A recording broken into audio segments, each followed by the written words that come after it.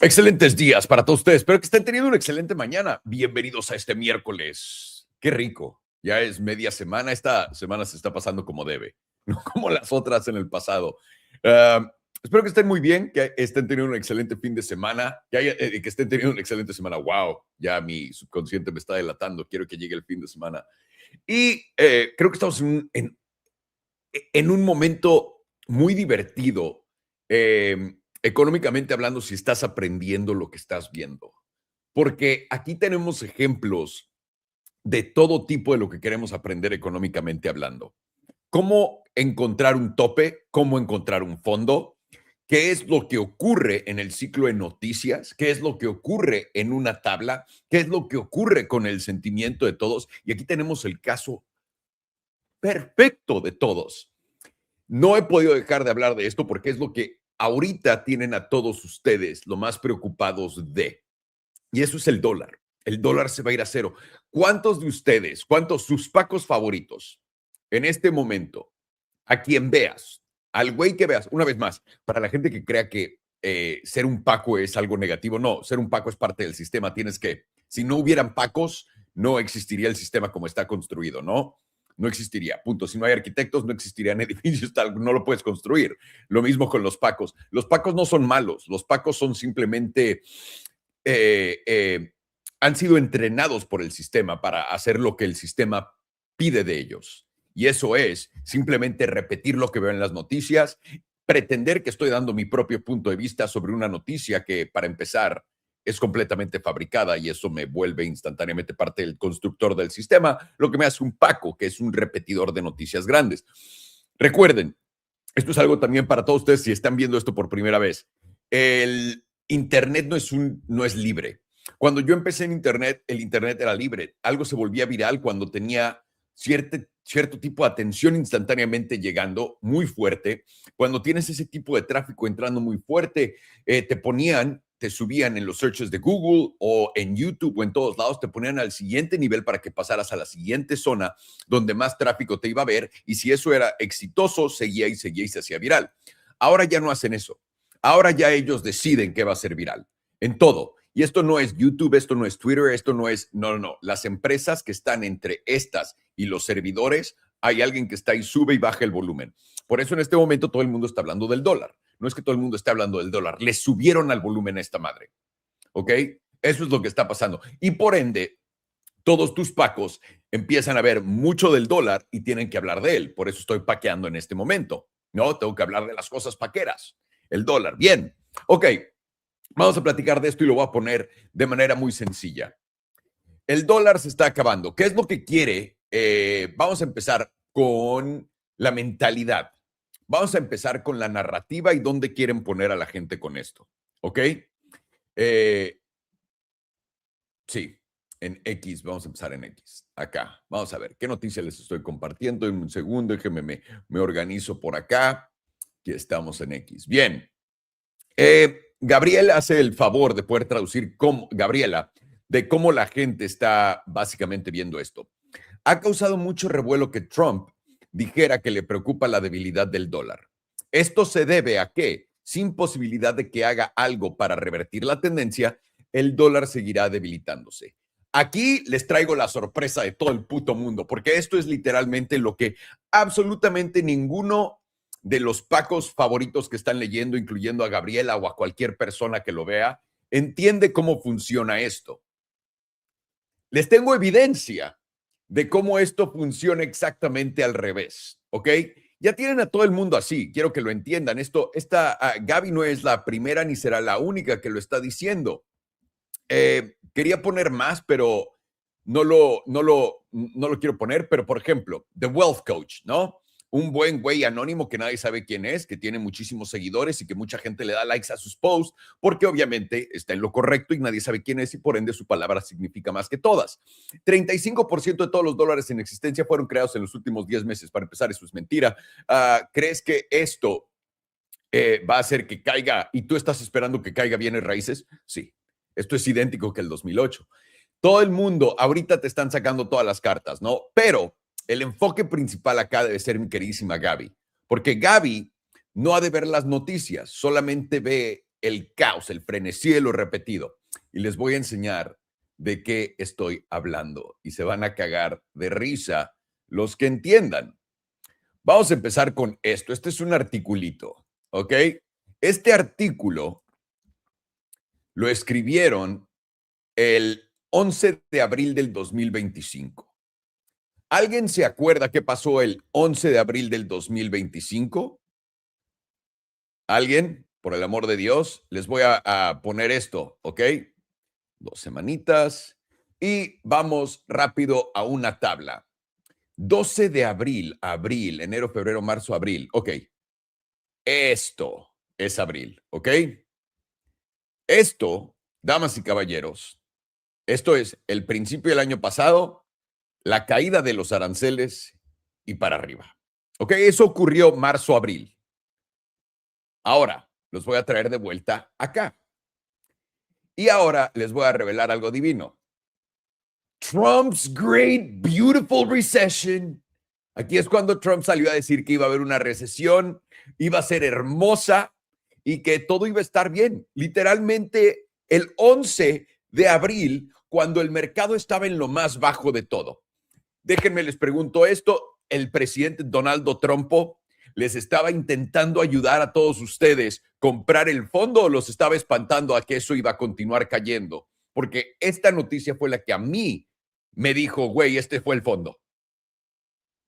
En lo que todo el mundo está buscando la noticia positiva, en el fondo, cuando tienes algo castigado, una vez más, solamente regresándolos a que vean la tabla, tienes algo así de castigado y te tiran la noticia aquí abajo, güey, se acabó. Déjame, lo hago en estas velas, en la semanal. Te lo tiró aquí, se acabó. Aquí, ¿ok? Y aquí volviste a bajar. Esto es abril. Esto es abril. En realidad esto es abril. Te la dio aquí. Esta es abril. Te la dio justamente aquí abajo. Olvídate de esto. Te regalaron la hermosa noticia de que la recesión iba a caer con todo. Trump's Big Beautiful Recession. America is bracing for a recession. Ahí viene, se viene la recesión, va a ser como la del 2008, bla, bla, bla, bla, bla. ¿Ok? Entonces, en este momento recuerden qué es lo que nos están contando a todos en este momento. Y ahora quiero que lo vean en una tabla para que lo puedan entender porque es difícil. Rápidamente los traigo acá. Acá, es más, acá, para que me puedan ver porque qué guapo estoy. El dólar desde el 2008 viene de acá para acá arriba. ¿Ok? Está en una tendencia alcista, obviamente, que lleva casi, ¿cuánto es? 10, casi 20 años. El SMA 200 en la mensual es mi línea. Nos está aguantando perfecto, no te has llevado estos mínimos. Estás, por supuesto, en una zona haciendo fondo. ¿Ok? ¿Qué quiere decir esto? Estás en una zona que tiene cara de que se va a romper todo para abajo en el dólar. ¿Ok? Igualito que lo de los aranceles. No sé cómo explicar esto más. Esta es una de las cosas más fáciles para poder entender cómo funciona el mercado.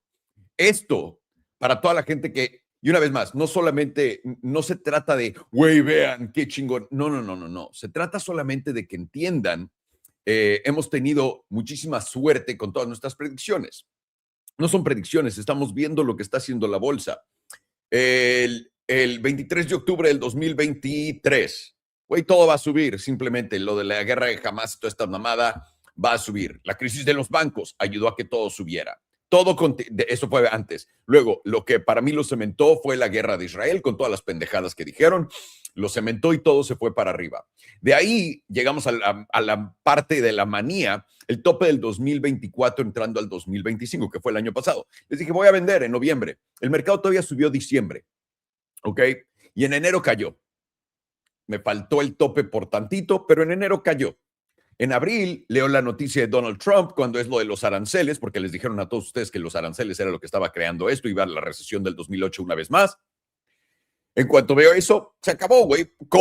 Compramos, pum, pum, pum. ¿Y qué tenemos? Una subidota. Una subidota. Y una vez más, a fin del año pasado les digo, uy, ¿saben qué? Esto me huele a tope, me voy. Y es justamente lo que ha pasado en casi todo. Solamente para enseñarles un poco. Y una vez más, no es por nada más de que me lo chulen o no.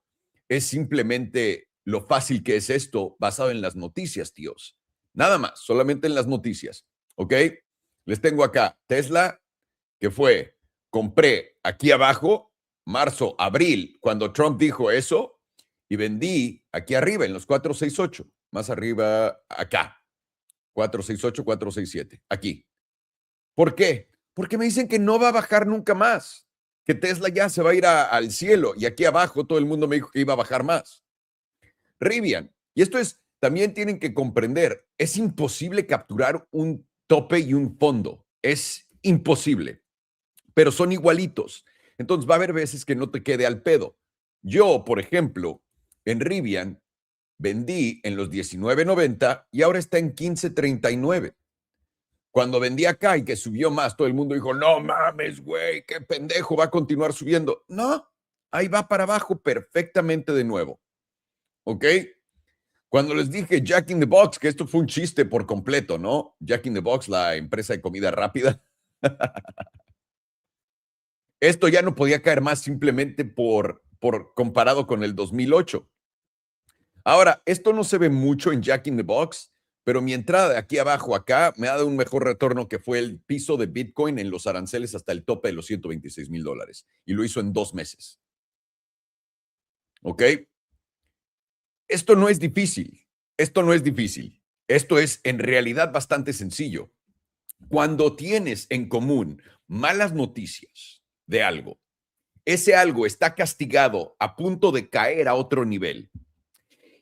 Todos tus pacos favoritos lo están hablando y además tiene una divergencia con la realidad. Es cuando tienes un fondo o un tope. Y en este momento tenemos todo eso. ¿Ok? Les voy a enseñar por qué. Cuando hablamos de divergencia con la realidad, a todo el mundo le dicen que el dólar se va a ir a cero. Bien, tengo que hacerles varias preguntas a ustedes porque ustedes los tienen que armar en su cabeza con esto. ¿Qué moneda alrededor del mundo es la que va a tener el liderazgo que tiene el dólar ahorita? Porque recuerden, el dólar se va a cero, está bajando en contra del peso mexicano, está bajando en contra del euro, está bajando en contra de la libra, bla, bla, bla. ¿No? Entonces, ¿va a ser el euro? ¿Va a ser el peso? ¿O van a ser todas las monedas que están bajando, que están subiendo en contra del dólar porque el dólar artificialmente está bajando? Si tú crees que es el euro, perfecto. Si crees que es el peso mexicano, perfecto. Si crees que es esto, ok.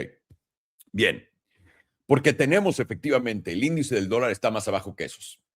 La moneda de un país es directamente un reflejo del poder que tiene ese país en cuanto a se refiere. En este momento, México ha tenido un crecimiento y va a tener un crecimiento más grande que el de Estados Unidos. Tú contéstalo. ¿Europa va a tener un crecimiento y está teniendo un crecimiento más grande que el de Estados Unidos? Económicamente hablando. Olvídate lo que te están diciendo. Voltea a ver el tamaño de las empresas y las ventas en Estados Unidos. Gran Bretaña, el Reino Unido, va a tener o está teniendo una mejor economía que Estados Unidos. China, el BRICS. Todo el mundo les cuenta a ustedes, güey, el BRICS viene, el BRICS va a crear una moneda nueva. Todos los países del BRICS, especialmente China, que es el más grande de todos, devalúa su moneda mensualmente en contra del dólar y en contra de todas las demás monedas para poder mantener sus niveles de exportaciones a donde están. Y ahí les va lo mejor de todo esto. Mientras más exporta China, que es lo que está haciendo, más fuerte se vuelve el dólar. Ahora, esto yo sé que a mucha gente, porque lo único que han escuchado son a los pacos hablar muy superficialmente. Si el dólar estuviera siendo sacado y que nadie lo esté usando, el dólar está siendo absorbido fuera de reservas mundiales. Es lo que está ocurriendo. Eso es el headline que te están vendiendo como que todo el mundo está vendiendo sus dólares. Eso es el gran trade que está ocurriendo ahorita, ¿ok? Eso es lo grande. Ahorita te voy a enseñar por qué. Lo que te están diciendo no es eso. Lo que te están diciendo es que el dólar ya no vale nada, que se va a ir a cero y que todas las otras monedas les va a ir mejor. Tienes que entender que el dólar es el cripto que va abajo en el L1 y todas las demás monedas son un L2 sobre el dólar. Todas, ¿ok? El que hay una divergencia entre estas dos cosas, que veas al dólar bajar en lo que el peso sube por ninguna razón, el euro sube por ninguna razón, la libra esterlina sube por ninguna razón, hay una divergencia en la realidad. Tienes que pensar por qué cuando ninguno de esos países le está yendo mejor que a Estados Unidos. Una vez más, solamente compara empresas grandes. No voltees a ver la guerra, no voltees a ver los encabezados, no voltees a ver el racismo, no voltees a ver todas las pendejadas que no existen. Enfócate solamente en cuánto dinero hacen las empresas de cada país y entiende qué tan grandes son las empresas que están en Estados Unidos y qué tan potentes son sus ventas porque están literalmente amarradas a todo el mundo. ¿Ok? No existen de estas empresas en Latinoamérica, no existen en Europa, no existen en el Reino Unido, solamente existen en Estados Unidos y en China. Solamente. Entonces, aquí estamos viendo ya una divergencia grande en la realidad de lo que nos cuentan. No hay manera que estas economías les esté yendo mejor que al dólar. Ok, bien. Ahora, el dólar está bajando de valor muy potentemente, etcétera. Bien, ¿no? Lo estamos viendo en el índice del dólar. Es lo único donde lo estamos viendo. Les tengo una pregunta entonces. Cuando algo vale menos, ¿no? Imagínate que tengo... ¿cuál es el mejor ejemplo para enseñarles esto? El mejor ejemplo que tengo para enseñarles esto es lo siguiente. Esto es mi bono a 10 años, ¿no? El dólar, bono a 10 años, perfecto. Ha estado en una tendencia bajista, desde el 2023.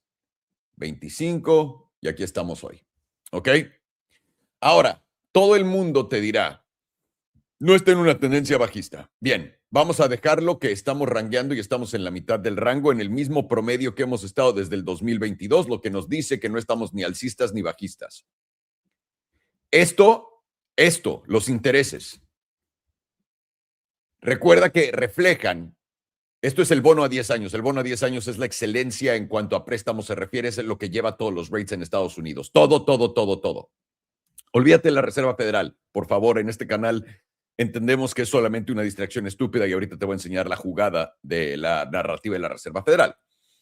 Pero por ahora estás rangueando y estás literalmente rechazando las zonas importantes de esto.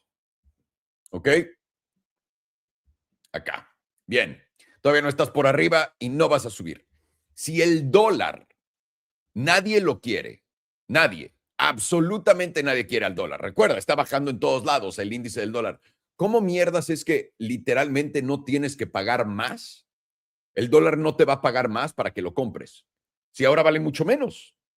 Si vale menos y hay mucho más riesgo, ¿por qué los intereses no están subiendo?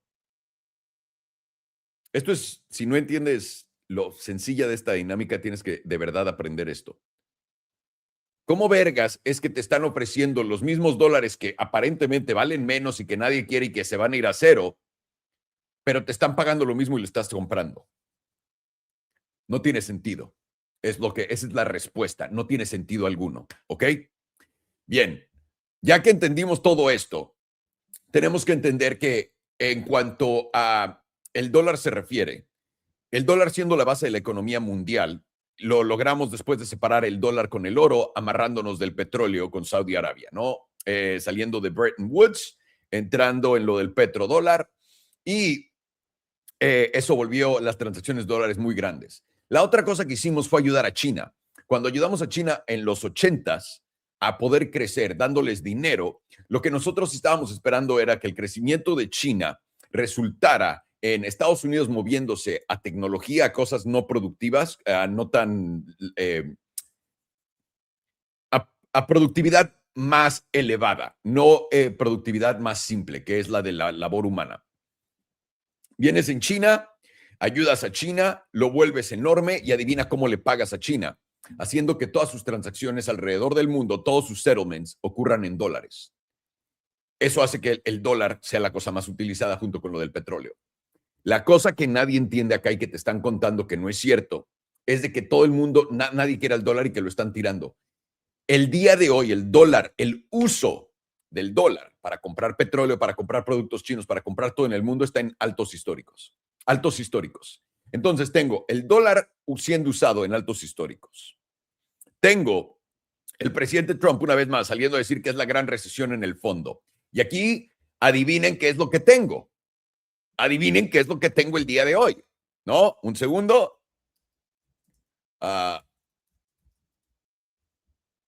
One second. Ok.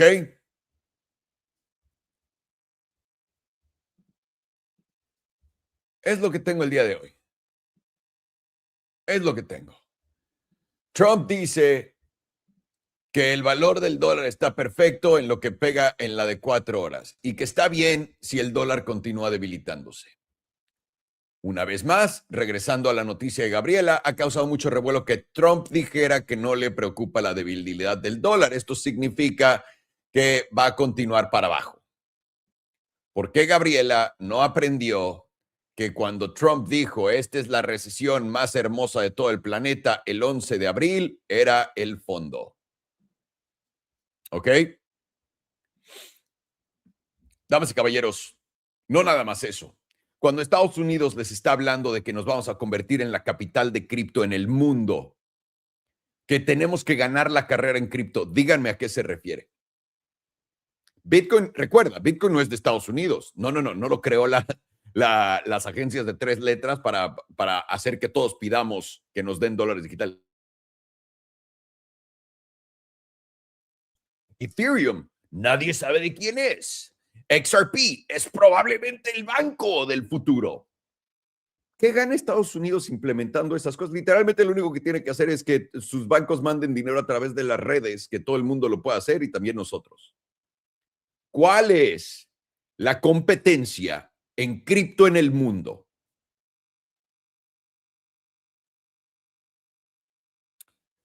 El dólar digital. El dólar digital nos está llevando de vuelta a los 80s. El dólar digital lo que está haciendo es abriéndole la puerta a todo el mundo en este momento que es inteligente para que compre dólares baratos, los pueda usar y los va a usar alrededor del mundo, porque cuando Estados Unidos habla de vamos a ser la capital de cripto, están hablando de que el dólar se va a volver blockchain, ¿no? El dólar digital, Tether, etcétera, y todo el mundo lo va a adoptar y usar al punto de que van a dejar de usar las otras monedas y no se van a dar cuenta que lo están haciendo. ¿No me creen? Se los están diciendo diario, aparte, esto es lo mejor de todo. Aquí hay 2 cosas que son bajistas, tíos. Uno, Fidelity, ¿no? Que tienen 6 trillones de dólares, va a lanzar su propio stablecoin. Esto es lo que ninguno de ustedes quiere, no ustedes, pero la gente no quiere aprender. Cuando estos tíos solamente saquen su stablecoin, ellos van a, si digamos que absorben los 6 trillones, el oro vale 25 a 30 trillones ahorita, ¿ok? 25 a 30 trillones. Tienes que entender la cantidad de dinero que hay en estas cosas. Cuando estos tíos se lancen y digamos que solamente transforman 3 trillones de dólares en su stablecoin, eso es ya el tamaño total de todo cripto. Solamente esto. Y eso estás hablando de literalmente comprar 3 trillones de dólares en deuda. Esto quiere decir que la adopción de la deuda de Estados Unidos va a explotar y eso es la adopción del dólar. Y adivinen qué tenemos para poder platicar de la adopción de esto. Lo que todo el mundo cree que es alcista para cripto, no es alcista para cripto, es alcista para el dólar. Y es esto. Te están diciendo, mañana van a votar en el Clarity Act en Estados Unidos. Y esto todo el mundo cree, y por ejemplo, Bull Theory, que es un excelente Paco, es una página de propaganda, dice, si esto es aprobado y firmado por el presidente Trump, puede reducir la manipulación del mercado hasta 70%. Ok. Van a reducir la manipulación. Lo mejor es que tienen un estimado, 70%.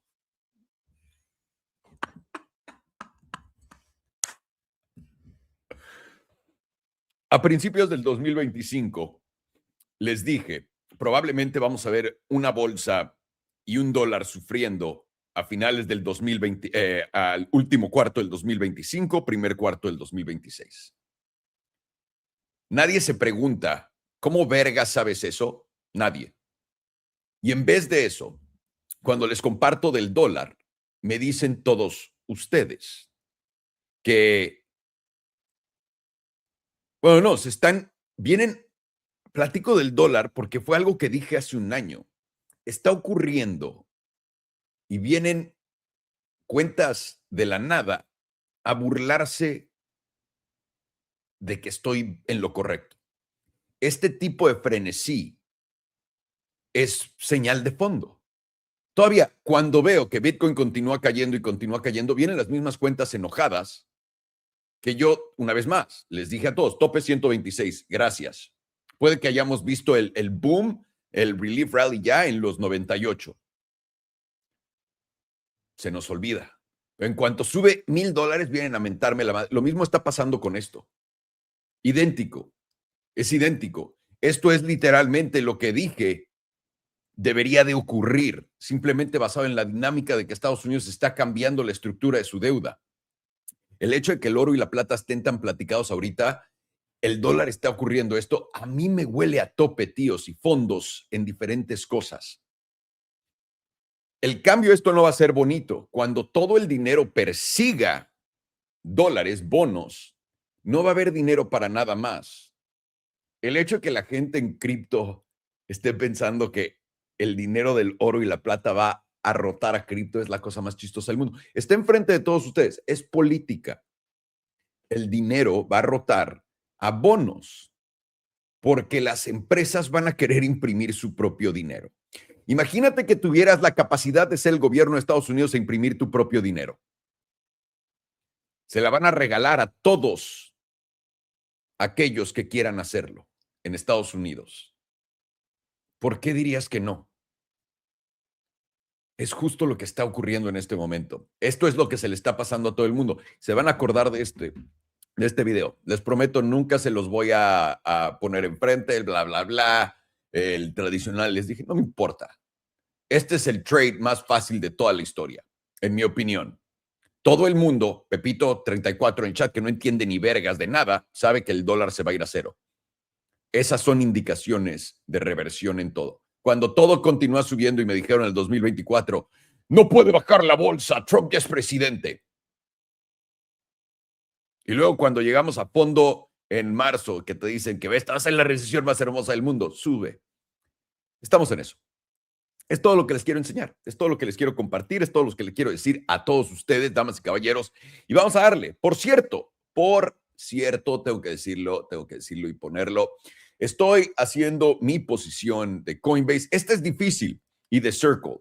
Ustedes lo saben. ¿Por qué lo digo? Estoy aquí en el Discord para que el Discord lo tienen aquí abajo. Aquí pongo todas mis pendejadas. Circle va más abajo. Ando cazando entradas en Circle. Damas y caballeros, tenemos un setup de volatilidad. Se los pongo acá siempre en Discord. Es completamente gratis. La cosa de esto, este es uno de los trades más difíciles para mí en toda la historia, porque entiendo que en cuanto el volumen de stablecoins explote, esta chingadera va a explotar y esto debería ser de las primeras cosas que explote. Estamos casi en mínimos históricos, pero me pone nervioso. Entonces, continúo formulando esto y espero que no se me vaya, pero voy a estar con todos ustedes para contarles esto. Además de nuestro Discord de Elite Trading Academy, es el único que tengo, por cierto. Si alguien tiene un Discord de Salomondrín, Salomundo, lo que sea, te van a robar o ya te robaron todo tu dinero. Yo no tengo nada de eso, solamente estoy aquí porque me gusta. Y honestamente, me salió algo gigantesco en lo que estoy en el papeleo y mi vida ha cambiado por completo una vez más. Y voy a dejar todo menos esto. Esto es lo único que no voy a dejar, ¿ok? Porque esto es lo que más me divierte y además esto me está haciendo aún más dinero, que es ya ridículo. A cierto punto ya hay suficiente. Aquí tienen los análisis de Alex también para que puedan saber qué es lo que está pasando todo el día, todos los días. También los de Farhan para poder ver. Les dejé un trade el lunes. Está jugando en este momento, tíos. Era ese corto, recuérdenlo. También tenemos nuestra página de Criptolingo para toda la gente que está viendo. Lo tenemos en inglés y en español. Abreviaciones que no entienden. Aquí están todas para ser resueltas para todos ustedes. Ahora, Tenemos 3 streams a la semana que son gratis en YouTube, en Facebook, en Twitter, en todos lados. Cabrones, si no hablas el lenguaje de trading y no entiendes nada de lo que estás viendo, es perfecto. Tengo yo la cosa perfecta para ti. Este es un curso que se llama De Cero a Trader, ¿ok? Lo único que estamos buscando acá con el curso de Cero a Trader, que cuesta $29, es que literalmente en 1 hora 40 minutos puedas entender todos los términos que estamos diciendo. Y viendo estos en vivos gratis, vas a poder aprender todo. Y si no, tenemos clases cada 2 jueves. Este jueves no hay, el próximo hay, con todos los miembros de Elite, para que podamos explicar cualquier duda que tengan, cualquier pregunta que no les haga sentido. Con esto puedes irte a cualquier otro sitio y aprender lo que sea. Hay cursos que se venden por $1,500. Esto te enseña eso, a la verga. Te lo digo de corazón. Y la única razón por la que lo vendimos es porque nadie sabe que lo barato, lo que es gratis, vale algo. Se los digo y lo tengo de prueba enfrente de todos ustedes. Tengo desde el octubre del 2023, no me he equivocado en ninguno de los trades que les he dado en los activos en los que estoy invirtiendo. Ninguno. A nadie le importa, no cuenta para nada y vale nada, ¿no? Es todo. Entonces, si les doy cosas gratis, no vale nada. Entonces, esto tienen que entender que vale la pena. Mi información y lo demás da igual, porque a fin de cuentas, si no entiendes nada, no vas a saber qué hacer. Tutos, para todos los que ya aprendieron, saben esto y quieren tradear en uno de estos exchanges para hacer un long, un short, pícale acá en cómo tradear en Bitunix. También lo tenemos aquí en la descripción debajo del video en YouTube. Y con esto es un video de 11 minutos que te enseña a cómo usar el exchange que se llama Bitunix, cómo abrir tu cuenta, mandar dinero, encontrar Bitcoin, encontrar Solana, encontrar todas estas cosas, invertir en, bueno, comprar para long, para short, poner un stop loss, un take profit, todas las cosas que necesitas y cómo sacar tu dinero de esto en 11 minutitos. Usa el enlace acá para irte a registrar, cómo es que no. Y ahí lo tienen. Vamos a ver cómo van los Bitcoin, a ver si nos dan estos trades. Y pues a darle con todo, damas y caballeros. Les traigo a las estrellas del show. Good morning, boys. How are you? Buenos dias, muchachos. Doing Buenos well. días, How about yourselves? Huh? Doing well. How about yourselves? Started my day with 2 coffees instead of 1. Oh, good for you. I'm Good for feeling you. good. How are you, Alex? I'm doing pretty good. Just still battling that sickness I had last week. Going on and off lately, but not too bad, honestly, with volatility on Bitcoin.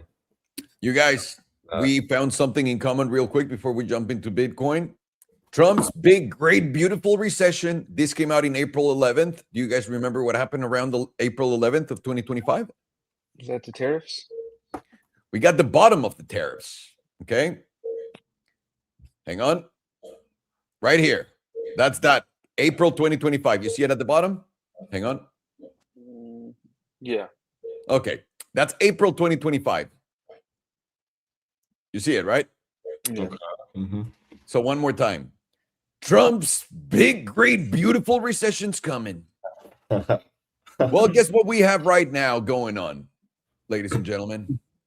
A big, beautiful recession. No, not yet. Trump says the value of the dollar is great while it's coming down. And then you have the Dixie. 1 second. Share this tab. Share this. We got the Dixie again on support, just like we did with the S&P 500 when Trump came out and told us the worst news at the bottom. Why is no one fucking understanding how this works, Alex? Please, for the love of God, explain it to me. It's very simple. Bad things happen. Things are in support. Things look like they're going to shit. They tell everyone that that's the case. Everyone makes a video saying the dollar is going to zero. There's going to be a recession. Then Donald Trump confirms it. And what happens? We bottom or we top. It's that easy. It's that easy. True. Alex, show me what the fuck is going on with the Bitcoin. I got a short 90, 91, 92. I think it's going down, baby. Let me share this going. Show us All the right. way. Let's switch to Bitcoin. Go to the daily. Oh, wait. Do you want to do it first, Alex? I can do it first or fine. I asked fine to go first, but okay, that's fine. I was just making sure. Okay, cool. I just clicked on the first screen that showed up. Alright, so we'll start with the bluffing on the daily. So we are seeing that bounce from that bottom 38.2% with momentum starting to flip back up, getting to the neutral zone, back out of the bearish control zone, and we're getting volatility now sitting at literally 0%. And daily jewel is losing the sell signal, flipping over into neutral, and it's losing downward curvature. We do have in the background the bearish cross, though, the pink below the yellow. This is happening below the bullish control zone, so it's going to be less powerful than it would be there, but it is happening above the bearish control zone, so it's not negligible. And somewhere around this cross is going to be resistance on the jewel. This lines up with being right at the median, kind of projecting the cross as at this moment, because we do also have this silver cross to the downside on price, and we on EMAs, I mean, and we're rejecting that 21 EMA, and we're below the median. The median is currently at $89,842. Right now, if we do close below the median, you're more likely to come back down and retest this bottom 38.2%, somewhere around $87,800. And at that point, the door becomes open for getting a breakdown here. And if you do close below this 38.2%, you're likely going to dump somewhere around $84,000 at a minimum, somewhere between $84,000 and $82,000. Getting a close over this median is what takes you back up to testing the top of this cross, somewhere around $92,000, $92,300. And then that opens the door for getting a breakout. Or if you can close above this 92,300 area, that'll take you up to retesting somewhere around 97 to $98,000. See if there's any divergence forming here. What is this close? This is 89,551, 89,200. So we are still currently forming hidden bearish divergence here as well too, because we have taken out these previous highs on momentum, whereas price is still making a lower high. And as long as we are closing below 89,551, that will be possible. And as of now, you have to close below 87,262 to confirm it. And if you can confirm it, that gives you that move down to somewhere between 84 to 82,000. And as you go on, it's going to be easier and easier to confirm it until you close over 89,551, which you're very close to right now. Let's go to, we close 8 hours soon, so let's go to the 8 hour. 8 hours now also right on the edge of that breakout. We're getting momentum flipping up, rejecting the bullish control zone on the first tap around, but it is still pointing up with volatility still in an expansion phase, and the jewel is giving you a buy signal. And if you zoom in on the jewel, you're about to get a bullish cross with the pink above the yellow. This is likely going to happen on this next close, which we're going to get in like an hour. And if this does cross, this is a cross happening within the bearish control zone, which is a very powerful cross to the upside. Let's measure out what the type of results this usually gives. Let's mark this one here, assuming that it confirms.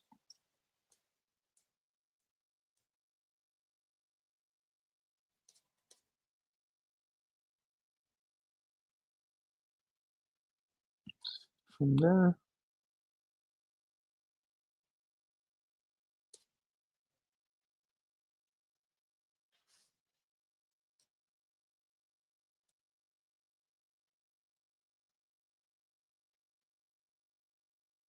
And let's call it with this one.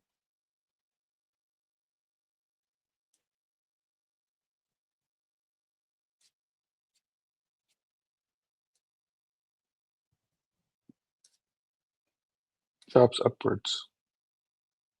Move first 33.5%, 4.2%, 7.25, 8%.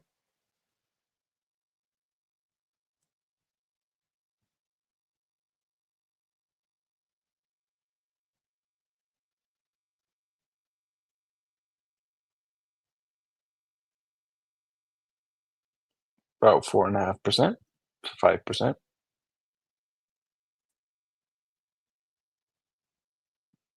Oops.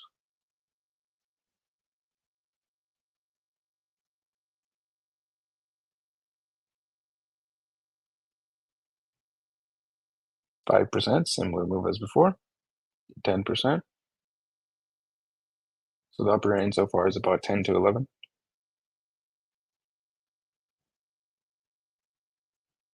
And as of now, if you were to assume that it happens here, let's take it from this red close and take it about 3%, 3.5%. This would bring us to about $92,300. Interesting. That is right there, right at the zone where we broke down on this 8 hour chart. And then take it about 5%, 93.5, and somewhere between 8 and 10% to bring the higher end move. That'd be somewhere between 96,000 and about $98,000. That would take us to somewhere around the 97.5% range. But as of now, we are below that 38.2%. So we have all of this is prefaced on getting a close over that 38.2%. And are we forming the hidden bearish divergence on this one as well? Let's see. 89.7. So yes, we are also forming hidden bearish divergence here as well. And this will confirm with a close below 88,780.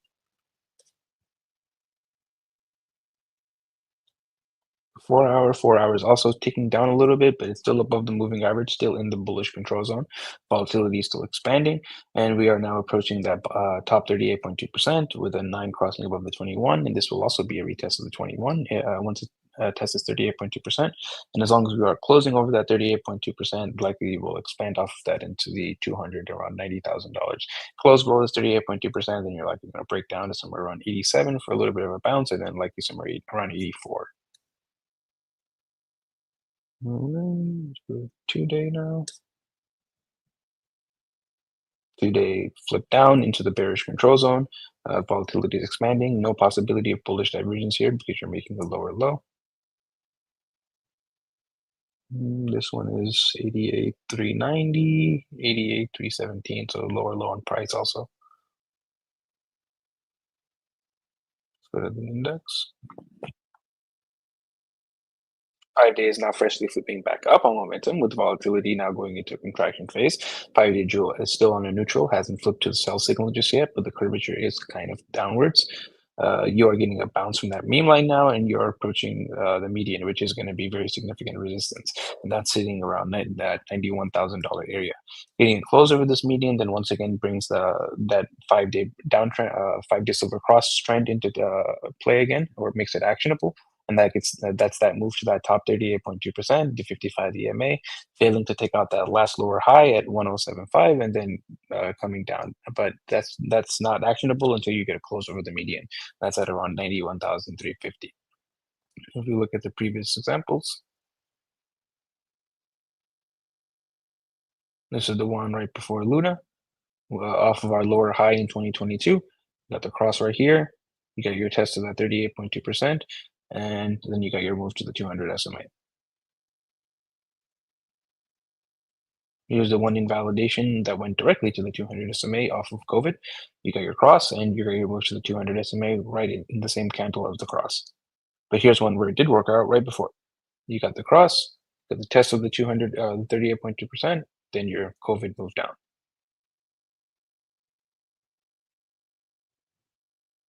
Here's another one. You got that cross, test of the 38.2% right over here, and 200 SMA.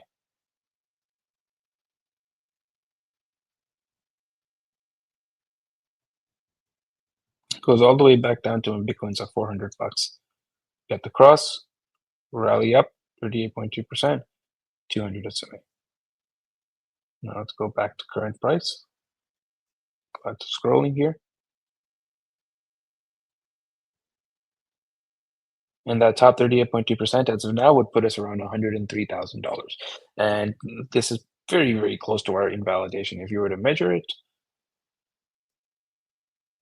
it's about 4% away from our invalidation, whereas that move down to the 200 SMA is 30% in your favor.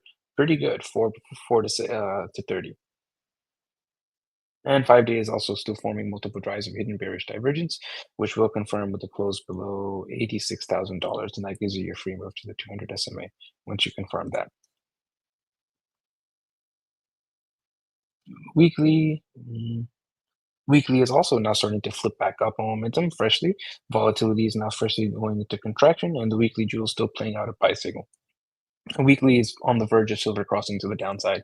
This is in one, maximum 2 more closes. This is going to silver cross down, and once that does happen, you likely get a nice move down along with it. Probably to somewhere around 78, 74,000, to be honest, once that crosses. In the meantime, though, as long as you're bouncing off the mean line, you're likely going to test at least the 5 EMA again, which is currently at around 89,600. So why does it show that we're below it? Should be above it. Weird. Oh, I see. So that 89,600 zone is about $600 away. Maybe you come up and test that zone, but as long as you're closing below that area, not really much has changed, and you're more probable that that silver cross is just going to end up dumping you before you see that move up. And I believe you're also forming hidden bearish divergence. Yes, you are on the weekly as well, with weekly recording a close below 86,000 to confirm. 2 weeks still flipped to the downside, freshly flipped down with volatility expanding, and you're still playing out the sell signal with the pink crossing below the yellow. And as of now, you're just getting a rejection of your 9 EMA. You want to see it close below about 86,030.40, and then you can see that dump to somewhere around $70,000, which the 100 EMA is going to rise with every single close. As of now, it's around 68.9, so pretty soon it's going to be in that $70,000 region. Monthly still flipped down with bearish divergence, volatility expanding, and monthly jewel is playing out for the second time ever, the pink below the yellow cross. And this is happening even higher up than it happened back in 2022 during the Luna crash. So theoretically, it should be a more powerful move. And we have skipped the neutral phase, whereas there we did not skip the neutral phase. Only other previous time we've skipped that neutral phase was in the 2018 bear market. And we've got a clean rejection of the monthly 9 with momentum flip down and bearish divergence. Once you start to solidly lose this 21, that's when you're going to get your dump to somewhere around the high 60s. And this 55 is going to rise with every close. Quarterly still flipped down. This is the first time quarterly has entered into the bearish control zone this entire bull market, and quarterly also has bearish divergence with quarterly jewel losing the buy signal, and every single time that has happened, we have been in a bear market. You got the God mode background as well. I'll go into RSI.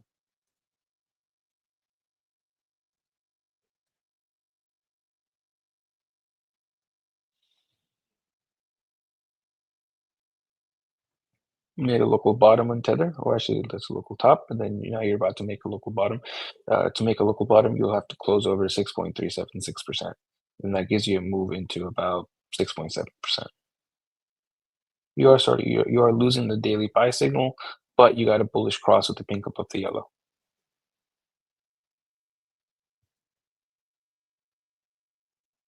8 hours still has active bearish divergence. This will be active as long as you're closing below 6.46%. Next move is into the bearish control zone, which currently sits at about 6.08%. And you're getting volatility expansion now from extreme lows. Nothing quite here. Still within the bearish control zone. Close up over 6.25 gets it out of the bearish control zone. Then you likely continue upwards to retesting that high.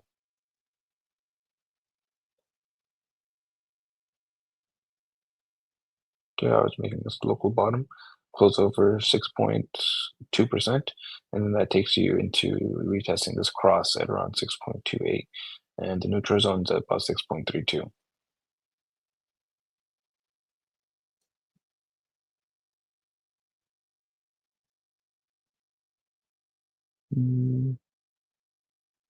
Nothing quite, just testing the simple moving average now.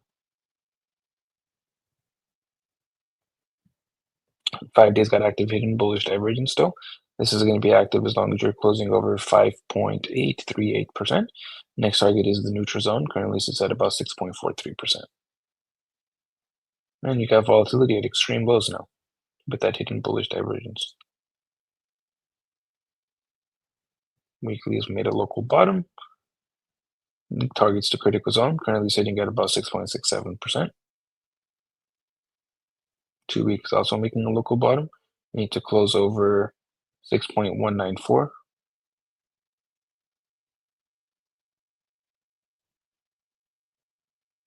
Alright, switch to Bitcoin.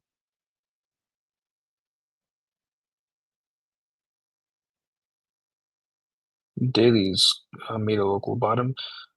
You are now moving towards the critical zone, however. Zoom in a little bit. And the bearish control zone sits at about 92.4.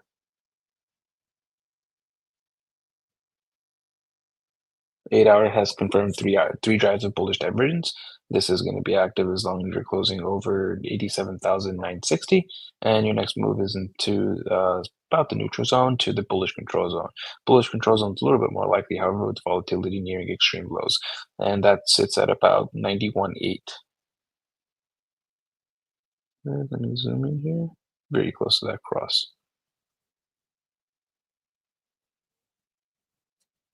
Nothing there. 2 hour silver cross freshly to the upside, and as of now, you are just retesting this cross. You do have a local top, which you're going to confirm with any close below 89,707. Right, for the 2-day. Nothing here. Close to confirming a local bottom, you need to close over 91,143, and then that takes you into the bullish control zone around 95,780. Nothing there. Nothing there. Volatility is at extreme lows. 6 days got now active bearish divergence, and this will be active as long as you're closing below 93,694, and that gives you the target into the simple moving average, which you've now hit. That's about now it's moved. We've hit it before, and now it's at about 84,224, and the edge of the bearish control zone is currently at about 91.9, so right below $92,000. And you currently do have a silver cross to the downside on the 6-day, and as of now, this is just a rejection of that silver cross with volatility at 2 periods of 0%. Weekly local top as well.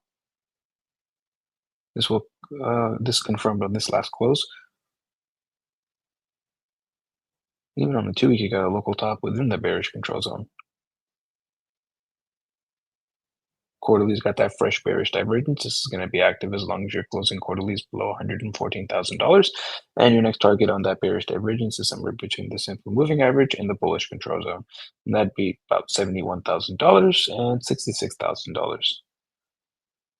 And 6 month is forming 3 drives of bearish divergence, which will confirm with any close below $80,619. That gives you your move down to this 21 EMA, right around $44,000. And this is the zone where you bottomed at last time around, so it's important to note that. Now we go into momentum.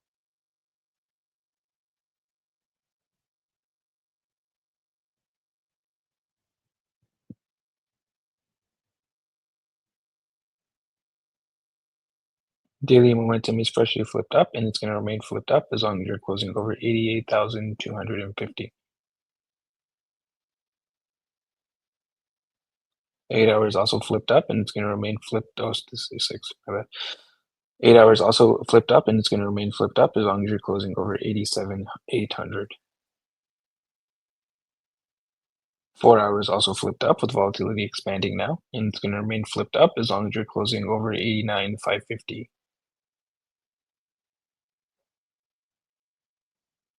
2 days flipped down with volatility contracting, but it's close to flipping. Actually, no, this was, I believe, a different time frame.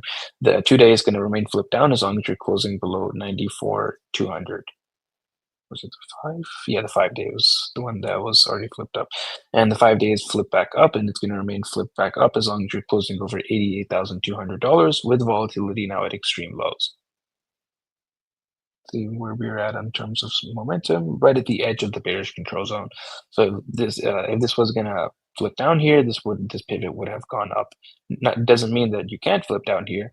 Just makes it a little bit more pressure in the bulls camp. That the moment the pivot did not go down at the edge of the bearish control zone, makes it a little bit more easier to break out of the bearish control zone. And that doesn't mean you can't come up and get a rejection of the bullish control zone. And we also, on the stochastic, we are not forming that hidden bearish divergence like the RSIs.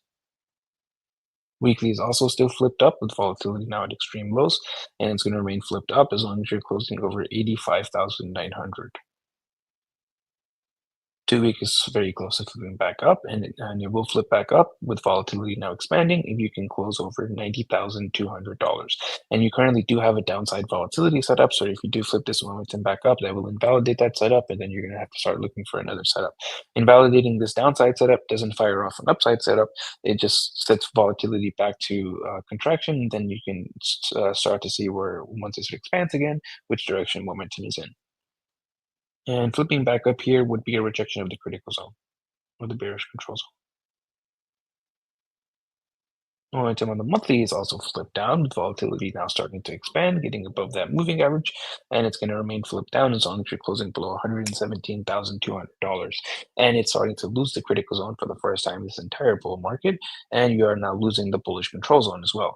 On the opposite hand, some slight hopium, you do currently have some possibility of putting in hidden bullish divergence here between these 2 points, but on the stochastic, it's more difficult to confirm it. You got to close over 117,200 to confirm it, but on the RSI, you only have to close over 94,635. And what that tells us is if you can get that close over 96,435, it gives you a target towards somewhere around the bullish control zone, which is at about $130,000 to $132,000. And that requires a very big if, because closing over 94,635 on a monthly basis is going to take a lot. Quarterly also has that bearish divergence, and it's flipped down, and it's going to remain flipped down as long as you're closing below about 107,950. So let's say about $108,000 with volatility currently contracting. And 6-month is still flipped up, but this is going to remain flipped up for a good amount of time, even until the bear market, or probably deep within the bear market is when it finally does flip down. So on the high time frames, Bitcoin is quite bearish. And if you're just looking at the candles, it looks like the top is in. You have a bearish engulfing dildo here. You got bearish divergence. You got bearish divergence basically across all the time frames. The quarterly's got it. 6 month is possible. Monthly's has it. 2-week has it. Weekly, I believe, is working on hidden bearish divergence now. Yeah. 5-day has hidden bearish divergence. The only thing that's really even slightly bullish is going to be coming down to the lower time frames where momentum is pointing up, and that only really takes you into somewhere around $91,000 to $92,000. Which, as long as you're closing below $92,000 on even a 4-hour basis, that it is more likely that you're just going to put another local top there and then continue downwards. Closing over about 92,200 on a 4-hour basis, that's what sends you back up to these current highs, somewhere around 87 to 98,000. And then at that point, I do think you're going to hit that 38.2% on the 5-day at around that 103,000 zone, with the stop loss at that 107.5 area. And then from there, I'd be targeting that 200 SMA around $71,000 to $72,000. But all of this requires that 4-hour close over about $92,200, which, based off of low time frame momentum being flipped up, I do think we're going to tap somewhere around 91.5 to 92s from here. And getting that close will then confirm us that move higher. Very nice. Yeah, I mean, Bitcoin is getting that nice bounce on the weekly. Something we were watching into this week, just simply, are we going to get expansion off the weekly EMA 100? But is this finally going to give us maybe a follow-through rollover scenario where we actually perhaps break down going into February? So we did get the bounce. We didn't hit the weekly EMA 100 quite yet, but we did get that bounce from the low 86K region. It's important because you have been bouncing off that zone, and really the target was the weekly 5, or to me around that 91,300 area. The weekly is actually telling the easy story to me going into February. Are we going to weekly silver cross? This is very important because if we weekly silver cross, this will be the first weekly silver cross to the downside this entire bull market. But also it'll help really gauge kind of where the next moves will come in terms of upside. Will we perhaps just be muted by upside price action on the weekly 9? So far we've hit the weekly 5. This is a big area for me. I really want to be gauging to kind of see the strength that bulls have, or perhaps kind of, if none at all, if bears actually start flexing in this region. Because to me, we are at the first zone of resistance at this point. This is a big level here. We're very near a breakdown just per the HBDR on the weekly. You do notice BBWP has reset going into February. We have major volatility setups on the higher time frames, which are telling me, we still should be paying attention very closely, even despite maybe nothing the past, since November, just chop. It's been chop city. But this weekly is telling me, things are actually changing. We need to be paying attention. The first point is easily the weekly EMA 5, and that has been hit at 89,700. We start now going to the bi-weekly. This has been our friend as well. We want to be really gauging that EMA 34 and understand that the monthly, very much like the bi-weekly, monthly on CME is closing in 4 days. We want to be watching very carefully, essentially to see if we actually do sustain closures back under the last bi-weekly wick low. To me, if we start closing under this wick low right at 89,200, this will be a good indication that, yeah, we are actually in a breakdown at this point, with biweekly volatility supporting it, reaching 17% and confirming another week of expansion to the downside, perhaps. Let's see here. Let's actually see the HPDR too. I think it's important. This perspective still tells you we are in a breakdown on the biweekly. You do have the 9 and the 21 crossing essentially for the first time since they crossed to the upside here back in October of 2023.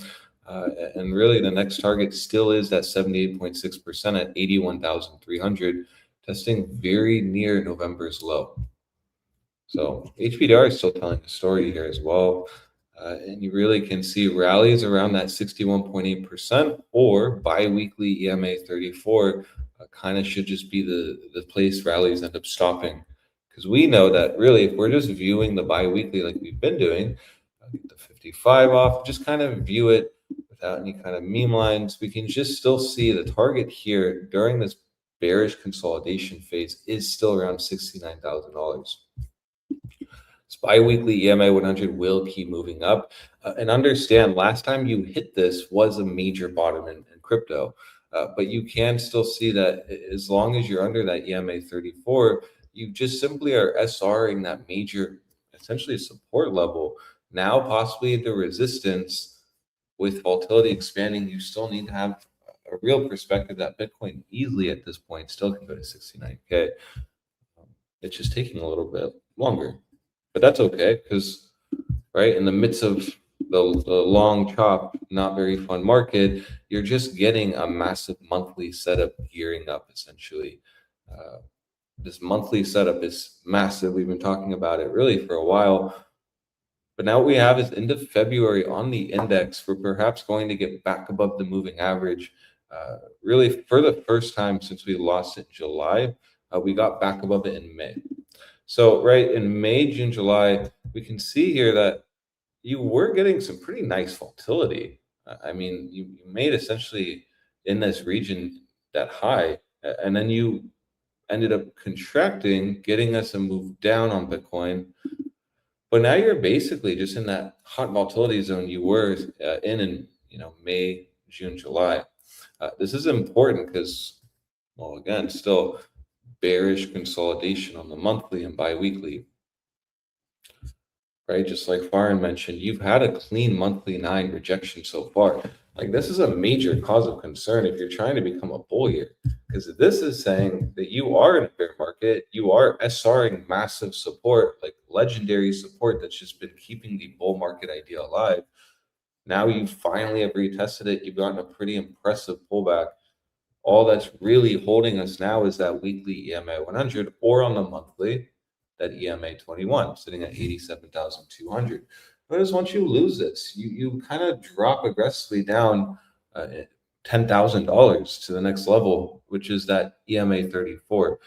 Ideally, that'll be kind of the bounce zone. Kind of gives us confluence of maybe testing that April low. But essentially, still very tricky in this region to have a bull bias. Right, very easy if you're back above that 95.5, 96K on Bitcoin, back above the monthly 9. Now we're essentially here, we're here, back above the 9. But under it's a legitimate concern. And so we still really need to be cautious going into February, because now if I shift to CME, right, we have the monthly closing in 2 days. and you actually have volatility on the cusp of confirming expansion for the first time in Bitcoin's history, which tells me that perhaps in February it is going to be a massive volatility month. And still, things for me are pointed down. So we still need to be watching the levels carefully. Now we can go to the lower time frames because still the higher time frames hold the perspective. Lower time frames can start, shaping it up for us. And what do we have even on the daily? Well, let's throw our 55 on time. There we go. Yeah, because I'm curious of that. Perfect. So essentially all you have now is a daily EMA 9 rejection leading to a lower low, a daily EMA 9 rejection, in my opinion, brewing a lower low, essentially break here. You can see on the daily, you went up to that zone that we talked about last stream, 90,300, 90,200, still a massive level for me. And really, it's the first zone we should be looking at. If the daily 9, right, gave us a pretty nice rejection, and remember, I'm a just simple trader. I like daily 9s giving me 5.6% moves in 4 days. That's pretty easy trading. So then I have to say, well, with the 21 lined up here, I have to be actually quite cautious of this hitting the 21 and then rejecting if the daily 9's just kind of been the easy rejection point since really January 18th when we lost it. Here we rejected, even in 1 day, this gave you 5%. So you've hit the daily 21 already, an impressive 1% rejection as a barrier, simply looking for expansion down today. You should start seeing, dailies close under the 9 and start gearing up for another move towards 86K, in my opinion. And that's just shown here on the weekly. You have hit the 5. There's a little hopium you can reach the 9. And that's why for me on the Discord, we're really gauging these two zones, the 9 and the 5. Lines up very nicely with the deviation play here. We end up going up to the zone, still watching for a rejection. But our first zone has been hit, which is that weekly 5. So if we end up massively rejecting a weekly 5, there's massive implications into February. Bitcoin's extremely weak then at that point. Right, an EMA 5 rejection over the 9 is just kind of that first point that does show weakness to me. And any asset that bounces off of it shows strength. Rejecting it shows weakness to me, because in theory you should reach the 9. And then an idea we talked about last week, simply that weekly silver cross. Really last bear market back here, we were gauging that mean reversion bounce, went up to $48,000 on Bitcoin. But what really kind of confirmed, and this is the main point, what really confirmed major moves down was when you actually got that weekly silver cross to the downside. Here you had your deviations to set up the 21. You started to move down. Here we're very close to kind of where we're at now, currently holding the weekly EMA 100, getting bounces, fake breakout, very similar to where we're at. Rejection down. Okay, cool. You got a little bounce off the 21. You rejected the 5, rejected the 9. And then here you've lost the EMA 100 on the weekly, giving you that weekly silver cross down. Now, once you got this weekly silver cross down, two things occurred that really told you this was cooked. Firstly, you got the weekly silver cross. That's a big point in itself. But then also when you lost the weekly EMA 100, you can see that was an accurate criteria to be watching for more downside continuation. You notice here you've lost it from that point, losing the weekly EMA 100. Bitcoin very easily went down 48% right into that weekly SMA 200. I think this perspective, though, is very important on the weekly because, we're essentially basically kind of identical to this at this current point. All we need now is the weekly EMA 100 to become lost, the silver cross to occur, and then we get our follow through. So we still don't have that weekly silver cross, of course, very close to it. Already have gotten the weekly EMA 100 bounce, already have gone up to the 5, very near the 9. You can just see you have the fake breakout at this current region. It's actually kind of funny how similar it looks, actually. Let's see, did we deviate the 5 and the 9? Let's check the last. No? Okay. So we deviated just all of them. Okay, that's fine now. Yeah, so I guess that's the one difference. This went up to the 34, where this only went, what, to the 9? Yeah. So if it went up to the here, this would be like 100K deviation and then a move down, essentially. But this is still in bearish posturing. That's why we just need to be watching this very carefully going into February. This weekly silver cross to me is something very interesting, honestly, because it really can't just be that easy. Weekly silver cross, lose 86K, play the weekly 9 all the way down, and just play the trend, which is down, essentially.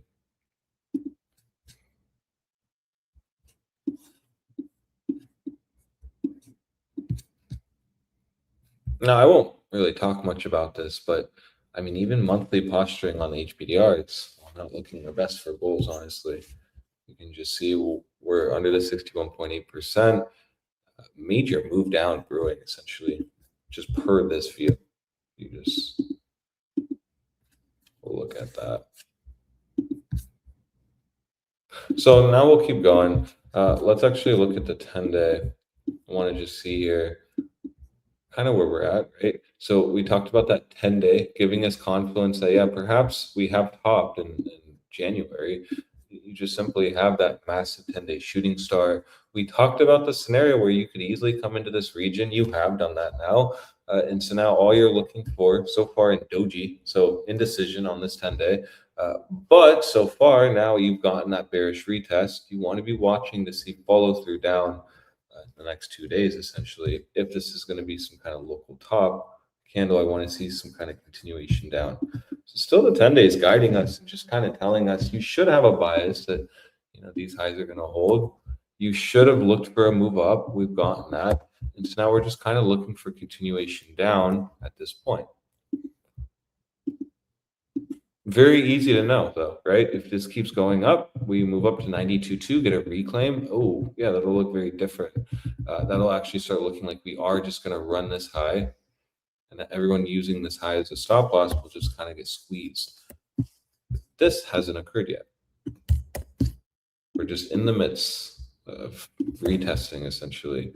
You've reclaimed the 5, you've lost the 5. That means you were supposed to look for a move back to the 5. And so you've gotten that. Nothing crazy.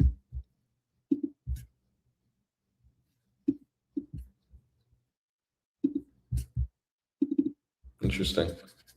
Actually, 15 days confirming a volatility setup in 2 days. Just think that's interesting. Just plays into the idea volatility is coming in February. It's awesome. We want volatility up or down.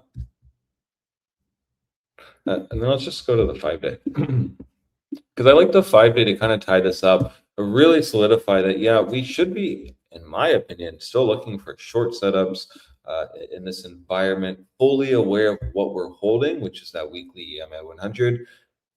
But that ideally just turns into a massive trap. Now, we did get that nice 5-day reclaim. This shouldn't have surprised you simply because of what happened last time we got the reclaim. We had chop. So then we got it again, got more chop. You've taken out the last higher low that really should have been higher high, lower low. And then here it just looks like you're lower high. But the more important perspective is just the setup here, which is you have a 5-day silver cross to the downside. You have a 5-day EMA 9 deviation. And we talked about really the easy perspective on the 5-day can just be, is it holding the 5-day EMA 9 or not? You can just see in trending markets, not this, right? Not chop, but trending markets with volatility, you often will stay under the 5-day 9 and reject and move down. In trending markets to the upside, you'll often reclaim it and then hold it, keep moving up. So that's a very easy perspective to keep. Are we above it? No, we're not. We've just retested it again. The last 5-day candle closure told you that was resistance. Now, something to note on this 5-day, though, is you are getting a nice volatility setup to me, this is very interesting because, well, in the midst of all of this chop here, remember how terrible it's been, apparently, this chop zone. Well, this is quite important because we've now reset 5-day volatility. These often give you some pretty nice moves, 20 to 25%. We saw the last 5-day, right? Massive move to the downside. How was bulls, time in October, November? Not very fun. So all this chop really has done is reset this 5-day volatility, kind of solidifying again that perhaps we are going to get a nice move in February. We haven't really been this primed yet. Well, since October on the 5 days. So then that means all throughout here it's just been chop reset. Now we're at this point. We have the volatility set up actually there. We have the 5-day silver cross.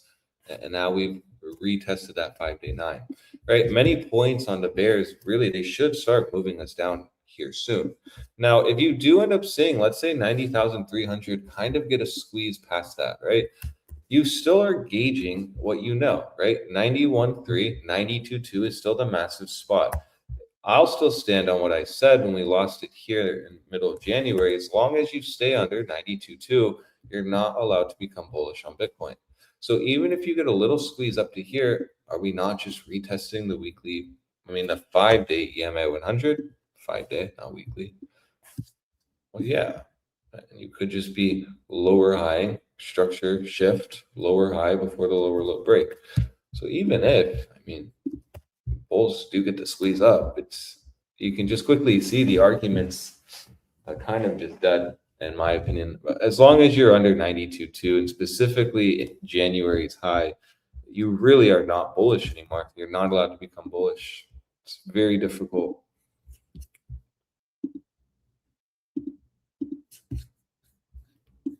Right, it's what we said here, middle of January when we lost the 3-day SMA 200. Very hard to become bullish under it. Essentially, you get your bear markets under it, and you get your bull markets above it. Very simple.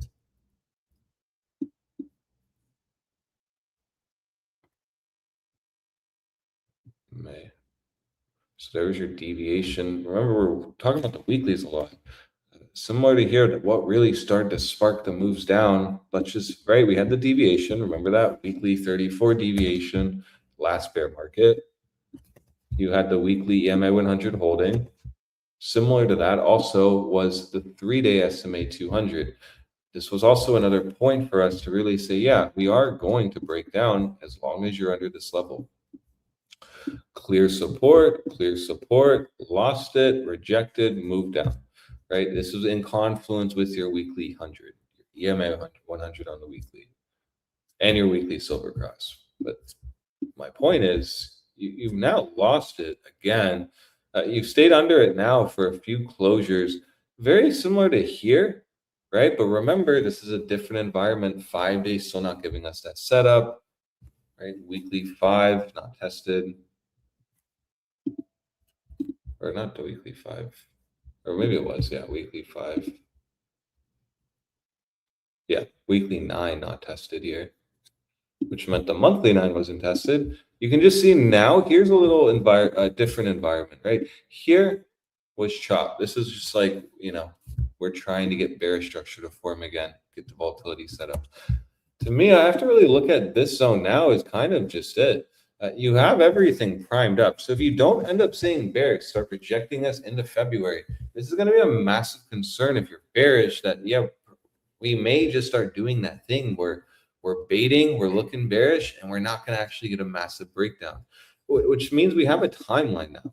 By the end of next month, by February, you should start seeing us break out of this range, lose 82.2, and actually start making the move down to that 70s. If not finally to that 2021 cycle high, 69K. Here, though, what told us last bear market we were going to move down is very similar to what's occurring here. So that's why for me in this region now, I'm really on short watch. I'm really paying attention to the levels because what we saw last bear market was once you got positioned and you actually got follow through, you just had some pretty easy swings that you could make money. Each of these candles are 3 days. So you can just see every day you're making money. right? Bear markets don't have to lose you money if you're positioned right. So that's kind of the idea here. It's been absolutely terrible seeing this chop, but at least we just still understand this is bearish. This looks like bearish consolidation. And what we could now be seeing is just follow through on that breakdown, finally going into February. So that's just what we need to be really watching carefully. And again, if you're trying to be bullish, what's the argument here? It's very hard to be bullish when you're even under a daily 9. It just doesn't really make too much sense. You get back above the daily 9, now you can make an argument, go back to 21. But here you can really just see it is just looking concerned. So let's watch today carefully. I still stand on if you're bearish today, you're looking really for this daily to just start rejecting and start actually making the move up down to 84,300, 82.2. You're not really looking at 86K anymore. You're using this low as kind of your metric on if we're breaking down. If you start coming down, taking this low out, it's going to be a really good sign you are breaking down. And right, that's just because you're playing trend. It's very simple. Got your lower highs. There's your lower low break. There's your confirmation. Yeah, maybe we are breaking down now. Too many things are saying we're at such a critical point. You do start seeing these 82.2s, 84Ks tested on Bitcoin.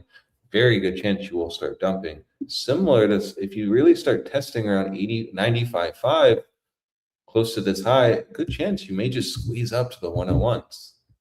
We're at a very, very fragile point in crypto, in my opinion. It's just like on the cusp of a major move. Actually, a move we've never seen before, just per the monthly chart. So that means that there's a lot of money still to be made here. So watch that very carefully. Let's go to the 4-hour now, because maybe I'm wrong. Maybe the 4-hour is massively bullish. But right, what did we just retest on this move up was the 4-hour EMA 100. We've simply talked about that easy perspective before. Above the 4-hour EMA 100, you often get expansion moves to the upside. But again, this is lower time frame trading now. Under it just kind of makes it a concern. So still you're under it, you're rejecting it. You've retested this 4-hour 34. You want to be watching very carefully where this 4-hour closes. Ideally, bears just start filling this wick out, engulfing. They can't achieve that. There may be a little range forming here. The objective is to lose the 4-hour buy trigger. You got to get back under the 4-hour 34. That way, then it is just starting to break down, give you more of an implication move back to 86K. As long as you stay, though, under the 4-hour EMA 100, you have to be using that as kind of your spot to be more cautious of breakdowns, essentially, rejections, breakdowns, things of that nature. Here you had a pretty nice move all the way to the 4-hour EMA 100. Before that did not get reclaimed. It rejected, and then you put in a pretty nice move down on the 4-hour. This is about an 8%. So it's definitely something to be watching when we reach this zone. Look at that. The 12-hour, no buy trigger yet. Close, but no buy trigger. You've gotten above the 9, retested it, moved up to the 21, tried to hold that, moved up to the 34. Now you need to be watching this zone, because if you start losing this 12-hour 9, in my opinion, it'll just be really good confluence that this is starting to break down. We may actually not retest 91.3s.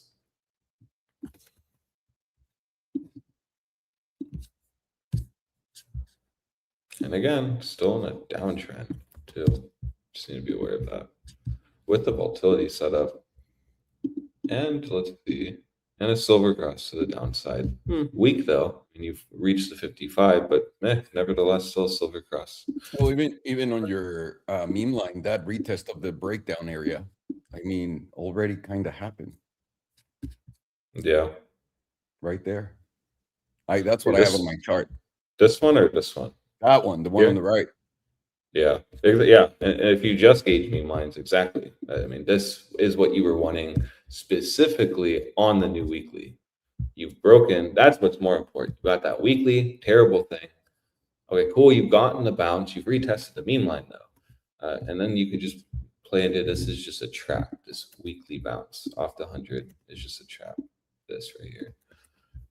So it is not looking too good on Bitcoin, in my opinion. Now, again, we have to really be watching to see, are we actually going to dump, or is this just one of those times where it just starts looking absolutely terrible, like obviously terrible, and then we just end up squeezing.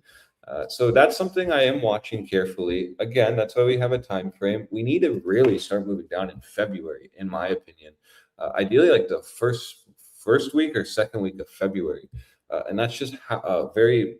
To me, I'm gauging that just based on monthly BBWP on CME. But for me now, we were looking for a move to 86K. We've gotten that. We wanted at that point to bounce off the weekly 100 to kind of trap complacent traders. It's very easy to long the same zone, right? If you just long the weekly 100, you've made money in this range. That dynamic will shift eventually, either to the upside, you'll just break out, or this won't give you the easy trade. It'll be a trap and you'll just start massively breaking down. All of the longs just scaling here are going to get smoked and squeeze us down. To me, this still seems very probable as long as you're giving a biweekly sell, you're rejecting the monthly 9, and you're even on the 4 hour under the EMA 100. So let's just be a little cautious here. ETI did give a short. Understand, and just to talk about the short right now, because whenever we talk about a short, we often the market likes to squeeze. So if we end up squeezing, let's say, perfectly fine, you're looking at 90,300 as a short zone, 91.3, 92.2 is your extremity. Ideally, 92.2 holds, so you can just simply have like a stop, like right at 92.4, in my opinion, because if you really start going past here, you're just going to break out. So ideally, it just stops either here, the weekly 9, and then moves down. And that's kind of the idea for the short. It's a scale in short, and I'm currently scaling in because I do think that, we're just in the zone now. Again, the easy perspective is the weekly 5 and also the 9. So just let's keep being aware of that. Now let's check tether dominance because, maybe it's actually looking quite bearish. I don't know. Let's see.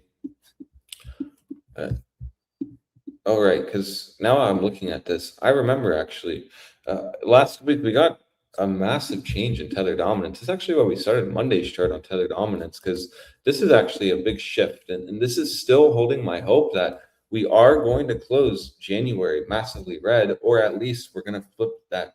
Well, let's go back here. We're going to flip this candle, right? Green, essentially. And that's just based on this weekly. We've gotten back above the 6.389%. Very important, because what do you notice here? You've been rejecting it. So you've gotten the first weekly candle closure. Now, obviously, you're not going to just massively pump off of a meme line. Of course, markets aren't going to be that easy. Like, you're not going to do this. No, of course not. This is crypto. So instead, you're going to get a deviation. You're going to make people front run, where you're just testing the moving averages. This is where the friend of your moving averages really can, outweigh essentially the meme lines here, which is, no, you were gauging here a reclaim of the weekly 5, and even the 9 is your extremity low. And so any move down, which is kind of like your aggressive longs here, get taken out, meaning aggressive shorts get taken out on Bitcoin. You retest that weekly meme line channel. You get that bearish retest, but just per tether dominance here, you just test the moving averages. Here now you've retested that 5. Easily could go down to retest the 9 at 6.1%. Either way, you're still looking at this to start moving up. Now, you really want to get back above 6.485%. That's the next objective zone. So we could perhaps form a very nice wick here. This actually gets bought up. But the idea, it doesn't matter where this goes, as long as we get back above 6.485%. So this looks like a reclaim, retest. Now we're just waiting for expansion, with volatility confirming something's coming.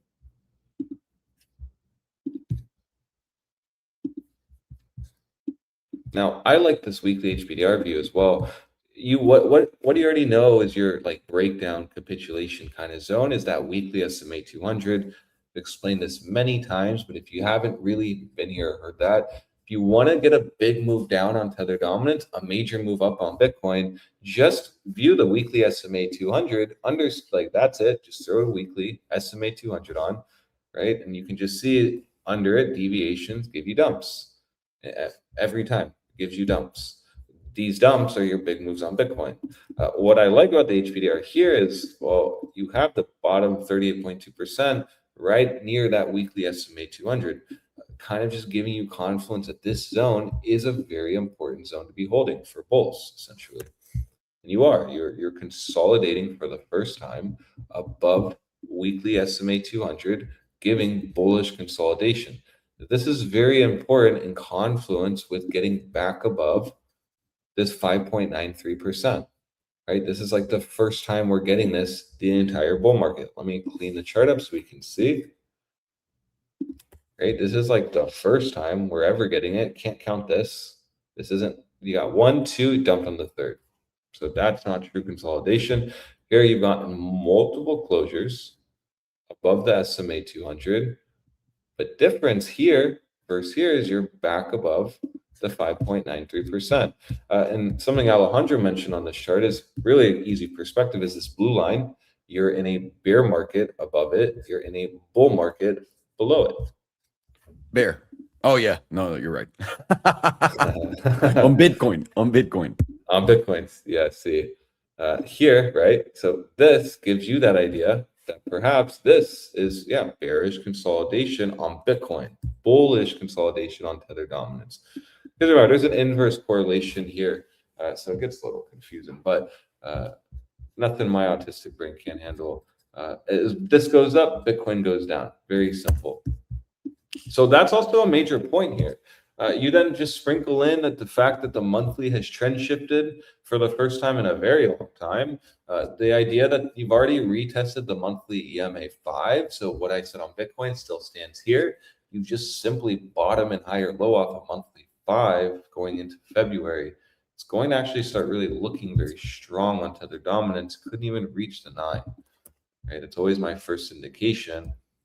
Could just be like this, and then this. Really could just be like that. Well, we don't have volatility supporting it, but you actually do have volatility supporting this, right? The second monthly volatility setup ever recorded on tether dominance monthly chart is firing off. So you do have volatility supporting kind of this idea.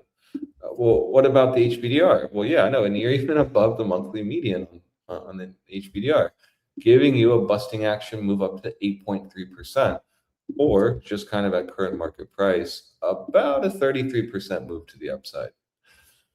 So again, we're in that really big spot on crypto where it's very, very terrible right now. It looks terrible, absolutely terrible. That means that we do really should start seeing a move down on Bitcoin very soon, like today, tomorrow, going into February.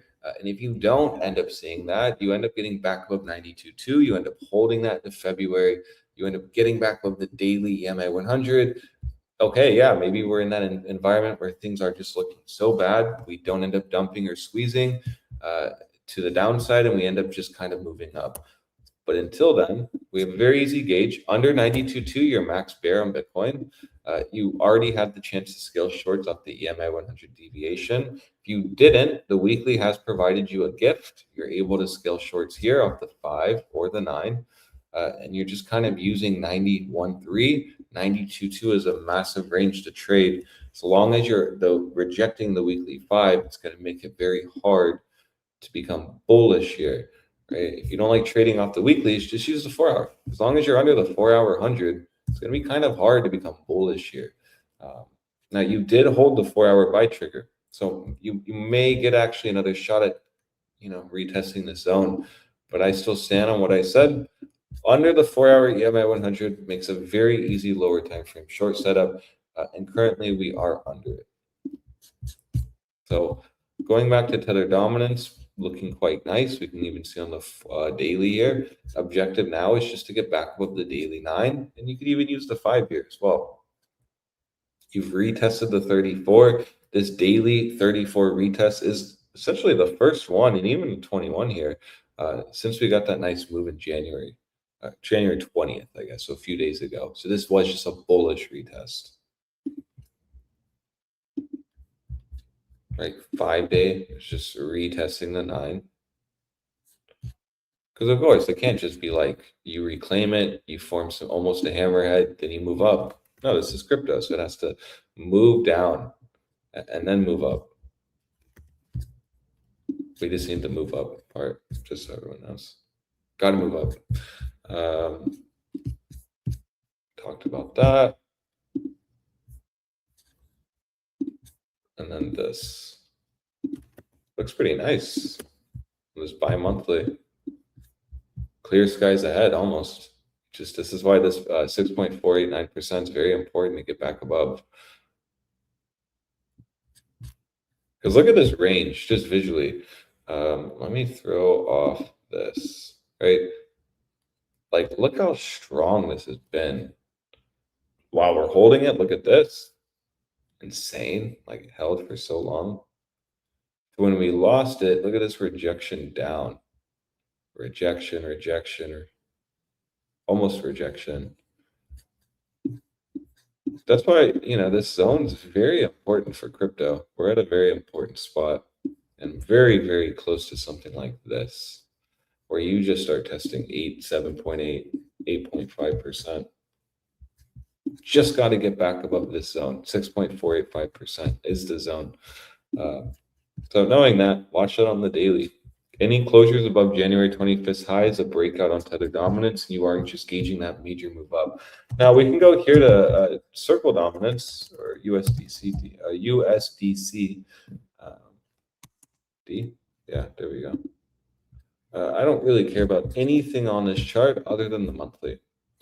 Because the monthly is, well, really, again, just an easy perspective here. Let's throw on the 9, the 5.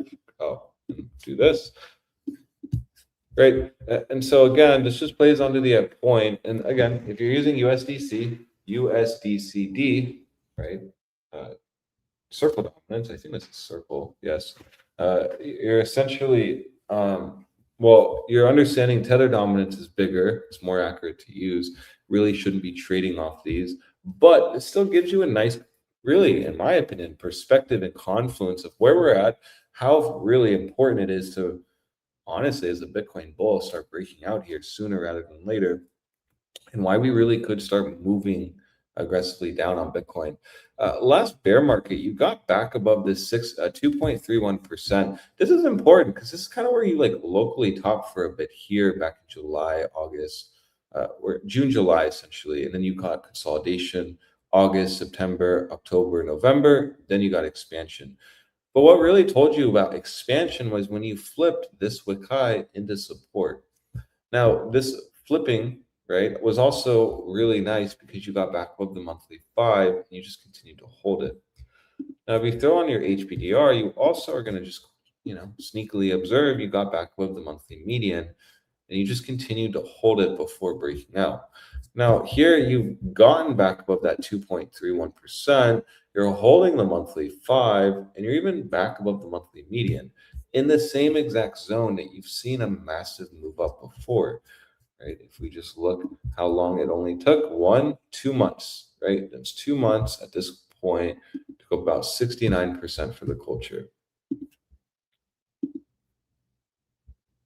So that would take us near the next target. For me, I'll just use the visual 3.55%.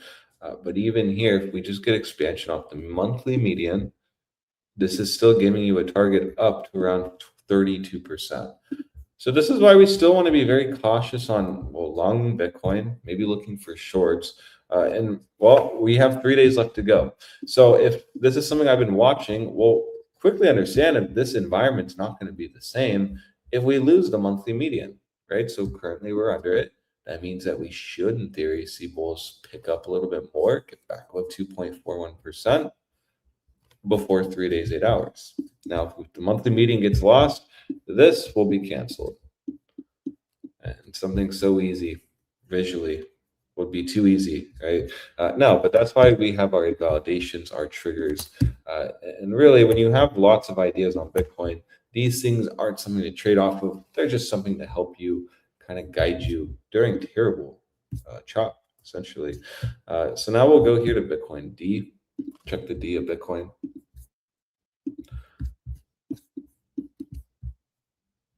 I'll go to the weekly, right? And so we did shift some things on this weekly, but still not what we really want to see. If yet we can't become bullish quite yet. And so what we have is, well, we've reclaimed the weekly 21. You've gotten back above 59.69% for the culture. Now this is good. This gave you a bias to reach the 34 again. But the 34 is where the trade is going to take hold if you're bullish. You've been rejecting the 34. Last week's no different. You've rejected the weekly 34. And so now what you're looking at is either, is it going to hold the reclaim at, well, essentially 59.69%, or are we actually going to just break down from here? This gives you the deviation setup. Here's your 59.69% retest in confluence with the weekly 21. And you have the biggest volatility setup ever recorded on Bitcoin dominance chart, essentially here. Now, this is an important perspective to keep because, well, that means that in 4 days, this is going to be really important for bulls and bears, in my opinion. If you start losing this 21, more implication of breaking down. And then you'll just have to really be looking at these lows, specifically January 5th low. Because you can see with these wicks, just makes it a little difficult to be still calling this a trend, right? A clear trend, up or down. That's why we'll still go to the monthly. We'll still say we had that lower low. We've gotten some kind of lower high, lower high, lower high. So you're still lower highing on the monthly. And you're even rejecting still the monthly 9. So there you go. This is still more bearish than bullish. And so that can help us really keep the perspective. 59.69% should start rejecting on tether dominance. Understand that, and something I've talked about, 59.69% has just been the easy capitulation zone. Here we have this occurrence, lose it, massively dump. Rejected, rejected, dump, dump. And then this was the easy one. Here, your deviation, just kind of actually very similar to what we want. You're just deviation, and then you reject. What do I mean by what we want? Well, remember, we want to see if we're going to hold the 21. And also 59.69%. Yeah. So still, on the cusp, not really looking the best. Specifically when we know Bitcoin's also on the cusp. And, well, the dollar's at support. So you still are brewing risk-off environments, in my opinion, on the markets. That is definitely worth watching and paying attention to. Let's see here. Oh, wow, and Euro actually hit the one. I'll just quickly look at that. So Euro's finally done it. It's finally hit it. And that's important because I remember we were looking at this to get hit at 1.194 area. So, I mean, to me, probably Forex is now primed up. You've already gotten that lower low, so some kind of lower high even formed here. Just more risk-off environment, no matter how you look at it. Your lower low break, fine, trends down, whatever. Well, you can still lower high here. This could provide us a 1-2 months of just kind of risk-off. Dollar goes up. So going back to cryptos, right? Want to be watching very carefully. I know this chop seems like it's just been lasting forever, saying the same stuff, but understand when we do start breaking down, you start losing 86K, all of this information is going to be very important to be reactive. You'll quickly understand, similar to this week, right? Oh yeah, bounce off here is no surprise to us. Okay, yeah, we're moving to the 5 minimally. We've done that. So if you start really losing this zone, oh yeah, I'm not going to have any kind of FOMO. I'm not shorting here. I'm waiting for this weekly EMA 100 retest to short what was support, should be resistance, and we can just quickly short that and start really targeting down to here. Right, so just keeping up with Bitcoin, understanding there are little changes can help us be reactive to when we actually get some pretty nice moves. And so far, still is looking quite rejective. It's actually looking quite terrible going into February. We've actually never been this close to, well, volatility firing off on the monthly. So that is something worth watching. Let me check CME here. Let me see if I have anything else worth mentioning at all. Nope. No, this has moved up to 69K. That's nice to see. It's lined up. Weekly 100, right? We know we lose this. You start capitulating 5 days, maybe? No. So yeah, that's kind of it. Let's go to the 12-hour. Yeah, same view. So really same deal here. You're just in the spot. Ideally, though, now you should just kind of start seeing Bitcoin move down. And that's why I have posted an Academy short. Like I mentioned, it's more scale in. Use 92.2 as your extremity high. Watch the weekly 5 and weekly 9 to kind of short. That's kind of what I have on Bitcoins. Not bad at all. That was great. Thank you, thank you, thank you. We got Oracle and URA coming up. We are all in the uranium train. Let's see how that goes. Try Oracle. Look at that. She's looking a little concerning. Oh, yeah? Actually, she's looking greatly concerning on the weekly. I'll check it out in a second. Fuck yeah. We'll see. All righty. Thank you. Bitcoin, damas y caballeros. La pregunta del siglo, ¿no? Ahora que el dólar se va a caer y va a ir a cero, o que ya está en cero, no estoy completamente seguro qué me han dicho en la televisión, pero ahora que el dólar se va a ir a cero, Bitcoin debería de ir a 30 mil millones de dólares, sobre todo cuando tenemos el acto. Oh, boys, just you don't have to say anything. This is something that I wanted to say. The Clarity Act seems to be passing tomorrow. So if we get a pump today, it'll definitely be a dump. Algo que tengo en mente acá es, mañana existe la posibilidad de que pasen el Clarity Act, ¿ok? Solamente antes de empezar esto, porque normalmente ya les enseñé la del fondo de, ¿cómo se llama? De los aranceles, les enseñé lo del fondo de los dólares, platicando de cómo va lo contrario. Y mañana nos van a dar esto, ¿ok? Mañana nos dan esto, que es básicamente el Senado de Estados Unidos mañana va a votar en el Crypto Market Structure Bill a las 10:30 de la mañana hora este. Esos son 10, 9, 8, 7, 7:30 de la mañana mi hora. Básicamente una hora atrás de ahorita. Si aprueban la propuesta, el presidente Trump si el presidente Trump la firma, puede reducir olvídense de esto de que va a reducir la manipulación de mercado y que no, obviamente es mega mamada eso. Si pasan esa ley, este va a ser el fondo el tope de cripto, aquí, local, ¿ok? Y es algo que estamos viendo. El lunes les dejé un trade y estamos ya entrando en él.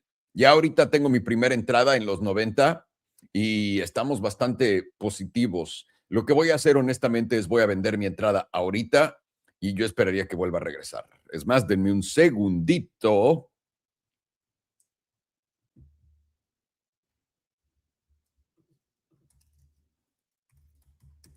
Un segundo, perdón. Market. Listo. Ok. Una lana a casa. ¿Cómo de que no? Voy a esperar a que vuelva a regresar acá. Ahora, si ya cae, pues solamente me llevé una fracción de lo que me puede haber llenado. Pero cuando veo estas cosas, sí es muy temprano todavía. Siento que todavía me puede dar exactamente lo que estoy buscando. Y lo voy a seguir esperando. Ya con una lana asegurada para mí, porque, pues, güey, pasó bastante rápido. Entonces, lo voy a aprovechar. Voy a tomar esto.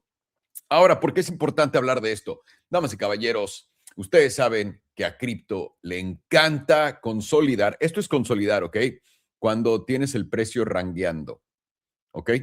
A cripto, normalmente, para toda la gente que está aprendiendo análisis técnico, cuando ves algo alcista, se ve así. ¿Ok? Que estás haciendo bajos más altos y altos más altos en toda la tabla apuntando para arriba. Cuando ves esto en cripto, sobre todo en Bitcoin, es que va a caer. Normalmente eso es el final de una movida para arriba.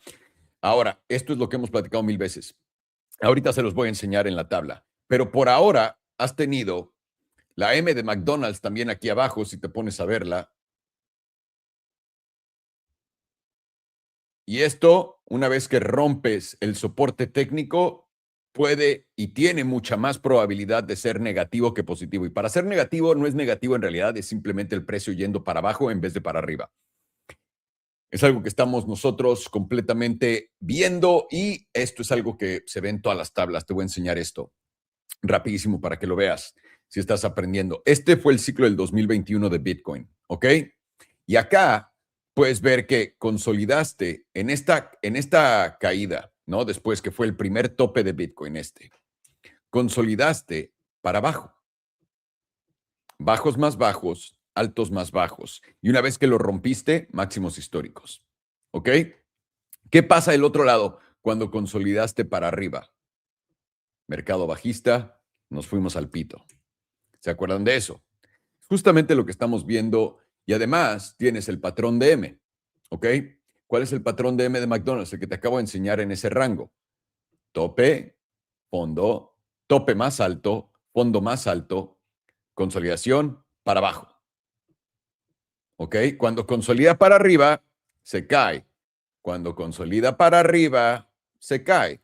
Y es justamente lo que está haciendo. Ahorita estamos en esta etapa de el mercado nosotros, del run de Bitcoin. Ahora, todo lo que estás viendo en y esto no lo puedo decir lo suficiente, porque no creo que todo el mundo me tapa por alguna razón de bajista en Bitcoin. Y les tengo que decir esto, tíos.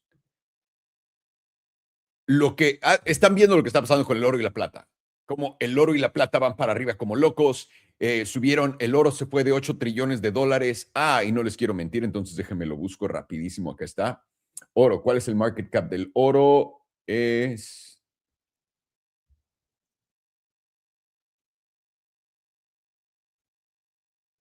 Un segundo. ¿Por qué vergas no aparece aquí? A ver.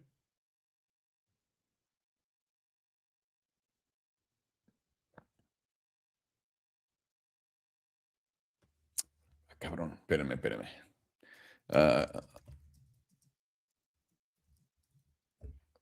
Aquí está. Ok. Tienen que entender esto.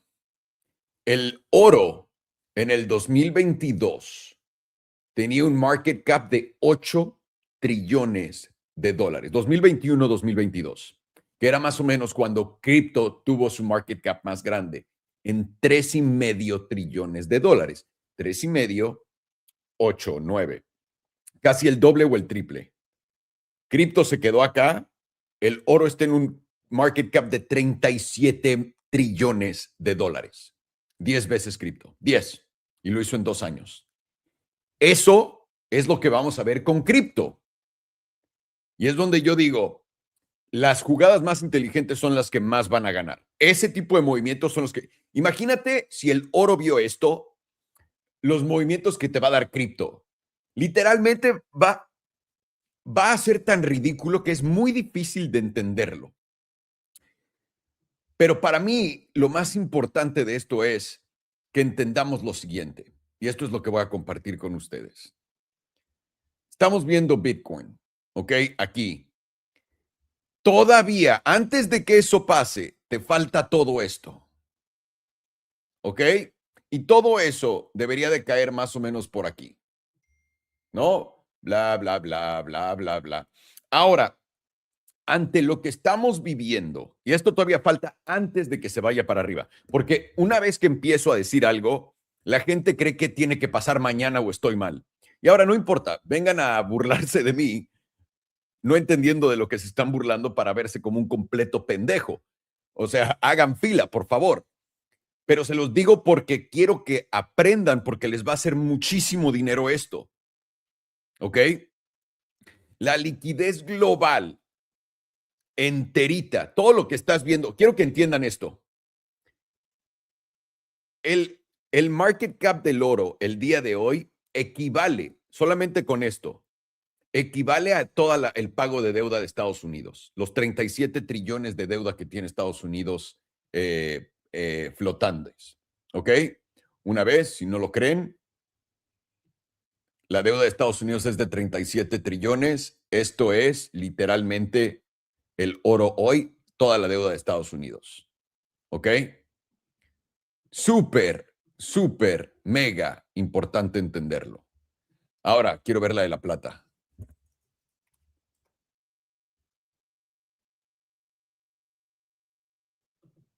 Aquí está.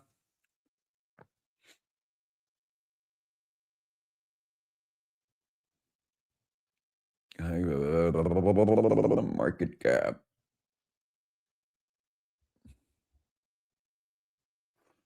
Perdón, está aquí un segundito. Ando buscando esto. Es importante. Silver Market Cap Today.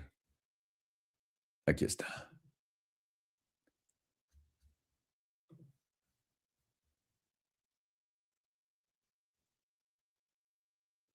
Aquí está. Perdón. Es...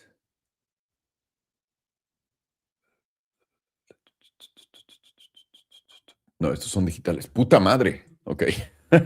Un segundo. What is Silver's market cap today? 6.4 trillones. Ahora, ¿esto cuándo fue? Tengo que ver esto. Creo que está mal este número. Pero bueno, da totalmente igual. Ya con estos dos números, si usemos el 6, la deuda de Estados Unidos se puede pagar por completo. Tienen que cooperar aquí conmigo. Todo el mundo ha violado la palabra liquidez. La ha violado. Nadie entiende lo que quiere decir liquidez. Dinero moviéndose de una cosa a otra. ¿Ok? Cuando todo vaya a perseguir, una vez más, solamente tienes que entender esto. La única razón por la que el dólar tiene que subir y va a reventar a la alza es por una cosa que se llama avaricia. Cuando la avaricia juega en algo, siempre va a ganar. Siempre, siempre, siempre. Imagínate, la Reserva Federal tiene una maquinita para imprimir dinero, ¿no? ¿Quién no quiere una maquinita para imprimir dinero? Y ahora imagínate el siguiente grado. La Reserva Federal y los bancos tienen una maquinita para imprimir dinero. ¿Quién no querría estar en su posición? La fase que viene ahora es los bancos, la Reserva Federal y las empresas más grandes del planeta ahora van a tener la maquinita. Eso es todo. Les están por ley pasando una maquinita de dinero para que todas las empresas enormes en Estados Unidos puedan crear su propio dinero.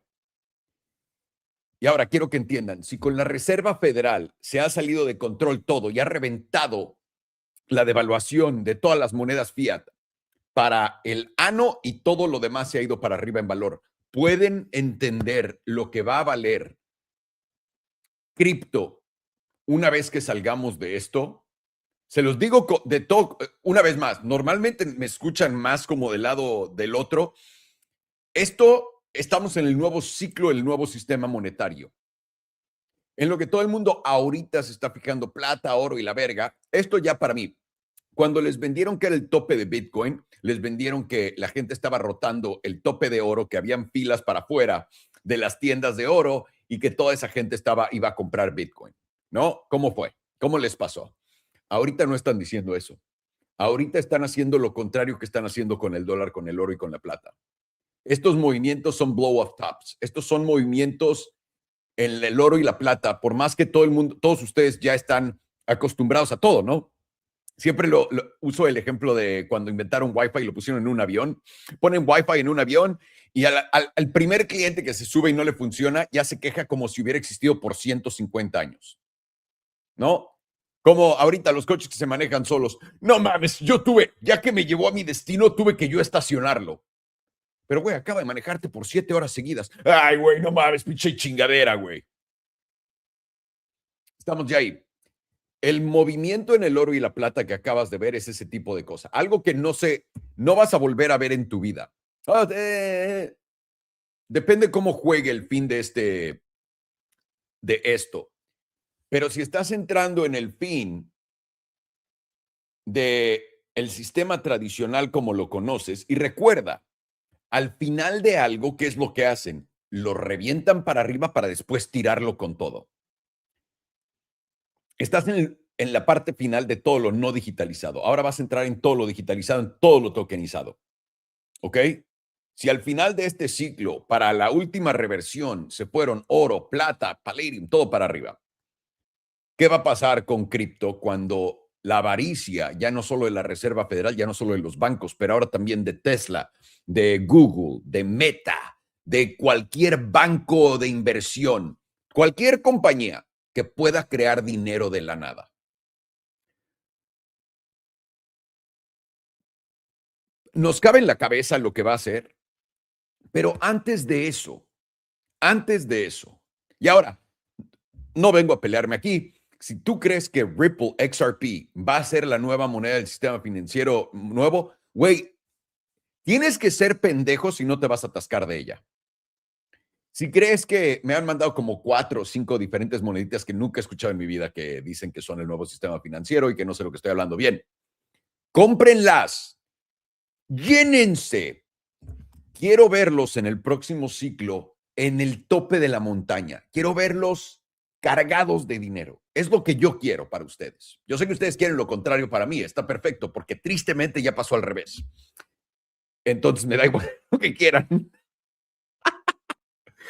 Pero yo de verdad deseo que todos ustedes le peguen. Tristemente para mí, y una vez más, recuerda, tú sabes mejor que yo solo soy un pendejo. Ethereum es lo que, en mi opinión, todo el mundo cree que es XRP y todas las demás cosas. Es todo lo que voy a decir. Ya no me voy a meter más en eso. Pero me voy a cargar de todas estas cosas que yo confío en. Y te lo digo, vas a ver el mercado alcista más grande del mundo. La cosa es, ¿qué tan fuerte va a ser el cambio? Lo que estás a punto de ver es esto. Todo este dinero ya existe y lo tengo que pasar acá, que es digital. Vieron que Fidelity anuncia, güey, tengo 6 trillones, 6 en activos que puedo digitalizar. Al ellos digitalizar eso, tengo aquí mis 6 trillones, los voy a cambiar a digital. Solamente cambiándolos de cuenta de esta a esta, cripto tiene 6 trillones de liquidez instantáneos, que es más grande que el market cap de cripto hoy en 2x2. Solamente con, una vez más, Fidelity, solamente intercambiando su dinero de esta cuenta que es tradicional a esta cuenta digital. Con eso, el mismo dinero, ahora en cripto entró el doble de market cap que existe en monedas estables. ¿Qué ocurre cuando eso pasa? Toda la liquidez de Fidelity, toda, se va a comprar bonos. Toda. Esto es lo que nadie entiende. No sé por qué. No sé por qué, pero estoy muy emocionado. Esto me para el chile como literal. Oh. Y algo tan sencillo enfrente de la jeta de todos y todo el mundo cree, la Reserva Federal va a tener que imprimir dinero. Pendejos. Ya no tienen que imprimir dinero la Reserva Federal. Lo puede hacer tu empresa favorita. Lo que va a ocurrir es un credit crunch. ¿Qué tan rápido va a ocurrir? No tengo ni puta idea. Pero cuando Fidelity tiene que cambiar su dinero de aquí a acá, cambiarlo solo de cuenta, todo su cash compra bonos, compra deuda de Estados Unidos, compra dólares, esos 6 trillones solamente una vez más, al pasarlos de aquí a acá, de mi cuenta tradicional a mi cuenta digital, compra 6 trillones de dólares en deuda, doblando el crypto market cap en un segundo. JP Morgan Chase tiene 17 trillones cash para digitalizar. No sé qué más les tengo que decir en esto. Y ahora, ¿creen que estos cabrones van a ser responsables con su dinero y todo esto o van a emitir? Obviamente van a emitir más. Este va a ser el bull run de bull runs. Pero antes, lo que quiero que quede claro es, no entiendo qué tan fuerte va a ser la caída. Porque si estamos viendo la liquidez cambiar de todos estos lugares tradicionales al digital, toda la liquidez global, todo el cash va a tener que comprar deuda, todo. O sea, ¿entienden eso? Todo. No va a haber dinero para la bolsa, no va a haber dinero para tu cripto favorito, no va a haber dinero. Primero vas para abajo a comer mierda para después subir. ¿Qué tanto? Eso es lo que yo no les puedo decir y tengo que esperar a ver, como cuando Donald Trump me dijo en medio de la caída de los aranceles que iba a ser la recesión más hermosa del mundo. Esto lo vieron al principio de este video y se dieron cuenta que ese fue el fondo. Como ahorita Trump está saliendo a decir que está perfecto que el dólar esté en cero, es idéntico. Vamos a encontrar el fondo igualito de cripto con eso.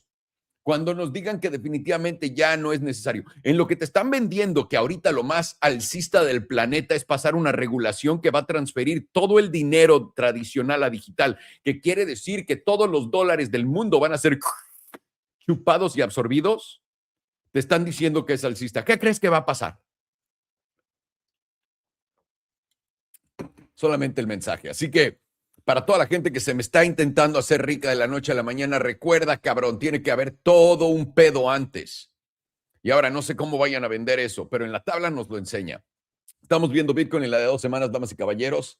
Estamos haciendo el mismo patrón una vez más que habíamos visto en el 2021, la M de McDonald's con la consolidación para arriba, M de McDonald's con consolidación para arriba para después caer. Simplemente y sencillamente puesto. No hay más, ¿ok? Pero eso no quiere decir que nuestros trades no vayan a funcionar. Les estaba contando el lunes. Aquí para mí hay un corto bastante sencillo. ¿Por qué? Los voy a llevar a la diaria, los voy a llevar a mi otra tabla. El corto bastante sencillo es este. Volteando a ver mi tabla de Bitstamp, puedes ver por acá que habíamos caído acá a los 80,000. Rebotamos una vez en esta línea de tendencia en los 84. La penetramos, entramos de vuelta y nos rechaza. Volvimos acá, ¿a qué? A otro rechazo. Ahora, ¿va a ser así de fácil y esto simplemente nos rechazó aquí a la verga? Puede ser. También puede que nos peleemos hasta acá o puede que simplemente esto entre acá, rebote y suba y acá nos rechace. No, cualquiera de estas zonas.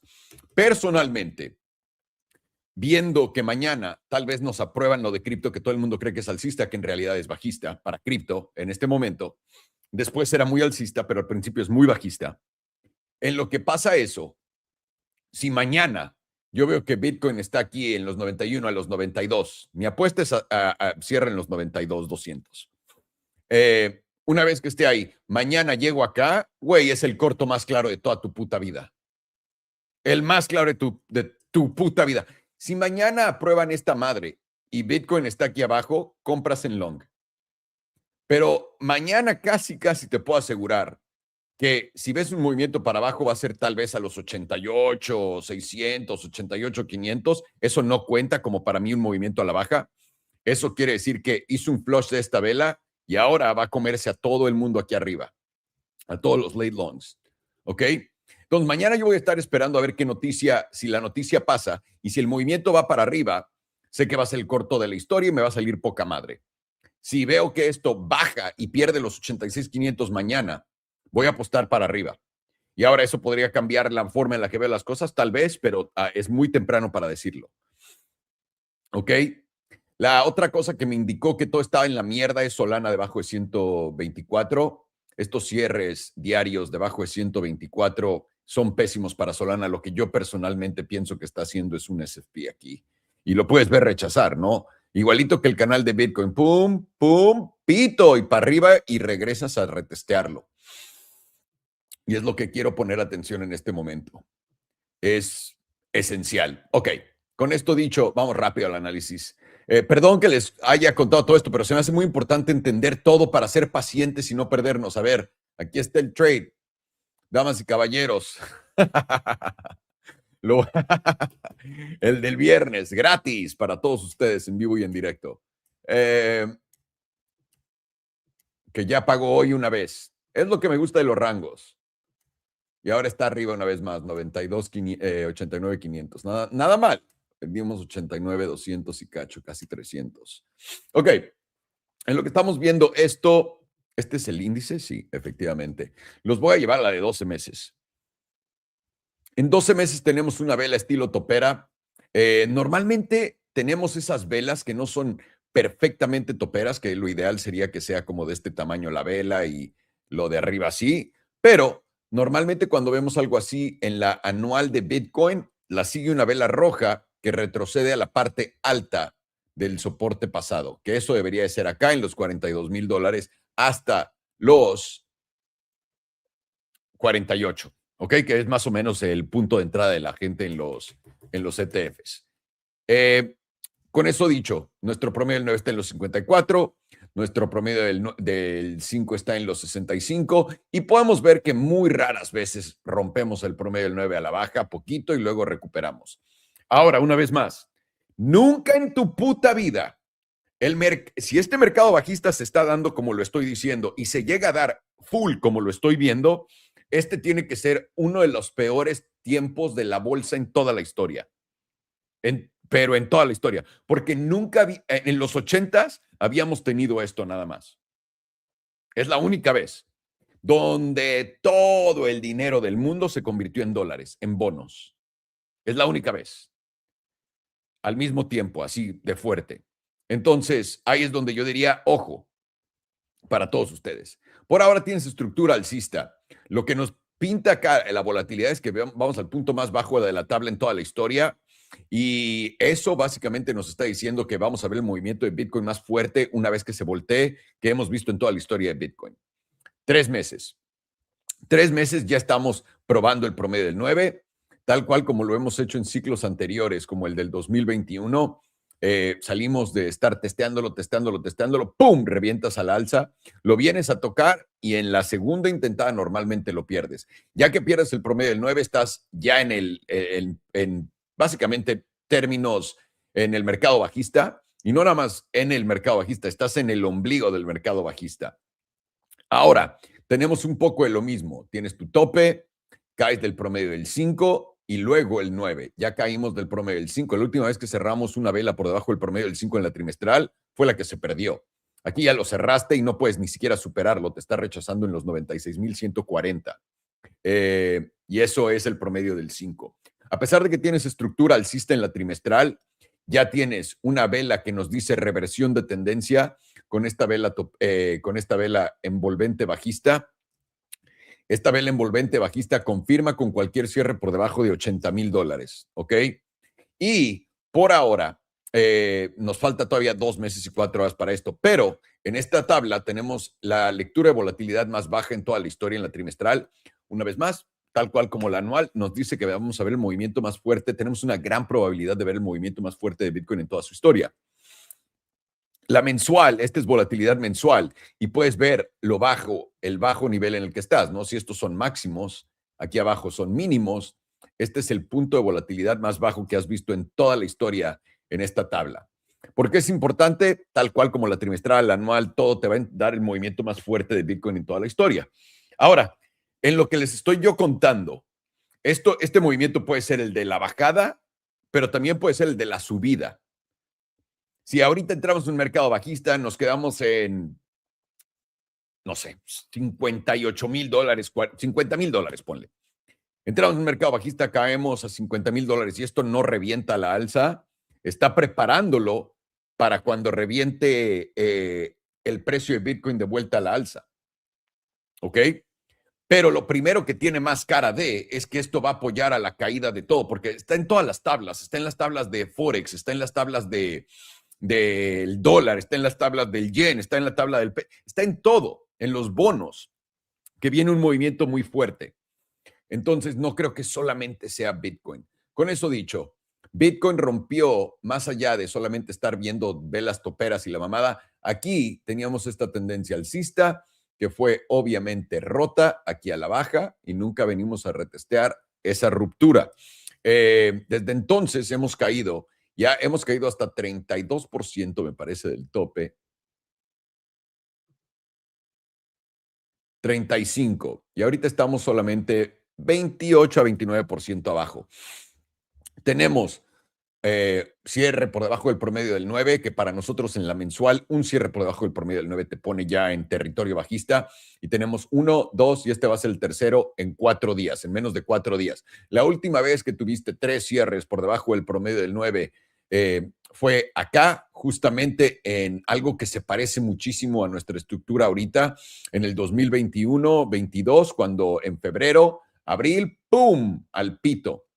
Simplemente 1, 2, 3 meses rojos seguiditos. Eso fue lo que nos llevó a los precios de 20,000 y para abajo en Bitcoin, donde nos apoyamos en el promedio del 100. El promedio del 100 está en los $45,000, una vez más, que es lo que esperado. Esto sería muy normal. Esto es lo que todo el mundo en Bitcoin te está diciendo que es lo que va a hacer, ¿no?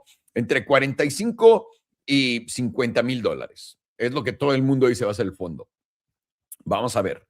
Una vez más, no me interesa predecir nada.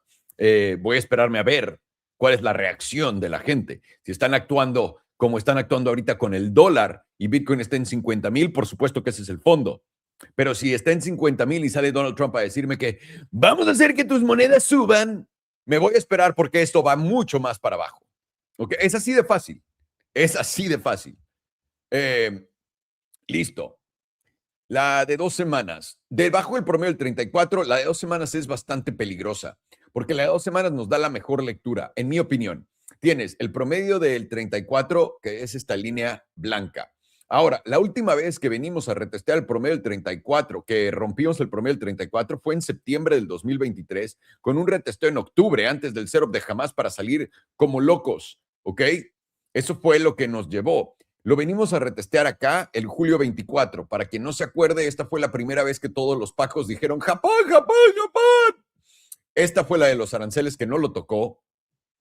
Y acá cerraste ya 1, 2, 3, 4, 5, 6 velas por debajo del promedio del 9, del 34. La última vez que cerraste 6 velas por debajo del promedio del 34 seguidas, acá fue 1, 2, ni siquiera lo hiciste en el 2021. Para que entiendas el nivel de debilidad que tiene esta chingadera, ¿ok? Y esta es la de 2 semanas. En la de 2 semanas también nos está preparando un setup de volatilidad y esta volatilidad está expandiendo cuando Bitcoin cae. Lo está haciendo muy disimuladamente. Y acá es algo que yo quisiera que todos ustedes pongan mucha atención a la volatilidad en la de 2 semanas. Porque esto está aguantando y esto puede ser que nos dé la clave del movimiento que estamos buscando. ¿Ok? Ok. Vamos a la semanal. Donde en la semanal también tienes la volatilidad colapsando como mi pene después de un buen palo.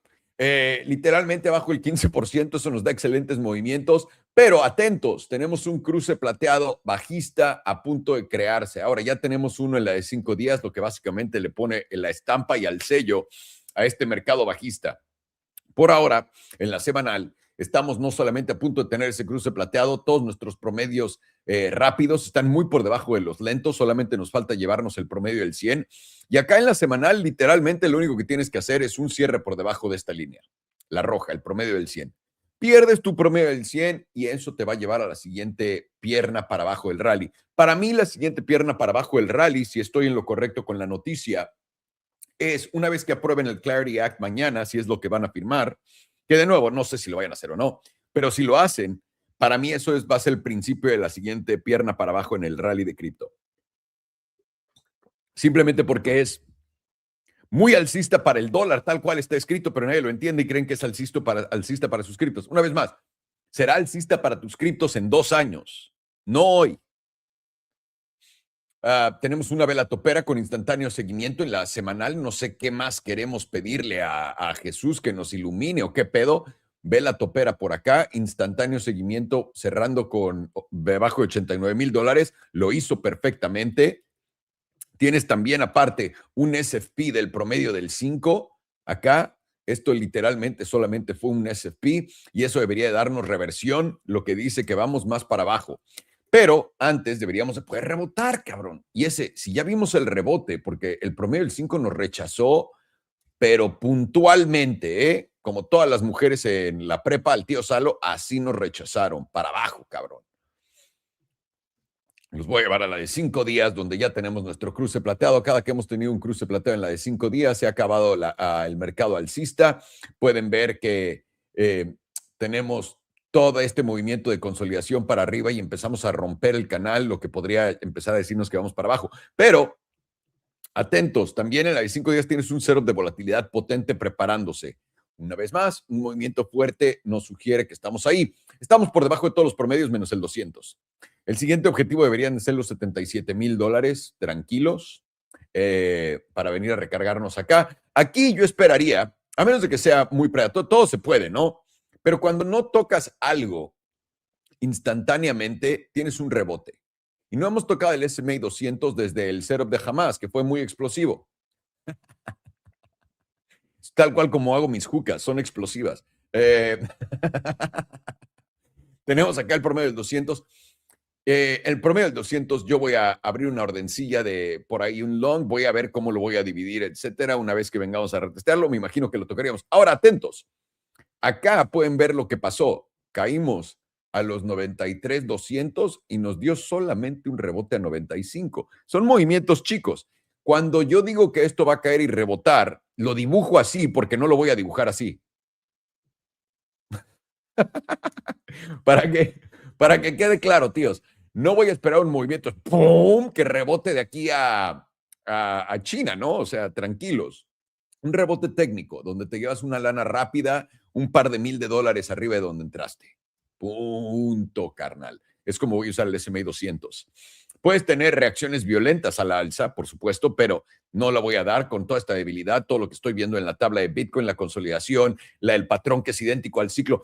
Este, para mí, va a ser el ciclo más divertido de todos.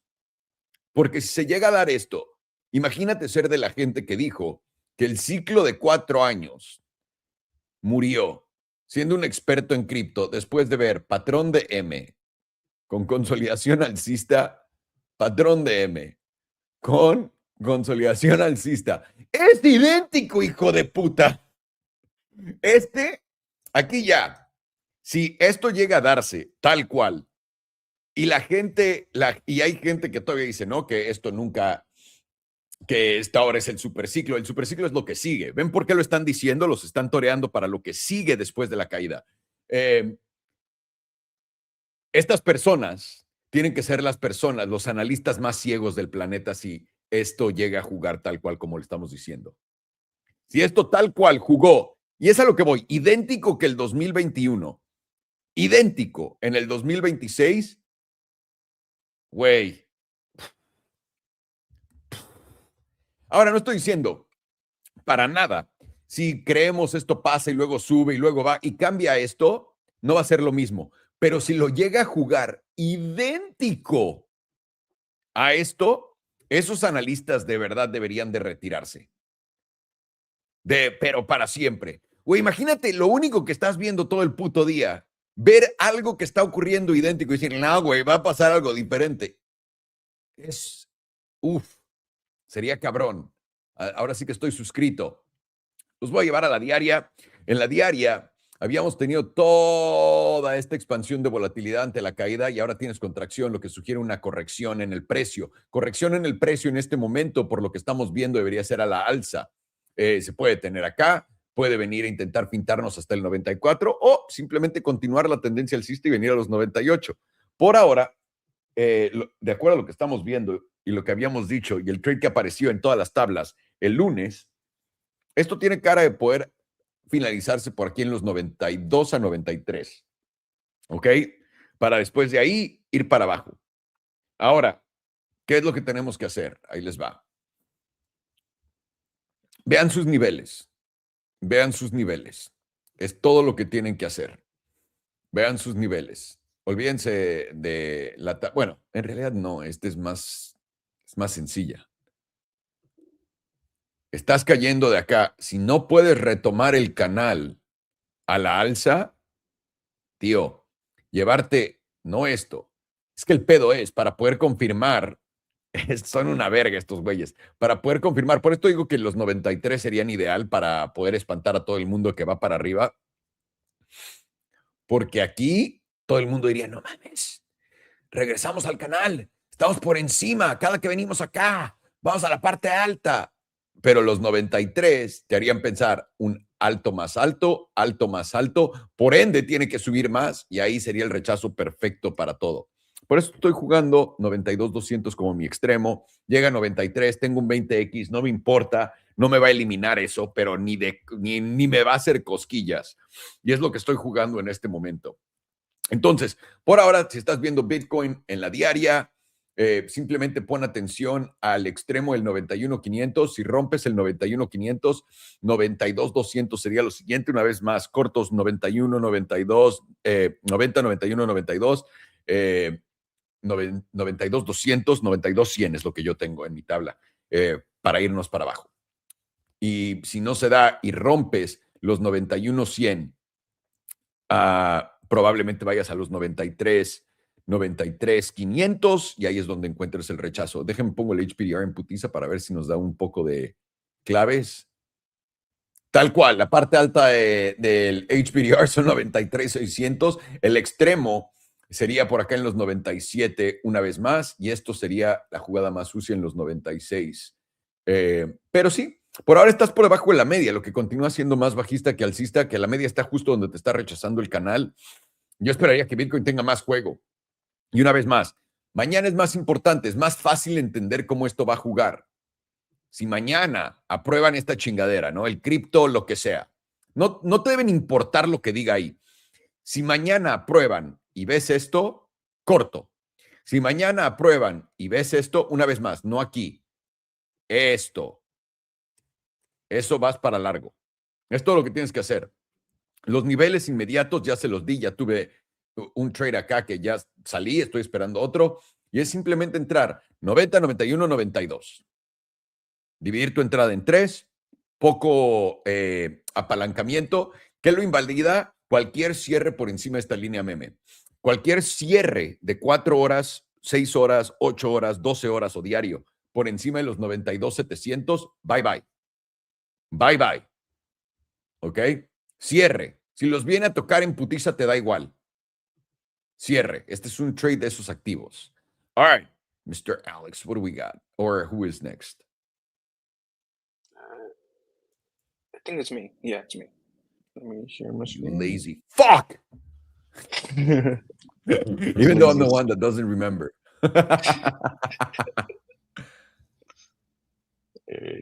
So what was next? It was Oracle. Oracle, yeah. And then after Oracle, it was URA. URA. URA. Uranus. Yeah. Your anus. Uranus. All right, so I'll start with the quarterly on Oracle. Let's see if there's enough data for 6 months. Actually, there is. We'll start with the 6 month. So on the 6 month, you're starting to get momentum, freshly flipping to the downside, getting below the moving average, breaking down. We're losing the bullish control zone. You are making higher highs, so there's no possibility here of bearish divergence, and you're still within, still just below the at the edge of the bullish control zone. So it shouldn't really be seen that much. It shouldn't be seen bearish at all. More so corrective, and you can see that with price moving its way back towards the 38.2% after a nice breakout. And as long as it's anywhere above like the 20 region, or it should be seen as positive or more in terms or more in the camp of bulls. Versus when it gets below the 10 or the negative 10, then it's more in bear control. And that goes along with approaching the 20, going along to the 38.2%. That is at about $164. And this is going to be the first time we're testing that 38.2% since we were at about like $100. So this is likely going to give us a strong bounce, whether we're going to be bullish or bearish in this 38.2%. Although I don't think this 38.2% is going to be the bounce that's going to take us back up to new highs. I'm kind of thinking that it's going to be a move a little bit lower to this 9 EMA, wherever it is at that point.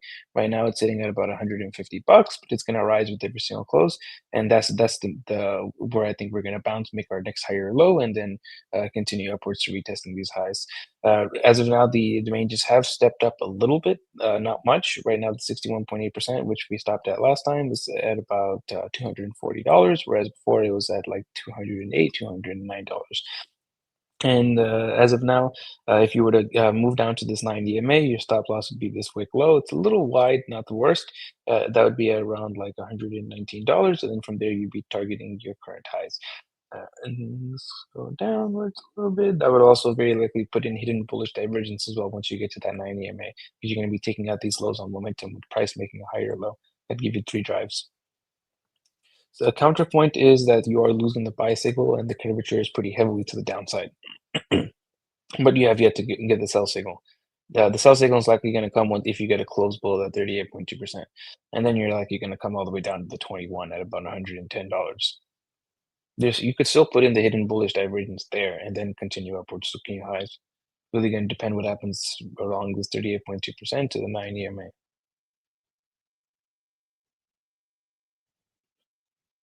Quarterly is flipping down on momentum with volatility approaching or at extreme lows.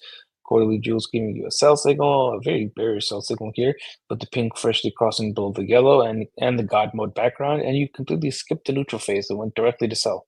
That's very interesting. This is only the second time ever you're getting that pink below yellow cross with the God mode background. So let's draw a vertical line on this previous one and see what happened. Right, put it right before the sell signal. Actually, let's put it up towards the buy signal because we didn't have a neutral this time around. And put it from there. And see how much we went down. And how much on this one. This has moved down of about 30%.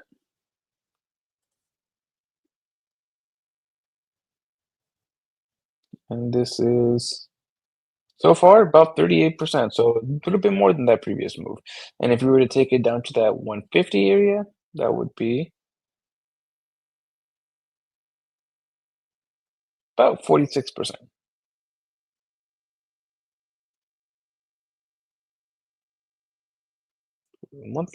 Monthly is flipped down, now entering into the bearish control zone with volatility expanding, remaking a lower low. We are indeed making a lower low with price still technically making a higher low. So there's possibility now here for hidden bullish divergence, but you would need to close over $225.32 to confirm it. And if you do confirm that, that gives you a target back to your current highs at around like $330. On the counterpoint is you're getting a fresh sell signal in the jewel. Hasn't confirmed yet, but it confirms in about 2 days and 4 hours. 2 hours also flipped down, getting very extreme to the downside, getting approaching the 97.5% with volatility pretty extreme to the upside, and you're getting a fresh sell signal with the pink freshly crossing below the yellow within the bullish control zone. Pretty powerful. That 97.5% is currently at about like $160, and a little bit below it is that 150 zone, the 100. Nothing really here. There's some slight hidden bullish divergence between these 2 points, but wouldn't really make a difference because it's too far back.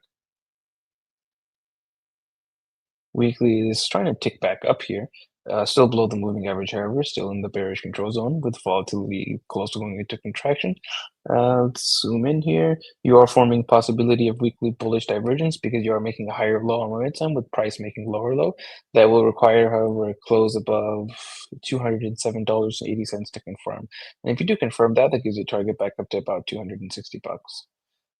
Counterpoint is you are flipping to a sell signal on the jewel, which hasn't confirmed just yet, but it's skipping over the neutral phase completely. To invalidate this, probably want to maintain this or reclaim this 38.2%, which is at like $186. Otherwise, this is likely going to switch into a sell signal. And then you're probably going to make your way towards that 150 target.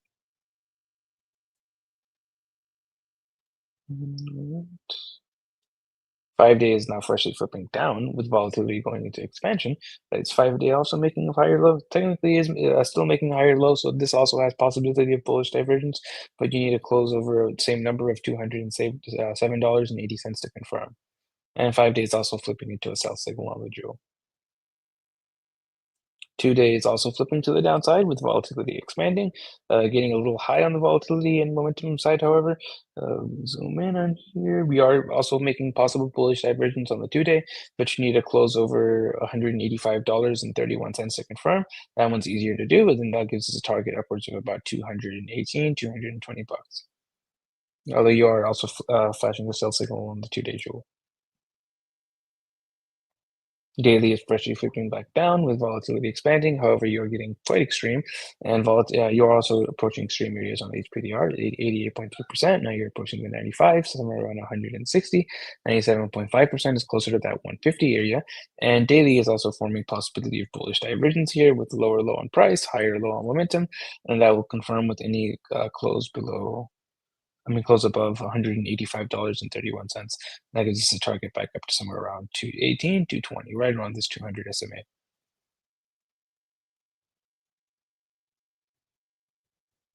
4 hours freshly flipping back down, entering into the bearish control zone, getting a loss of the 38.2%. Nice rejection of that top 38.2%. And as of now, that would give you a target of the 78.6%, which we're just about to hit, right around $171. And at that point, you'll still have possibility of bullish divergence because that would be a lower low with higher low on momentum. You would need a close back over about $175.42 to confirm. That's a little bit easier than that 186 number, and then that takes you back up to about 200 or 220. Counterpoint, you are getting a neutral signal, which has not flipped into a sell signal just yet, but the curvature is pretty downside biased. Let's go look at the RSI now.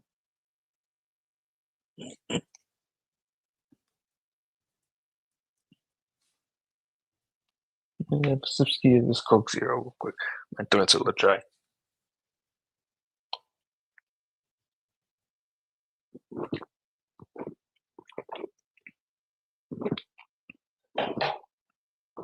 Oh, that's nice. 6 month is now putting in a local top, and this will confirm with any close below about $177.07. So about 177. And then that'll give us a target towards the edge of the bullish control zone, which right now sits at about $133. Slightly lower than that 150 area, but this is going to update if we don't hit it before the close. We do have a long time for the close though, 5 months and 3 days. Let's see what that would be in terms of EMAs. 150 would be right along that 9, which is where we bottomed at last time. And as we do get closures, this 21 will rise, and then eventually it will be that 130 area.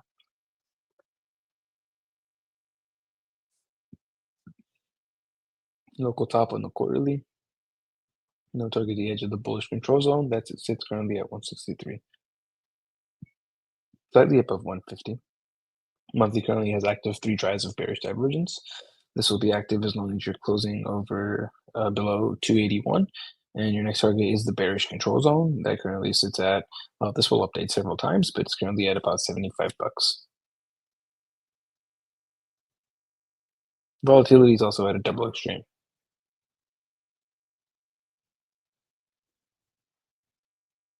Weekly is putting in a local top within the bearish control zone. That's pretty bearish. Targets the critical zone. Currently is at about 181, which you're already in.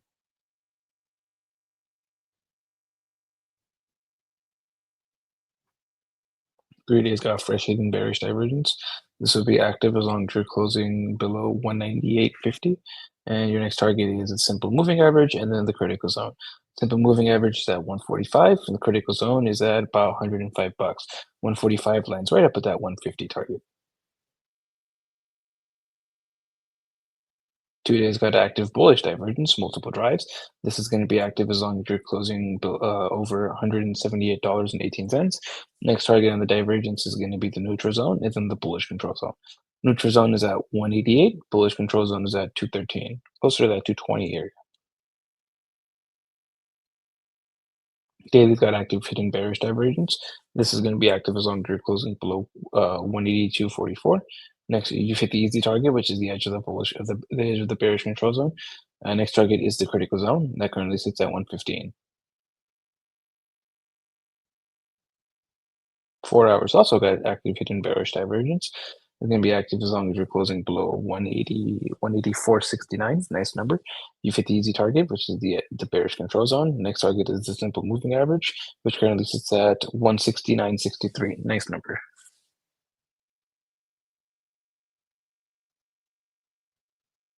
And 2 hours also got hidden bearish divergence. Same number, 184.69, and now you're entering into the bearish control zone. The critical zone sits at a nice number of 152.66. Let's check momentum. Actually, let's go down one more time frame. Local top on here as well.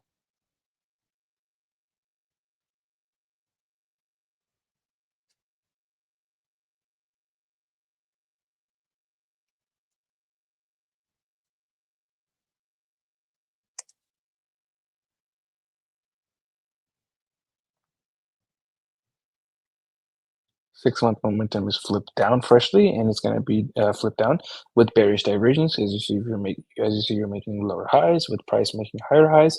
3 drives with bearish divergence, and it's going to be flipped down as long as you're closing below $186, and you are now losing the critical zone. So if you were to draw with the vertical line, what happened every time we've lost the critical zone? Right there.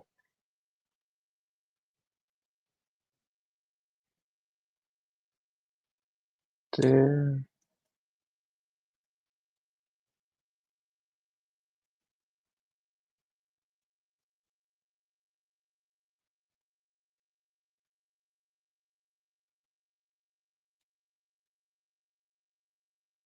There you go. Oh, that one's quite massive. 01. They give you a 75% move down. This one, let me make sure this is right. And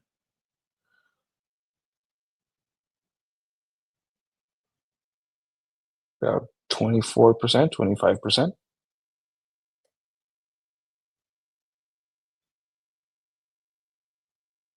%. Very slow moves. Each one is 6 months. So about a year and a half to see 15% down.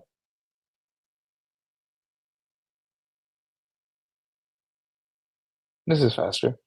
About 30% down in about a year.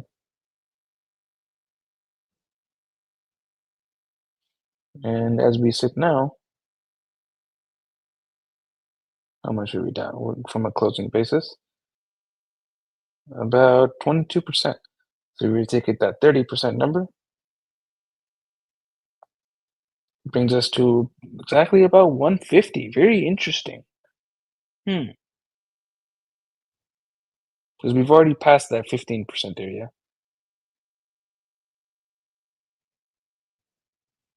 Quarterly is also flipped down with volatility contraction, and it's going to remain flipped down as long as you're closing below $301, and you're also losing the critical zone, but you're still within the bullish control zone. Monthly is also flipped down with volatility at a double extreme, and you're going to be flipped down as long as you're closing below $305. 2-week is also flipped down with volatility now at extremes, and it's going to remain flipped down as long as you're closing below $227, and you're not making it into the critical zone to the downside. And you're putting in possibility of hidden bullish divergence here now that you're taking out this previous low on momentum where price is still making a higher low. Weekly is now close to flipping back up, and it's going to remain, but it's going to be flipped down as long as you're closing below 183 and you're within the critical zone. And there's possibility for hidden bullish divergence here. Once this does flip back up, that'll confirm that divergence and it'll send you back up to right around 200 to 220. 5 days currently flipped down as well with volatility contracting, but it will flip back up as if you can close over 180, 153. And that'll confirm the hidden bullish divergence between these points because you are making a lower low on momentum with price making a higher low. Very close to making this confirming a silver cross to the downside, however. 2 days freshly flipped down, rejecting getting out of the bearish control zone with volatility expanding, and it's going to remain flipped down as long as you're closing below 189. Daily is also flipped down, although it's very close to flipping back up with volatility expanding, and it's going to be flipped down as long as you're closing below 173. 4 hours now freshly flipped down, and it's going to remain flipped down, and it's rejecting getting out of the bearish control zone. It's going to remain flipped down as long as you're closing below 174.40. 2 hours also flipped down with volatility expanding, and it's going to remain flipped down as long as you're closing below 180. And hourly is now also freshly flipped down, and it's going to remain flipped down as long as you're closing below 172.43. So if this one does flip back up, it's going to make it more likely that the 2 hour is going to flip back up, and 4 hours is going to flip back up, and then the daily is going to also freshly flip back up, and that's going to take out that idea of getting that move down to 150. I'd want to see daily momentum remain to the downside to get that move slightly lower, tag 150, and then from there, run it back, confirm your hidden bullish divergences across the board, your regular bullish divergences, and then target back up to somewhere around 200 to 220 make a higher low or pull back around that point, higher low around that $200 flat zone maybe, and then continue upwards to retesting your highs, right, current highs. But as of right now, you have to first get daily momentum to flip back up to rule out that idea of that $150-ish target, and that will flip back up with the daily close over $173. But on the higher time frames, it is looking more corrective, not necessarily bearish. You have gotten a pretty massive move to the upside without any real pullbacks. The last time you got a pullback, you tested your 9 EMA, and then you went from there to new all-time highs. And as of now, you have yet to retest that 9 EMA. That's currently sitting about $150. And quarterly bi-yearly momentum is currently flipped down, and it's rejecting the critical zone.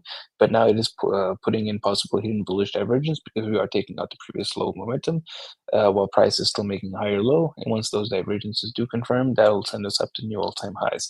And on the low time frames, we are very close to flipping momentum back up. And if we can flip that up, that will bleed into the daily, which then the daily will bleed into the higher time frames, and that will send us confirm our divergences and send us back up to current highs. But as of now, I still haven't ruled out that move down to tag that bi-yearly 9 EMA around that $150 zone.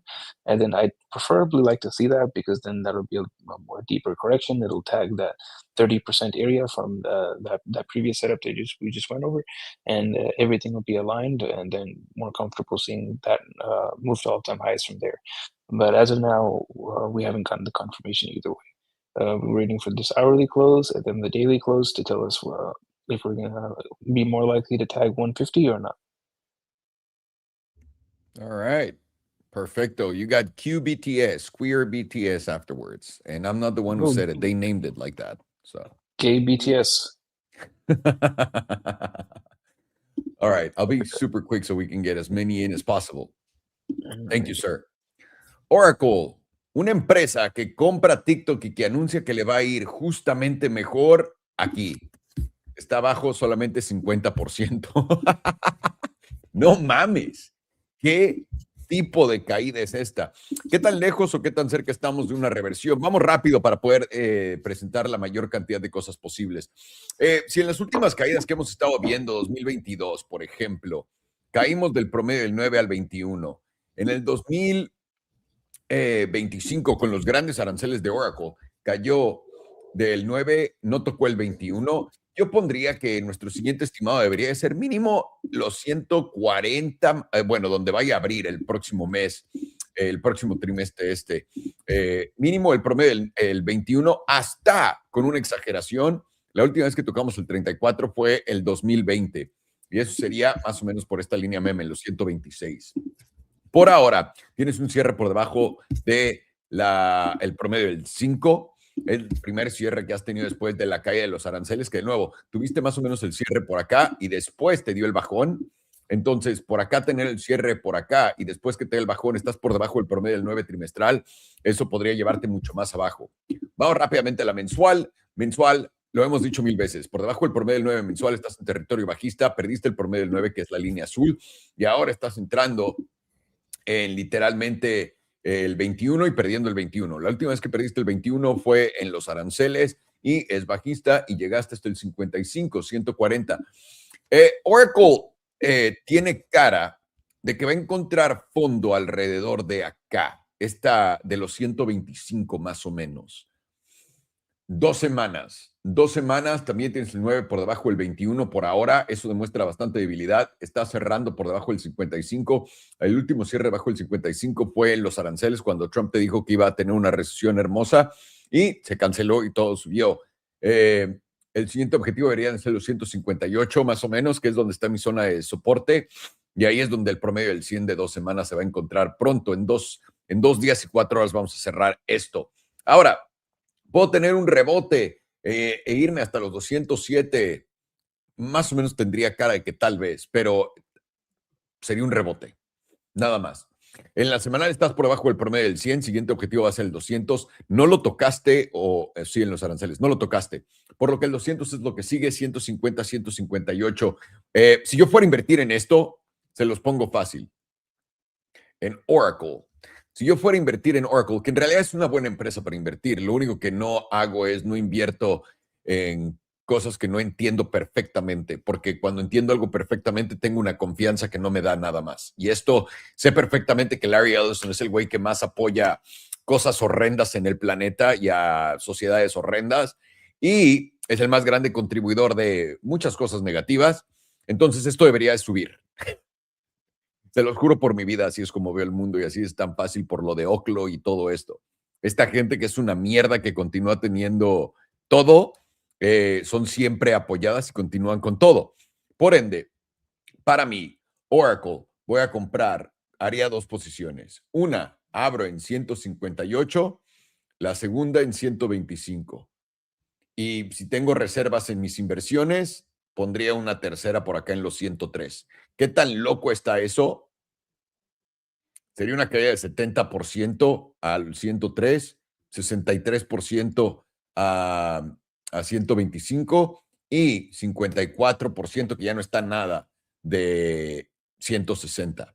¿Qué tan grandes han sido las caídas de Oracle, por ejemplo, en el 2025 con los aranceles? Cayó solamente 40%. Ya tienes una caída más grande que en los aranceles. La buena y la que va a contar es esta. 42% solamente en el 2022. Ya tienes en Oracle algo enorme. Puede que acá los 157 sean tu extremo. Yo solamente lo dividiría en dos trades, justamente por eso. Acá y el extremo en los 125. Y ahí lo tienes. ¿Cómo sé que estoy mal y que esto va a subir? Cierres por encima del semanal del 100, de los 183. Necesitas dos. Recuperando el promedio del 100 semanal, bien, te diría, ¿sabes qué? Esa fue la oportunidad y vámonos a la verga. Se acabó. Pero tiene cara de que va a continuar todavía. No hay nada que nos diga que no. Una vez más, ya 50% abajo, más grande la caída que la del 2000, la de los aranceles y más grande que la del 2022. Para que lo tengan, ahí está Oracle. Alex, we're ready for you, sir. Beautiful. 1 second. There it is. URA. Son. Nice. Yeah, what a nice chart. Going on a tear, testing that high. We are at a resistance zone, known resistance zone in that 60-60 region. All eyes on there, specifically when you are reaching the extremity zones of the HPDR on the daily, you're pressing the 88.3, 95% zones at 61.95. Not very far from that, high here that was formed in October. So something worth watching as we're approaching that high. Known resistance at extreme levels on HPDR. On most time frames too, even like the weekly here. See here on the weekly 95% zone. But where you last had a wick high top was actually near the 97.5. And that is, for whatever it's worth, sitting near $63.77. So for me, it's really important to be watching kind of where this weekly closes.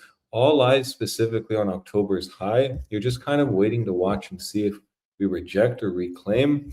For now, totally in bull's favor. Very strong throwback to a spring. Really is showing me like it wants to break that October high and actually move up closer to that $63 to $65. You even see here too, volatility is, up there, 83%, but, you can have extreme reads here for sure on the weekly. Let's see the monthly. Look at that monthly. Now, right, monthly is closing in 2 days. So when I see something like this, really, I don't see a point to be positioning. You're better off waiting for, like I said, that weekly, monthly close. See if you close above this wick high or not. If you close above October's wick high on a monthly, that could lead to continuation. But if you don't, you absolutely, as a bull, can make a case to actually have a throwback closer to that 55.46 region before it's all said and done, before maybe breaking this high here. At least this would provide bulls more structure. Even if they, let's say, get that higher high break, I'll pull back to $55, still could just brew a higher low. Okay, I'll throw the rainbow chart off. You can see just pretty impressive moves. Even that, last month move down to the monthly 9 really wasn't a concern. Really, when you put in these higher highs, you're just making the higher lows. And as long as that monthly 9 was just holding, this was just telling you, at least you should be looking for a move up to 50, $48, $50 at minimum. Pretty impressive green dodo though so far. Now you do have a monthly extreme read for the first time since you printed one in 2011. So this is something worth watching, but right, you can have multiple here. So we want to just be watching that. And this just plays into the idea that if you're max longing uranium, the URA right now, this still can afford some kind of pullback. Either that comes in the form of a monthly throwback at 55.46, or actually once you reach that $60 region, close to like 64, 65. Just look at that monthly, 95% at 69.55 for the culture. So you're not too far off from a pullback here, in my opinion. And like I mentioned before, you are at last known resistance. So just be aware of that $60 region. I think it's very important.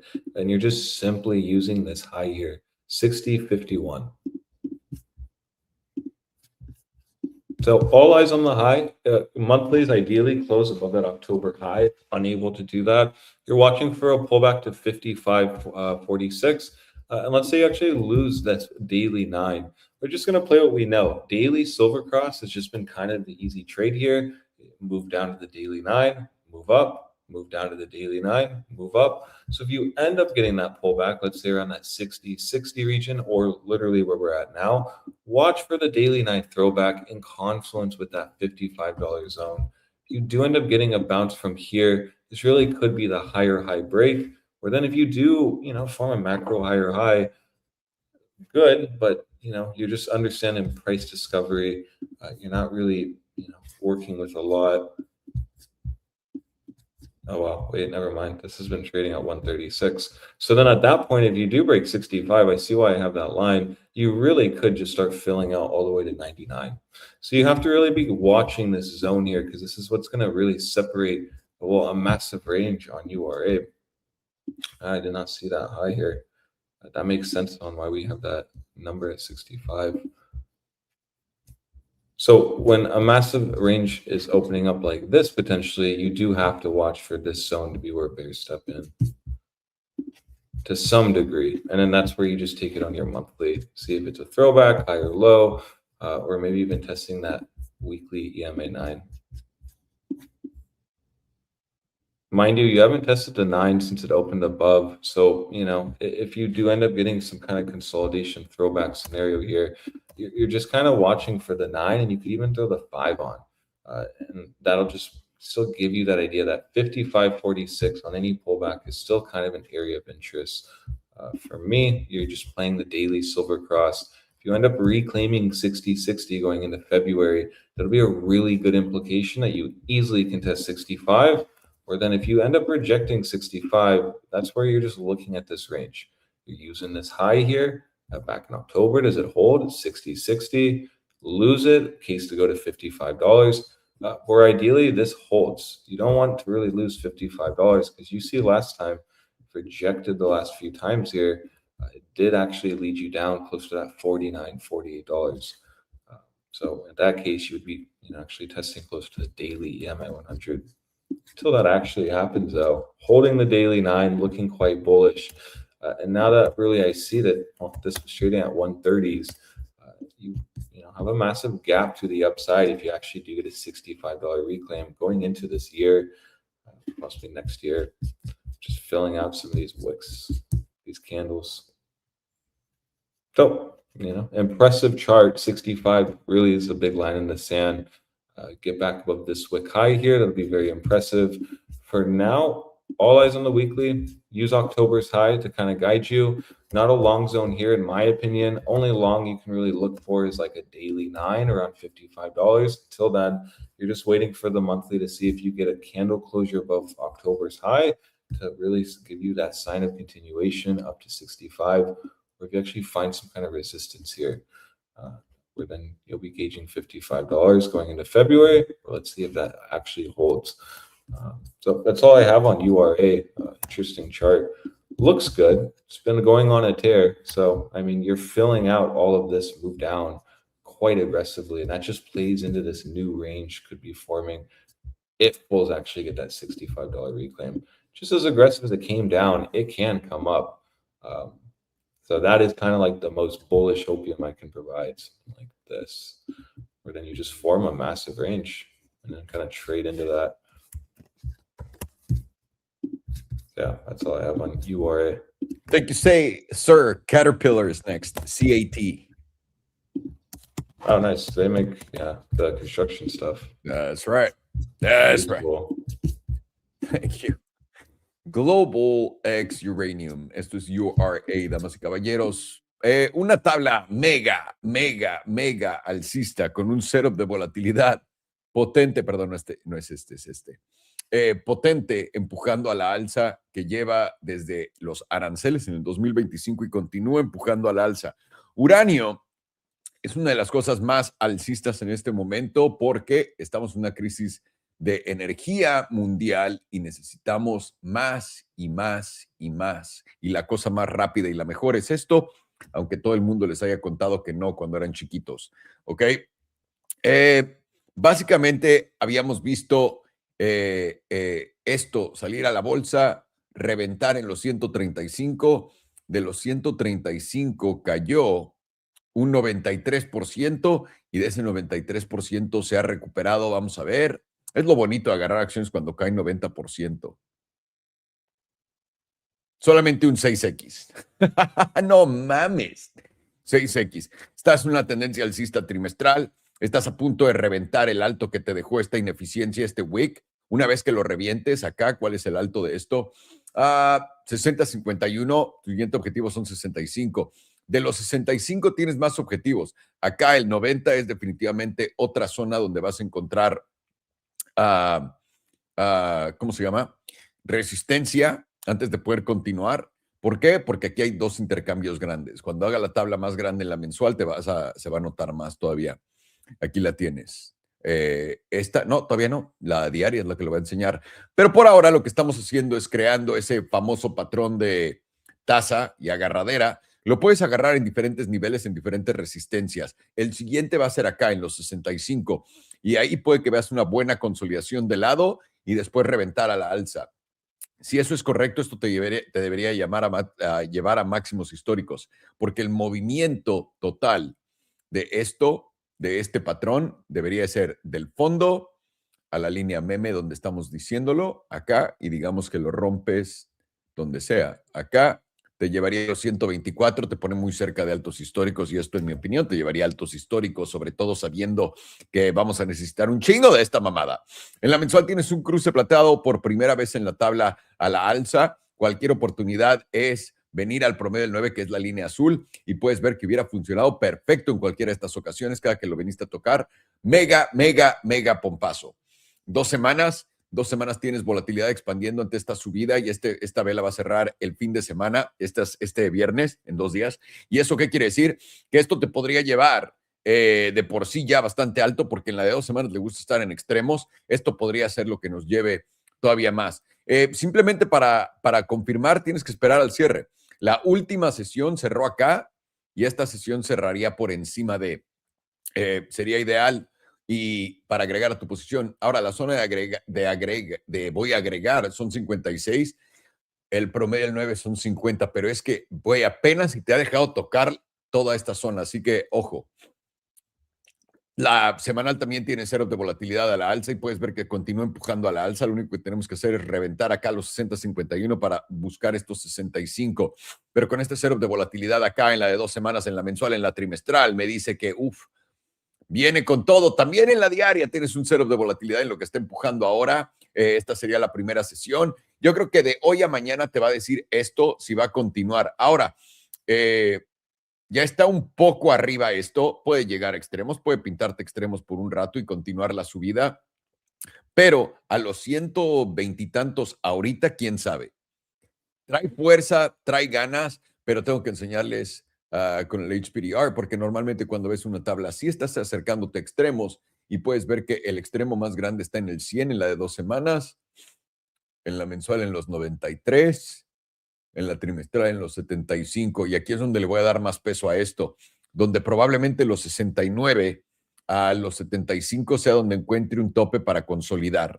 pero esto es alcista de a madre. Lo único que tienes que hacer es poder aguantar encima de $37 y estás al doble de eso. Esto continúa a la alza.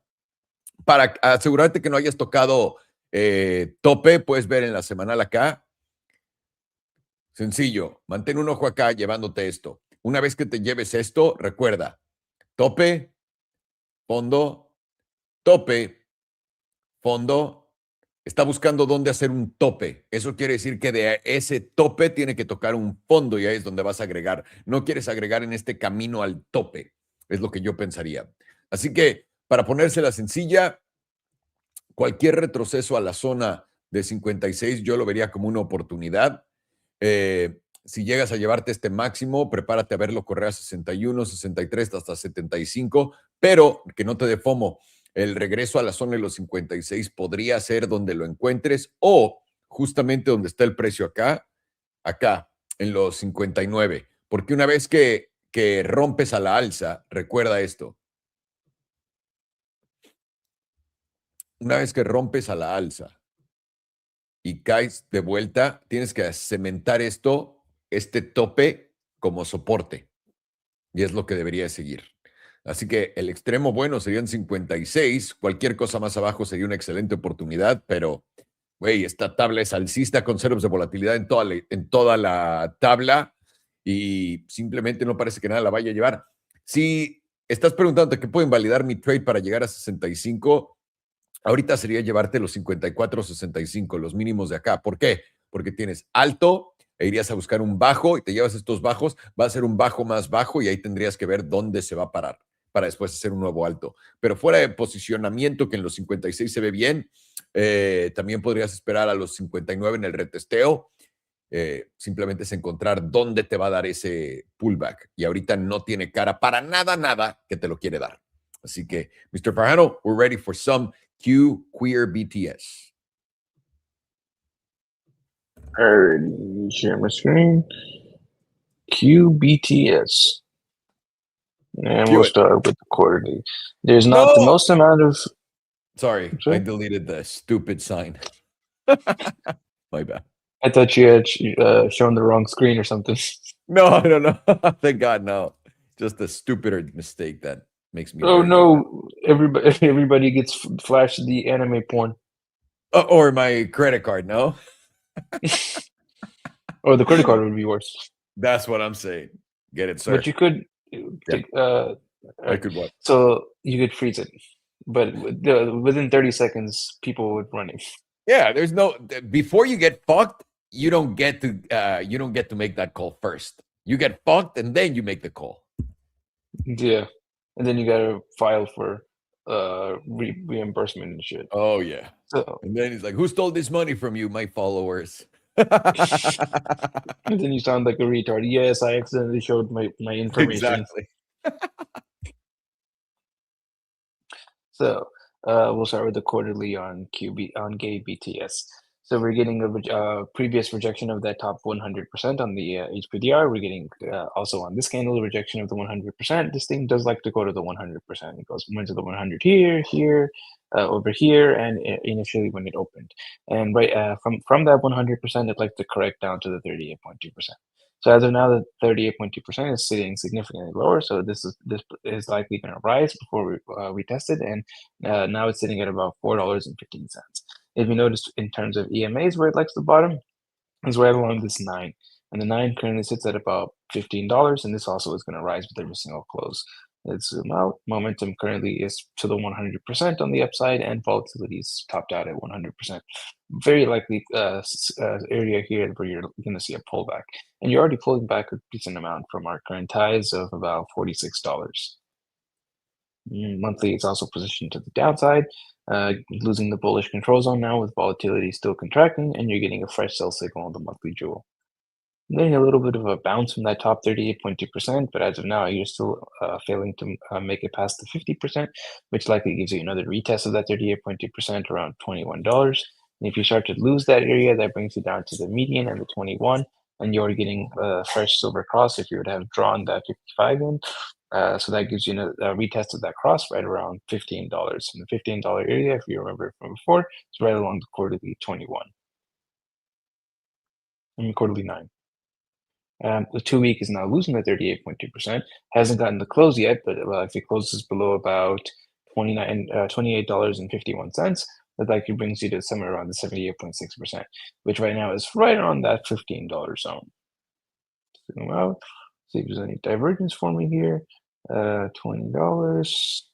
There's some hidden bullish divergence forming because you are making a lower low momentum, whereas price is still technically making a higher low, and that will confirm with any close over $32.16, and that gives you a move up to somewhere around the 50% zone. I think somewhere around $55. It's a decent sized move over $32. Weekly is currently positioned down with volatility contracting, almost at extreme lows on volatility. Weekly jewels losing the buy signal, flipping over into a neutral. And if you notice, we do have a bearish cross, the pink crossing below the yellow. This can be considered a rejection of that pink, and you are continuing with that God mode signal. Let's see where we are now. We're breaking our way back into that 38.2%.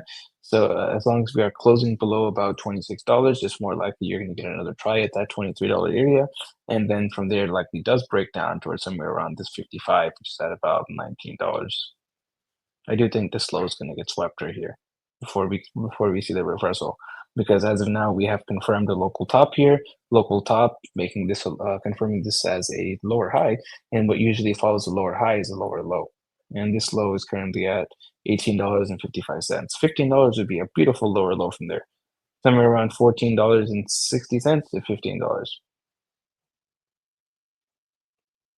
5 days also positioned to the downside with volatility contracting, and you're about to lose the 38.2% on the 5 days. It's about $25. Start to close below that area, $25.06. Close below there, like you're going to make your way down to the 78.6%, sitting at about $17, slightly above that $15 zone. Go to the 2-day. 2 days also pointed down, making it into the bearish control zone now with volatility expanding. Let's look at the 2-day jewel.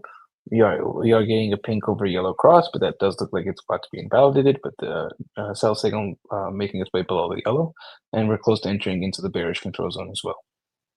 Oops. As of now, you're making your way up towards the 61.8% in this 55 EMA, somewhere around $25.50.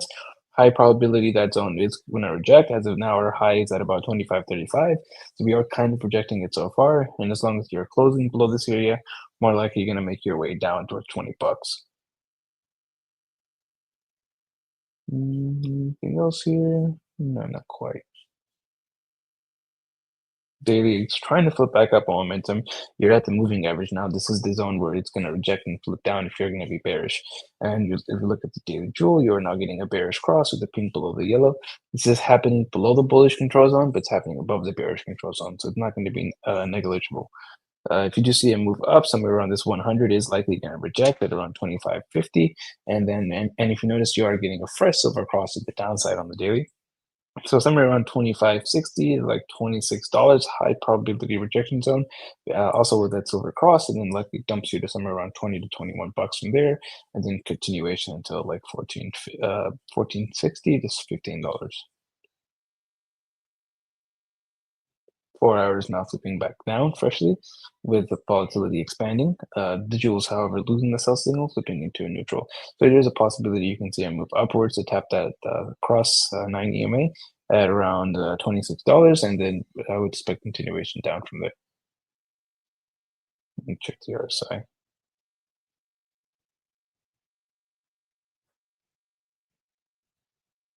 Okay, BTS. Funny story about BTS is there was an issue with their tickets in Mexico, and their fans weren't able to buy them because they sold out in 30 minutes. And then they sued Ticketmaster, I think, and they were forced to pay 4 million pesos in a fine, which is not really much. Let me tell you something.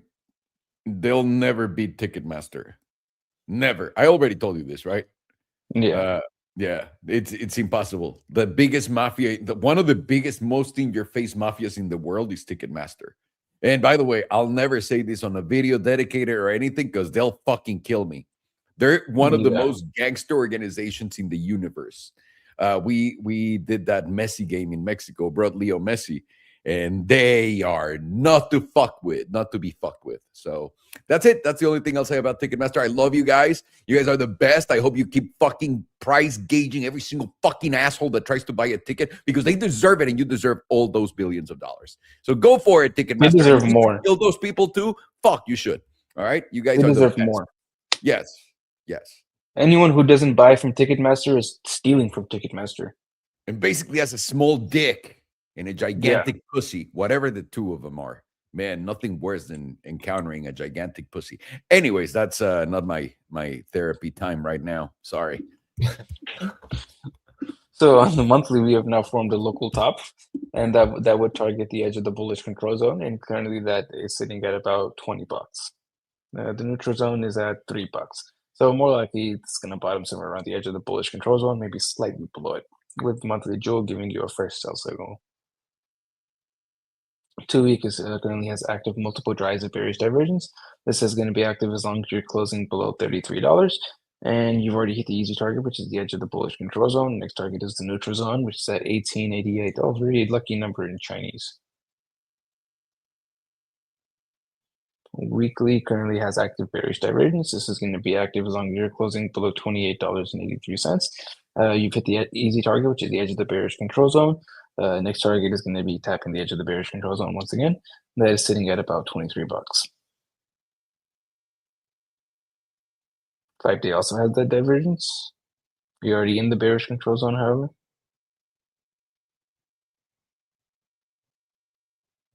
2 days got hidden bearish divergence.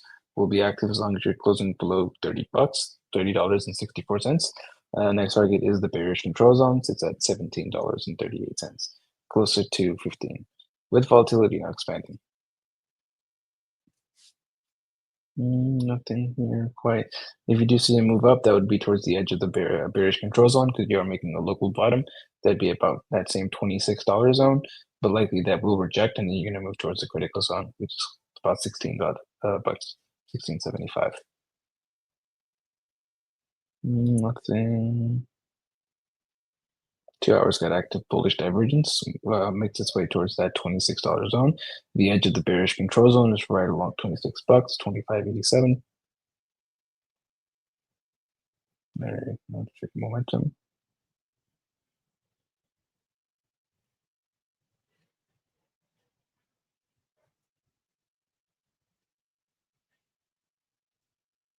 Quarterly momentum is currently flipped up, and it's going to remain up as long as you're closing over $20.37, and you're now entering into the bullish control zone, with volatility contracting from double extreme. So interesting to see the consolidation phase while momentum is flipped up. And this is a nice United States pattern right here. Move down to sweep these lows down to that $15 area, tag that 9 EMA, get your consolidation phase here while momentum volatility starts to reset, and you can get your busting action move. Computer processing hardware. Monthly is currently flipped down, rejecting the critical zone, and it's going to be flipped down as long as you're closing below $37.05. You're currently you're projected on this next open to be right at the edge of the bullish control zone. In this area, the pivot likely does drop. 2 weeks is currently flipped down, and it's going to remain flipped down as long as you're closing below $26.39, and you're within the bearish control zone now. Or actually, you're going to hit the edge of the bearish control zone on this next open. Weekly is currently flipped up, and it's going to remain flipped up as long as you're closing over $23.64. You're still in the bearish control zone, however, and you're forming now a hidden bullish divergence after you took out that last low, where price is still making a higher low. And that's going to remain active as long as momentum is flipped up. 5 days very close to flipping up, and it will flip back up if you can close over $25.55. 2 days currently flipped down to the depth of death and volatility expansion, and it's going to remain flipped down as long as you're closing below $29.11. Daily is also flipped down, but it will flip back up if you can close over $25, which you are slightly above at the moment. And you're right at the edge of the critical zone. 4 hours flipped down, and it's going to remain flipped down as long as you're closing below $24.27, which we're slightly over at the moment. If this does flip back up, very likely that daily will flip back up, and then that takes us up to that $26 zone. And 2 hours already flipped back up, and it's going to remain flipped up as long as you're closing over $24.05. So the high time frames are looking more long-term bullish, but short-term corrective. I'm looking for a move towards that quarterly 9 EMA right along $15, and you do have multiple setups that target relatively around that zone, including multiple bearish divergence RSI targets around that zone. And low time frames and medium term, many of the low time frames are flipping up. Daily is very close to flipping back up. 4 hours very close to flipping back up. 2 hours already flipped back up, making it more likely that the 4 hour and the daily will flip back up. And if they do, that's going to give you a target of retesting that fresh silver across to the downside right around $26.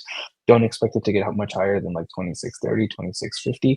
Anywhere around that zone is a high probability you're going to find your next local top, lower high.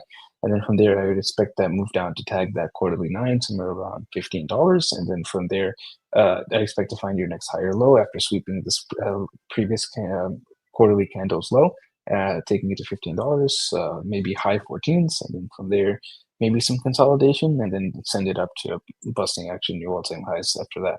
And the invalidation is going to be simply getting a weekly close back over $32.16. If you can do that, then likely busting actually new all-time highs from this zone here. Very nice, senor. Thank you very much. We got Meta afterwards. We need to see what Mark Zuckerberg, the alien, is doing. See what his programming is set to now. Man, he's learned how to be, how to pretend to be a human way, way, way better than before. He is pretty good now. Like people He's even programming in hobbies. That's right. In a tan. He's programmed a tan on him, on himself. Thank you. Thank you, señor. Ok, estamos viendo D-Wave Quantum, QBTS. No tengo ni puta idea que sea esto, siempre lo digo, pero aquí está. Vale. ¿Qué es lo que estamos viendo? Podemos ver que venimos de este tope que creó el 15 de octubre del 2025. Esto está muy cerca de Bitcoin, básicamente, y simplemente tuvo una caída desde los 46 a los 18. No mames, esa es una buena caída de 50 mínimo.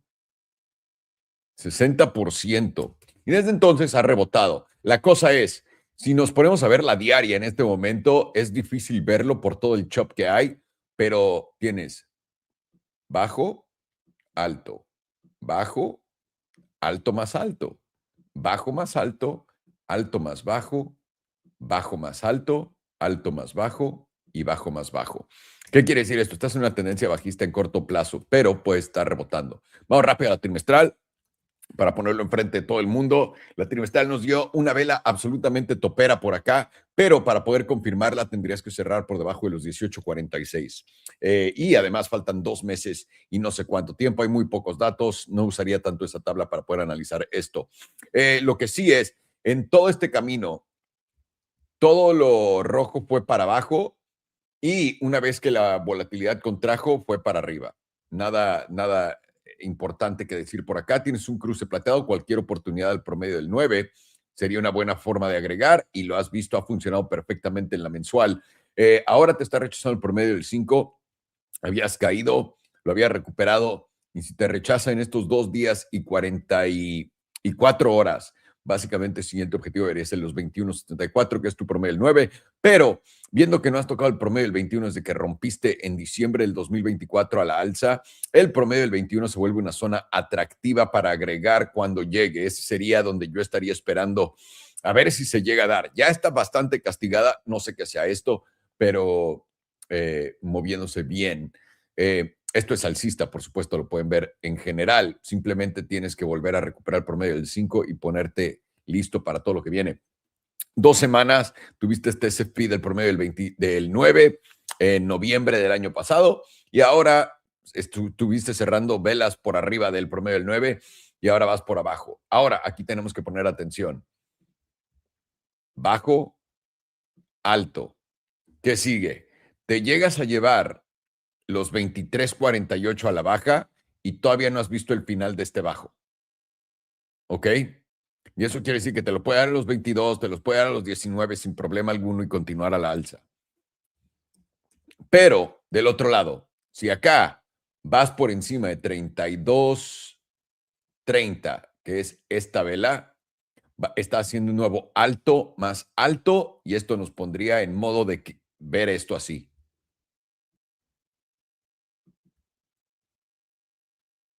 No, yo lo pondría así, honestamente. Que va a ser una tendencia alcista.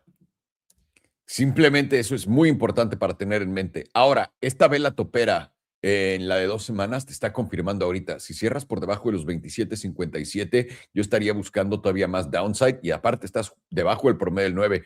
Veniste a testearlo, cerraste bastante fuerte bajo el promedio del 9. Acá no cerraste bajo el promedio del 9. La última vez que cerraste fuerte bajo el promedio del 9, literalmente fue en el mercado bajista esta cosa. Así que atento acá en 2 días, 4 horas, un cierre por debajo de esto, de los 26.03, te indicaría que vas a ver más para abajo. ¿Ok? Semanal, cerraste por debajo del 21, te di un SFP, vienes por acá. Una vez más, la idea es, ¿qué vas a romper primero? ¿32.60 o tus 23.48? Porque vas para abajo si es que se llega a dar. Volatilidad está contrayendo, no nos está diciendo absolutamente ni vergas la tabla. Acá volatilidad estaba expandiendo ante la caída y después se dio la vuelta. Si esta volatilidad en la diaria empieza a expandir a la alza, atentos que esto se puede convertir en una vela roja. Ahora, estás debajo del promedio del 100. La última vez debajo del promedio del 100 fue acá en noviembre del 2025. Antes de eso, literalmente desde el bull run de esta chingadera, no has estado debajo del promedio del 100. Ya tocaste el 200, lo que para mí sugiere que vas a venir una vez más a tocar el 200 y acá lo puedes ver más claro que el agua. Estás creando mínimos, bajos más bajos. La cosa es, si esto llega a subir y pasas los 25, 26 dólares, vas a hacer un alto más bajo por acá en los 27, 28 para continuar cayendo. Es lo que nosotros creemos, es lo que Farhan está viendo y sobre todo viendo cómo en cortas temporalidades está volteándose la tabla. Eso quiere decir que nos está diciendo que puede que veamos un pump, pero no antes de poner el mínimo oficial. El mínimo oficial lo estaríamos esperando entre los 19 y los 11.45, sobre todo si me estoy guiando por la de 2 semanas, era. La de 2 semanas. Este promedio del 34, llegando a los 17, más o menos ahí es donde esperaría, una vez más, 19.30 va a ser la mejor zona para agregar hasta ahora, y eso nos pondría ¿qué tanto abajo? De máximos históricos. 19, aquí. 58 a 60%, nada mal, que ya nos dio el 60% al principio. Y el escenario más loco serían los 11.50. Entre 19 y 11, que ahora aquí hay es un recorte casi de 40%. Atentos. Pero por ahora, estando por debajo, voy a ver cómo va a cerrar mi tabla de 2 semanas. Después voy a enfocarme en cómo cierro la semanal, si es por debajo del 21. Si estoy volviendo a cerrar por debajo del 21, simplemente estope y ahora voy a ir a buscar un nuevo mínimo. Y en la diaria, ver si cierro por encima del promedio del 100, que eso podría cambiar las cosas. Pero por ahora tienes un cruce plateado a la baja en la diaria, justamente acá. Cualquier pump a la zona del promedio del 21 debería ser un rechazo para continuar cayendo y es lo que estamos viendo para después continuar en su tendencia alcista. ¿Existe alguna línea meme en esto que me la pueda pintar bastante fácil?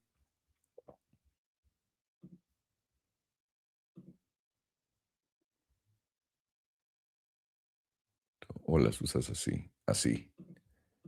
Es lo que yo usaría. Rompo esto para abajo y prepararía para una buena corrección. Si no, y aguanto esta línea meme que sale de acá, lo único que estás haciendo esto fue un SFP a la baja que después te llevó a máximos históricos. Así que, y aparte va con el promedio del 21, yo pondría bastante atención a eso. Yo lo que esperaría es que esto venga una vez más a los 21.70 y acá con cuidado, porque ya la tocaste varias veces, pero la estás tocando con menos fuerza. Veniste acá solamente fue uno y esto puede que sea, pero una vez más, viendo temporalidades, todo lo que les estoy diciendo tiene más cara que va primero para abajo que para arriba. Para invalidar que primero va para abajo que para arriba, lo único que tienes que hacer es cerrar por encima de 32 de esta vela, 32.60. Cerrando ya, olvídate, ya no viste más para abajo. Si quieres cancelar que va para arriba, lo único que tienes que hacer es cerrar por debajo de esta vela ahorita en 23.30. Cualquier cierre por debajo te indica que este fue tope y ahora vas a marcar un fondo. Bueno, un bajo. ¿Ok? All righty, Mr. Alex, we're ready for some Caterpillar bullshit. Some CAT, the true Bitcoin, really. This is a insane chart. No Just one's goes talking up. about it. Yeah. Just breaking out very easy. If you just look at the higher time frames, since you really broke back above the 9 and the 5, you've just been simply holding that this entire move up. We know with these very bullish charts, we can just like gauge it more in a lower time frame, like a daily, 2-day, even a weekly works well. Just previous wick highs, if you flip into support, gives you continuation, right? You have a previous high here. You come down for the throwback, it holds the previous highs, you get continuation. You have a wick high, you start moving down, you get the reclaim, you hold it, you move up to a new high, then you come down. Here's the same thing, you form that wick high, you move down, you retest the previous one, you get continuation. And here you're just kind of getting consolidation off that previous high. A characteristic that we've seen on CAT on the daily, 2-day, and even the weekly, quite often before you get the expansion move. The point is, this is looking quite nice as long as you're holding above $626. You're just kind of gauging this high to kind of give you that next expansion phase. If you do start moving up, next logical region for me is at 650 to 652. You even see here, just on the HBDR, you're holding the breakout zone, retested that 50%, holding above the 61.8. Only next objective at this point is a 78.6% at around $648. You break that, you get that new high around 662. The daily I like more. The perspective is better. Tells you that, at this point, if you hold above that daily 9, you're going to move up to the median, test around 648, 649 is a better number. Again, testing these highs, reclaim like 649, 650, or just specifically, you get back above January 27th close around 648.41. To me, that'll signal a continuation move all the way up to a new high around 660, 663. So the daily is still saying, though, this is bullish. Even getting back above the daily 9 and holding it often does lead to a move up. Now we just have to be watching that 650 or just that daily median to really see if it's going to reject or not. But, right, the characteristic is you just hold above that previous high. You often do just get continuation. Same with here and even here. Now, daily does have a volatility setup, so we are brewing some kind of move up. And if this is going to be a bullish outcome, this bullish consolidation will lead to a new high off this daily BBWP. Now, weekly also is telling, very similar thing that it's been saying. Just really, if you just view the weekly 9 and 5, it's just been giving you a very easy range to kind of trade in. You lose the 5, you go to the 9, which then has just been holding for multiple months now. Even here, no different. Lost the 5, went to the 9, reclaimed it. Now you're just really getting that spring scenario where the 5 has pressed up to around where that wick high was that you formed in December. For the HBR, you are in a breakout. So again, this kind of plays into the idea, are we going to get back above that 648, 650 level and possibly start really moving up to the new high? You can see here on the HBDR, if you get back above that 50%, you will have an objective up to around 661. So, many things playing into the idea that CAT doesn't look topped if you're running with that idea. You've been forming like these candles, these wick high rejections, but they're just leading to bullish outcomes simply because of the weekly 9. Most importantly, the trend, right? Higher high gives you higher lows, which then gives you higher highs. So pretty good, honestly. In 2 days, you're really just kind of gauging and watching to see if you're going to close above essentially last week's close. If it gets back above last week's close, which seems very likely, then you're gauging to see if perhaps another retest of the 38.2% on the weekly, wherever that may go. Shift up, shift down, we'll have to see. But to me, this is looking like a valid breakout, in my opinion. Confirmed in 2 days, which you actually get to close above the 38.2%. Same on the 5-day. Notice the top side 38.2% at $634. Very close to this wick high. So it just seems like CAT wants continuation.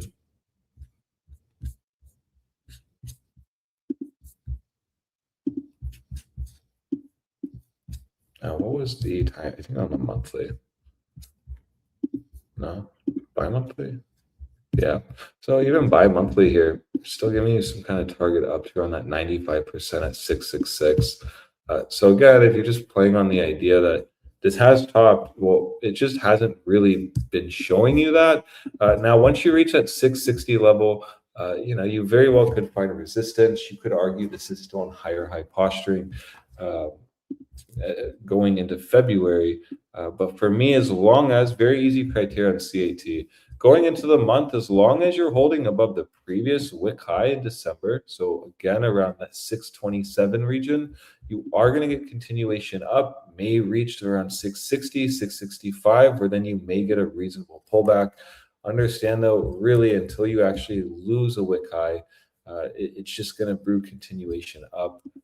And then when you gauge it on the 2-day, right, you just simply can't get bearish as long as you're holding above 626. If you lose 626, you easily can make a move up down to like 600, 598, where then that's just going to be the big spot. If you end up losing that, you then may get a breakdown towards 580. But then if you start losing the 2-day 34, that's where you get legitimate concerns to possibly test lower, like around 545. Around $500. But until then, no need to complicate things with CAT. It just seems like it's just moving up, respecting the 2-day 21, 21, 21, getting expansion off the 2-day 9. That seems exactly what's occurring here. The nice part now about this is you just have a volatility set up on the daily. At this point, seems like it is going to fire up to the upside, but unconfirmed at this point. So watch very carefully. For me, though, CAT looks pretty good. And honestly, just chart that goes up only. At this point, you really should just be looking for a move to around 649, 650. Any closures above 650 will give you a move up to around 660, 663, where then, in my opinion, you should just kind of wait and watch. It's kind of hard to like swing long this for like a move up to 700 on a stock. You should just be kind of playing the ranges. Because so far, range trading, this has been pretty easy. And even here on this move up, still gave you a new high and then, got bearish. And when are you actually making moves down? Let's see. So like you get weakness once you lose the daily 9, and then you can just play the moving averages. Stay under the daily 9, go to the 21. Here you got a false breakdown. You lost the 34, stayed under it, then it got reclaimed, held the 34 and moved up. So you really can just say this will most likely break down if you get 3 daily closures under the 34, in my opinion. You just have not been able to actually lose the 34 since it got reclaimed in May. Can see though, once you do start actually losing the 34, you can actually start making that move to the 100. So even in like a super up only bullish chart, you still can easily play what you know, which is just the EMAs very easily. If you start losing like $600, in my opinion, it's really going to start looking like a move to like 550, 500 is going to be likely. Until then, though, understand this is a bullish chart, macros in an uptrend. You're in a higher high. Even if you get a move down in February, you're watching 2 zones. Last month's high in December, 626, or maybe that pullback to 600, like I mentioned. Just watch the EMA 5, and then as well, notice that on the 6 month, every time on the 6 month, you do come in and retest the EMA 5 on the 6 month since it got the reclaim in July 2022. Notice you got the retest, retest, retest, retest, retest, retest. So that is sitting at 489 for whatever it's worth. But again, it's really hard to get bearish on a chart like this when you're about to close monthlies above that 626. Really closing above that December high is going to be very important to spark continuation. But just to note that you have been able to make moves to the 6 month 5 pretty easily, and that is at 489. So that would mean like this loses that $500 region, daily EMA 100, and actually gets like a bottom off the SMA 200. But again, that's tinfoil hat stuff. so far this looks like going to break out. It looks like 660 is very likely into February. So thank you, senor. Much appreciated. Sorry, fucking having breakfast now. lucky. Look at me. Provecho. Gracias. My breakfast is like the nastiest fucking thing in the world. It's 2 to 3 burger patties, nothing else. 2 to 3 burger patties and 4 to 5 eggs, straight up. Well, that sounds pretty good. Hard boiled. Just gets I know, old. You eat it every day, but healthy. I don't care. To me, it's just like the grossness that people get, that they put on their face when they see me eating it, because it's all cold and it's been on the fridge forever, and I just eat it cold. Oh yeah, Heat it up. Oh, I roll. No, I eat stuff cold too. Fine thinks I'm psycho. yeah. No, I do that. dude, I do. Belen makes me ground beef with like onions, just onions, really, and she makes a humongous bowl of it, and I'll go and grab it from the fridge just as it's cold, and just like get on it.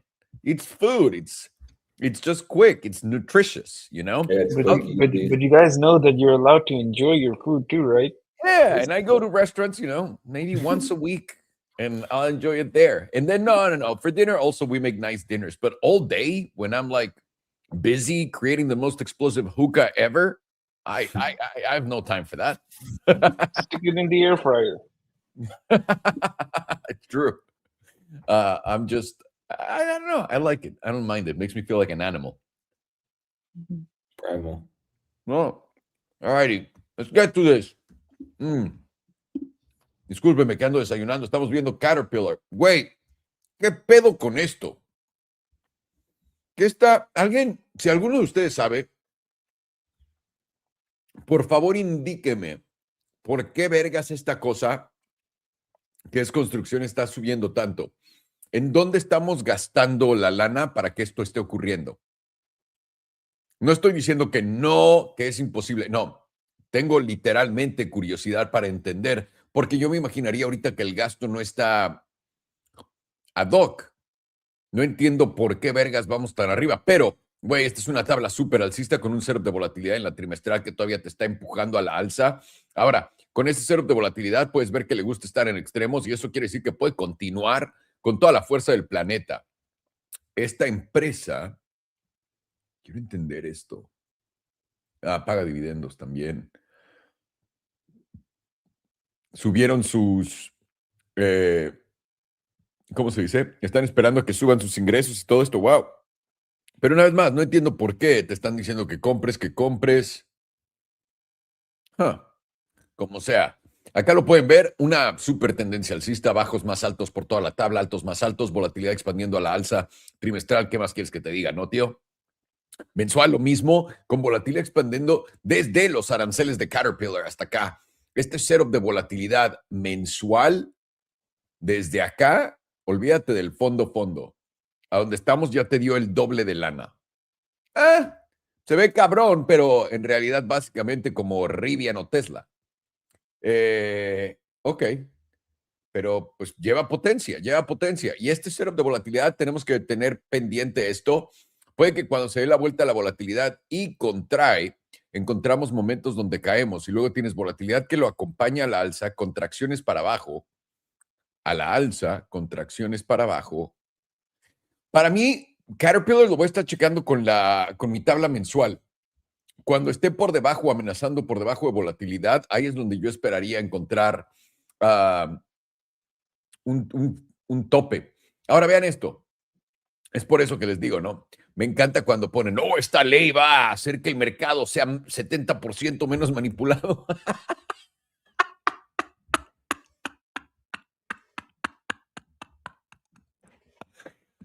Dios bendiga a la gente que se cree esas mamadas.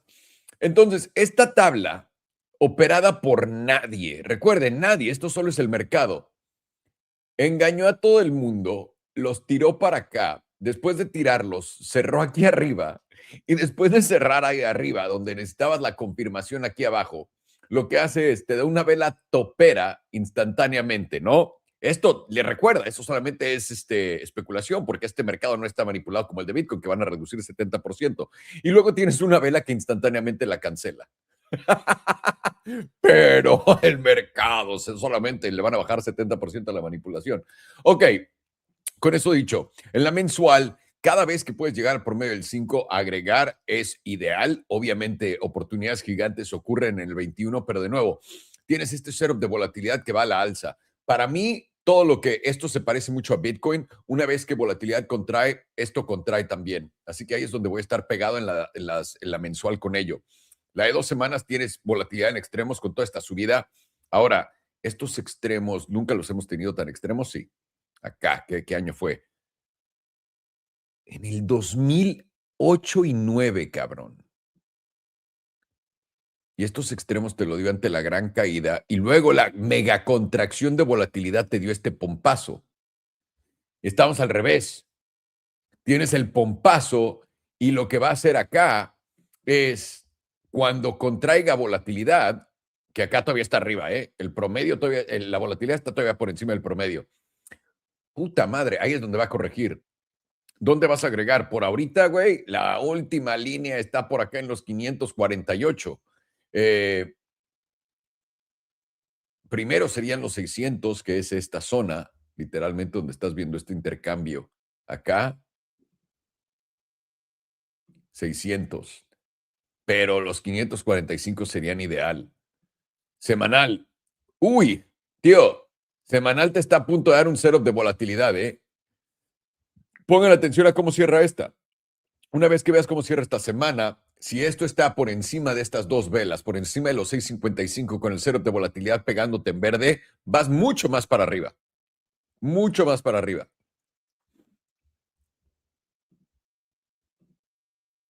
Uy, y aparte no estás en extremos, cabrón. No mames. Si este setup de volatilidad se da, esto va a 750 o hasta $900, dependiendo de cómo. En la diaria tienes volatilidad contrayendo y esto te va a dar la pauta con el semanal, ¿eh? Yo aquí lo pondría. Esto es muy alcista. No sé qué vergas les tenga que enseñar acá, pero esto es muy alcista. La mejor oportunidad que te va a dar esto probablemente sea los 620, que es el tope pasado, que es donde ha estado consolidando. Una vez que aguante esto, vas a poder venir a los $700. ¿Qué nos haría pensar que vamos para abajo? Si ahorita literalmente no puedes pasar estos máximos, ¿no? De 656 y te llevas el 620, que es el mínimo de acá, lo que te está diciendo es que está haciendo bajos más bajos, altos más bajos y va a ser un bajo más bajo. Y eso podría darte la entrada en esta línea de 600. Pero por ahora, puta madre, yo estaría viendo la mensual. En la mensual ya estás en extremo. Ah, bueno, en la mensual ya estás en extremos. Eso quiere decir que va a haber una consolidación de ladillo. Y esto por acá, básicamente la oportunidad de oro sería 460, oportunidad normal 540, una oportunidad meh sería 600.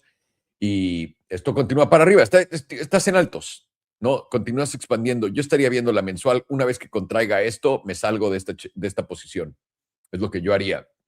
Agregar en zonas importantes que estés viendo. Promedio del 9, la parte alta de la zona azul, 570, la media, que va a ser la línea de acá, y el 61.8% a la baja, 468.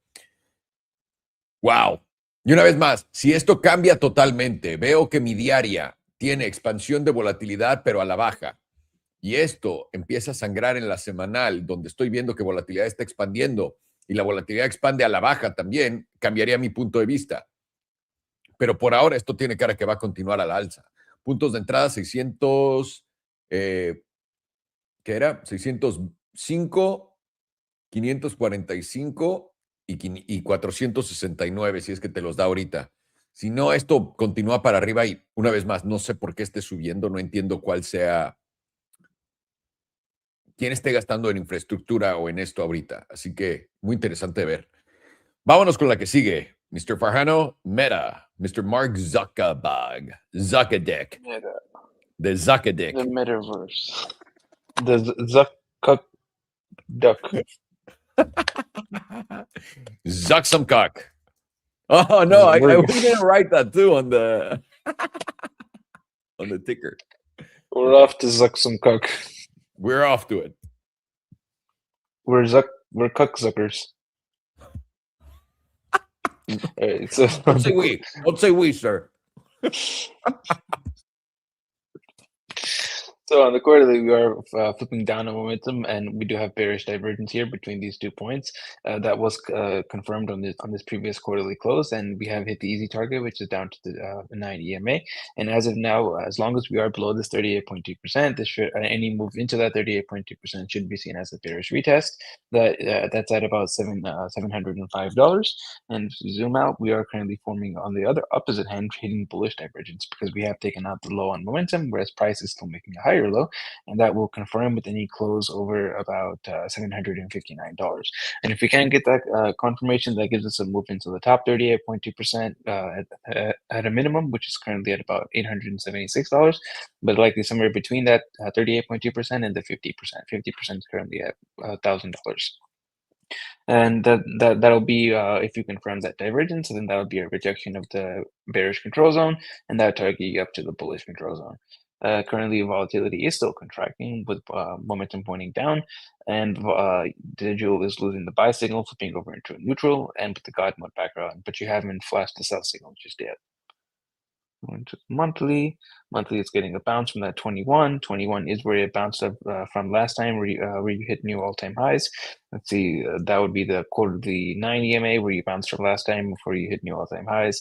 So you would have that trend from bouncing from these areas to new highs, but you would have to confirm your local bottom first. And once you do confirm that local bottom, you'll have hidden bullish divergence, and then that'll target your current highs and likely higher. On monthly, you're also flipped down on momentum with volatility expanding. Let's look into the jewel. You're getting a bearish cross with the pink crossing below the yellow. This is the first time this has ever happened with a sell signal, but you haven't lost the bullish control zone just yet. And as of now, you're very close to making a local bottom. You'd have to close over $711, and then that would confirm a local bottom, and that would target your current highs at about 780 or so. If there's any other divergences forming here. This is 549, and then this close is 647. So you're also forming possibility for hidden bullish divergence here, and closing over about $711 will confirm that. That give you a target towards about $800. 2 week is starting to flip back up on momentum with volatility going into contraction. Let's zoom in a little bit. What closes this? This is 594. This is a higher low, so there's no divergence here. Approaching we're getting over the 9 EMA now, when 9 is at about 703. Actually, no, that's not the 9. It's at $670. And if you can close over that 9 at $670, that takes you upwards towards 38.2%, which is right now at about $732.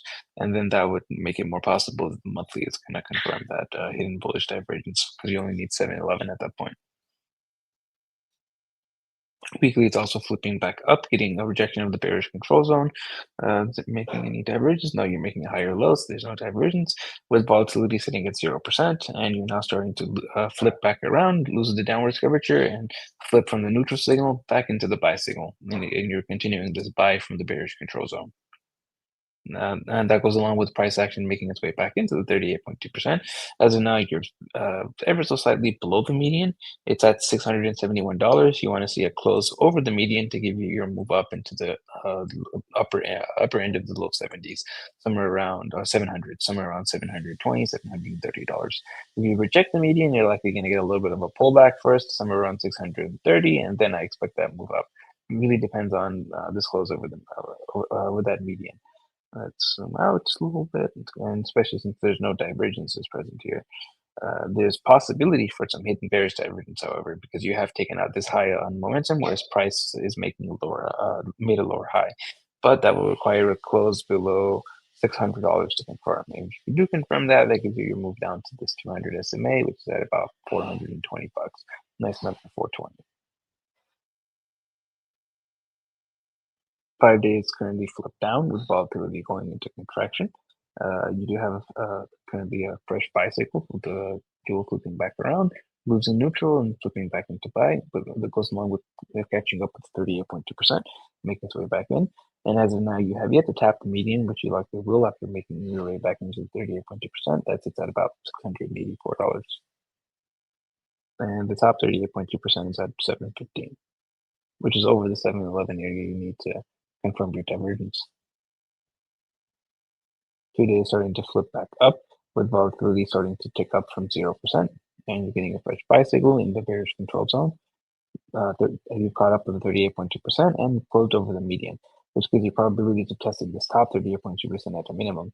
That's at about $681. If you can get a close over that area, that makes it very likely you're going to come back up and test somewhere around $730 to possibly $750, which will then make it more possible or probable that you'll confirm that hidden divergence with close over 711, and then that takes you upwards or to 800 plus the new highs.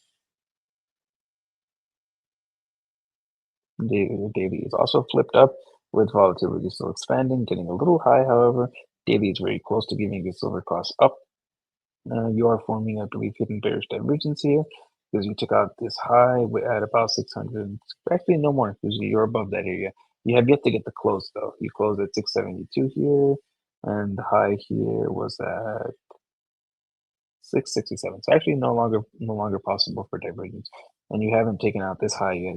So there was a possibility of hidden bearish divergence all the way around this point, but once you close this candle here, is no longer possible. You are getting a little bit of a front run of this 200 SMA now. So if you do lose this 100, we would look for somewhere down to about 660 to 650, but that likely will hold. And we do have a little gap speed down here at 618. 4 hours now starting to flip down. 4 hour does have a fresh silver cross now with volatility going into contraction, so you're likely going to find a higher low. And 4 hour jewels losing the buy signal, flipping into neutral, but this is right at the critical zone, so it makes sense to flip down here. And we do have a bullish cross with the pink above the yellow, so probably going to be one of those moves where you curve back down and then flip back up somewhere around the edge of the bullish control zone. That would go along with getting price a little bit of consolidation / pullback here, move down to retest this top 38.2% and this 9 EMA off of the silver cross for around $660, and then continuation upwards from there after this HPDR range is going to step up. Now we'll check RSI.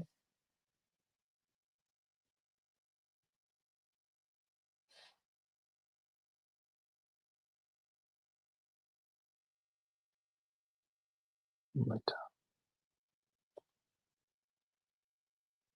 Made a local bottom here. That took us to new all-time highs.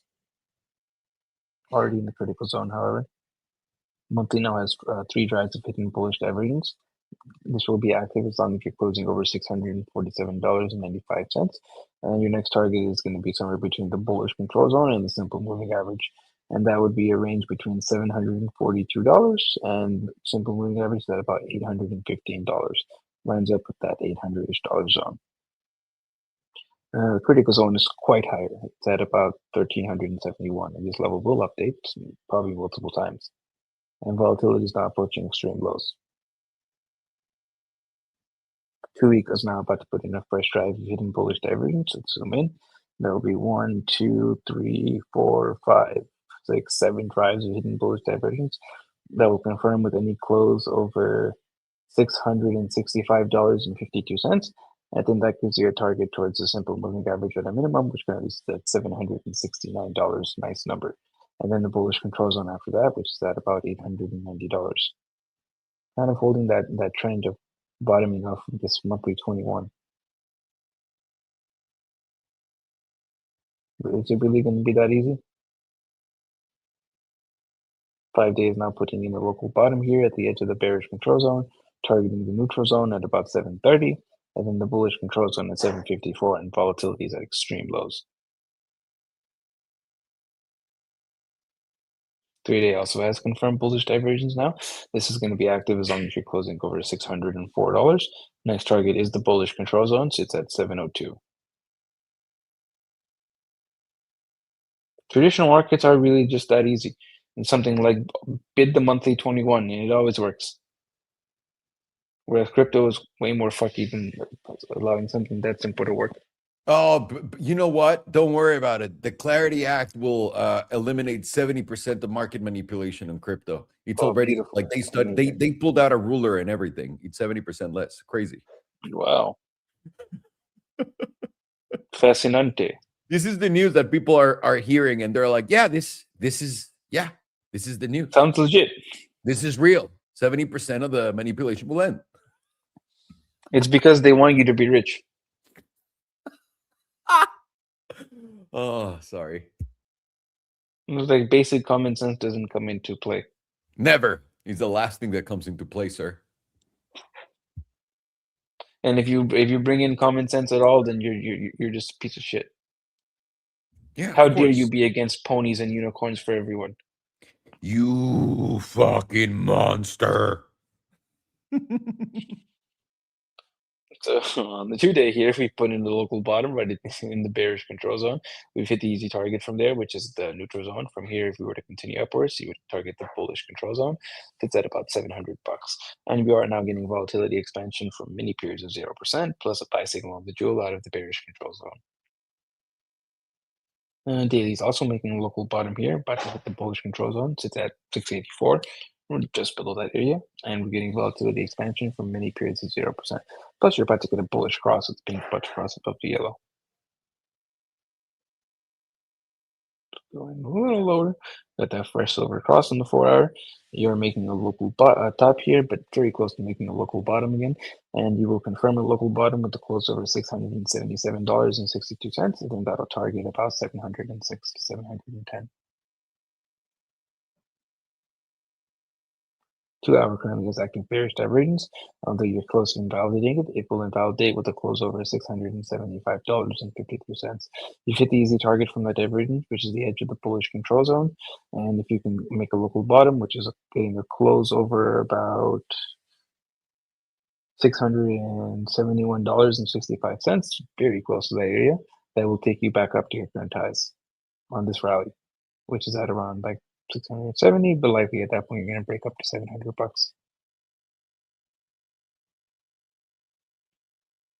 However, also has active bearish divergence. This will be invalidated with a close above same number, $675.53. And if you can validate that, that gives you a target between $700 and $720. And volatility is now at extreme lows. Let's look at momentum.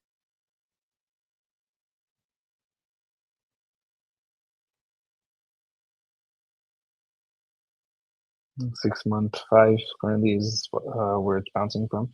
Actually, you didn't test the 9 that time around. You bounced, it looked like it from zoomed out, but you actually bottomed at the 5. And that's actually where we're bouncing from now. And momentum on the 6-month is going to remain up as long as you're closing over $670.31. Let's say $670. And let's see where we're flipping back up from. This is projecting getting out of the bullish control zone, exactly at the edge of the bullish control zone here. And now it's making its way back into the critical zone. It's insane to see that happen after such a huge move to the upside. Looks like it still has a lot more to go. Quarterly is currently flipped down with volatility contracting, looking like you're going to get some more consolidation here before your busting action, and you're going to remain flipped down as long as you're closing below $750. Monthly is also flipped down with bearish divergence and the volatility is contracting, and you're going to remain flipped down as long as you're closing below $758.50, and you're getting a rejection of the critical zone, which is nothing quite actually significant. And you're putting in possibility of hitting bullish divergence now that you've taken out all of these previous lows on momentum with price making a higher low, and that will confirm with momentum flipping back up. 2-week is currently flipped down, but it's very close to flipping back up. You have a drip of death and volatility expansion, and this will flip back up if you can close over $614.69. Nice number. And if this does flip back up here, significance of that will be that you took out this previous low of momentums that will, with a higher low on price, that will confirm hidden bullish divergence on the 2-week, which is a pretty high time frame, and that's going to take us back up to current all-time highs. Very close to confirming that. 2 days. Weekly is currently freshly flipped up with volatility back at extreme lows, and it's going to remain flipped up as long as you're closing over $637. 5 days also flipped up with volatility at extreme lows, going to remain up as long as you're closing over $650. 2 days also flipped up with a drop of life and volatility expansion from many periods of 0%. And it's going to remain flipped up as long as you're closing over $610. Daily is also flipped up with volatility expansion, and it's going to remain flipped up as long as you're closing over $611.69. Let's just bump it up 1 cent. Nice number. 4 hours can be flipped down, although it's very close to flipping back up with that first silver cross. Although it is a little likely here you might get a slight move down to sweep this low, tag the 9 EMA, tag the silver cross, get a retest, and then from there, momentum can flip back up and then run it up. And what will invalidate that move down is if you flip up the momentum here by closing over $673, and then from there, I'd expect that busting action. But I am leaning towards getting this little bit of a sweep of these lows to tag the 9 and then flipping it back up and then sending it from there. And 2 hour kind of confirms that by also being flipped down, freshly flipped down because you just got to close, and it's going to remain flipped down as long as you're closing below $675. So on the high time frames, this is still looking extremely bullish, especially with the 6 month flipping back up where it did flip back up from. We're right at the edge of the bullish control zone. You're getting volatility starting to contract from extremes. So whenever you do get your double extreme, it's likely going to come along with a pretty massive move up because the second extreme is usually bigger than the first one, and the first one saw how much of a move up?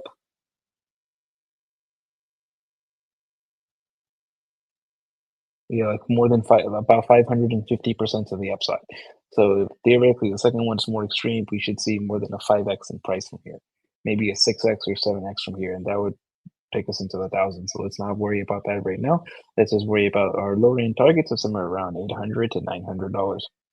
And right now, with momentum flipping back up on the 6 months, right at the edge of the bullish control zone. On the quarterly, you do have momentum flip down, but you're still below the critical zone. And on the monthly, you have momentum flip down, but you're putting in possibility of hidden bullish divergence now, and that will be confirmed with momentum flipping back up. On the 2 week, you're very close to confirming that hidden bullish divergence, and it will confirm in about 2 days as long as you're closing over $615. And it really comes back to the same trend that we've been seeing all along, where the way where you've been bottoming at this 6 month 5 EMA and then going to new all-time highs, or if you look at the monthly, it's right along this monthly 21, either the 21 or the 5, and from there you've been going to new all-time highs every single time off of that. And on the low time frames, you are now seeing a 4 hour silver cross to the upside. Momentum is flipped down, so I would expect a little bit of a move down to tag that 9 EMA, right around like $660, not really much lower than where we are now. And then from there, I do expect the higher time frames to take over, put in that hidden bullish divergence, and then send us up to at least tagging our current highs right around like $800. And the invalidation will be simply just getting a drop below about $479.80, or on a closing basis, getting a weekly close below about $581.25. Either one of those two things, and I expect for a move down into the fours, somewhere around like $420. That'd be interesting. This one's a crazy hard one. I personally think just the entire market's going to come down just based on the bonds and all that shit. But dude, this, like, just think about it. Meta at some point, Mark's going to be able to fire everybody and just run that company on his own. I know it sounds crazy, but I promise you it'll get there. So that's so fucking profitable. And as always, the question is, well, that's great, but if no one has a job, who's going to buy these things? So I don't understand what's going on. Really in a weird spot. Anything else you boys like to say or look at before you go? For me, just Bitcoin around that $92,000 area. If you can start to get even 4 hour closes over 92,200, then that brings back that original idea of retesting somewhere around 100 to 103,000, and then likely getting your rejection there, and then continuing down. Reject that 91, 92 area, and likely going to locally top there and dump from there. Yeah. Bitcoin for me held the 4 hour buy trigger, which gave us a bias to go back to around that 90,300, 4 hour EMA 100. So we've done that. Now we're just gauging to see if we start breaking down from here or breaking down in February, but really should start seeing a breakdown soon, in my opinion. All right. We'll keep an eye out on it. Thank you, boys. Appreciate you. You guys have a fucking amazing day and see you Friday here. Thank you, boys. Buenas tardes and hasta luego, muchachos. Coach Luego, Loco signing off. motherfuckers. Adiós. Vale, meta, damas y caballeros. Güey, esto es lo que definitivamente no... Estamos entrando en un paradigma, en una realidad muy diferente a todo lo que hemos vivido. Y creo que es muy importante para todos ustedes entender esto. Y es, personalmente, siempre he podido ver a futuro.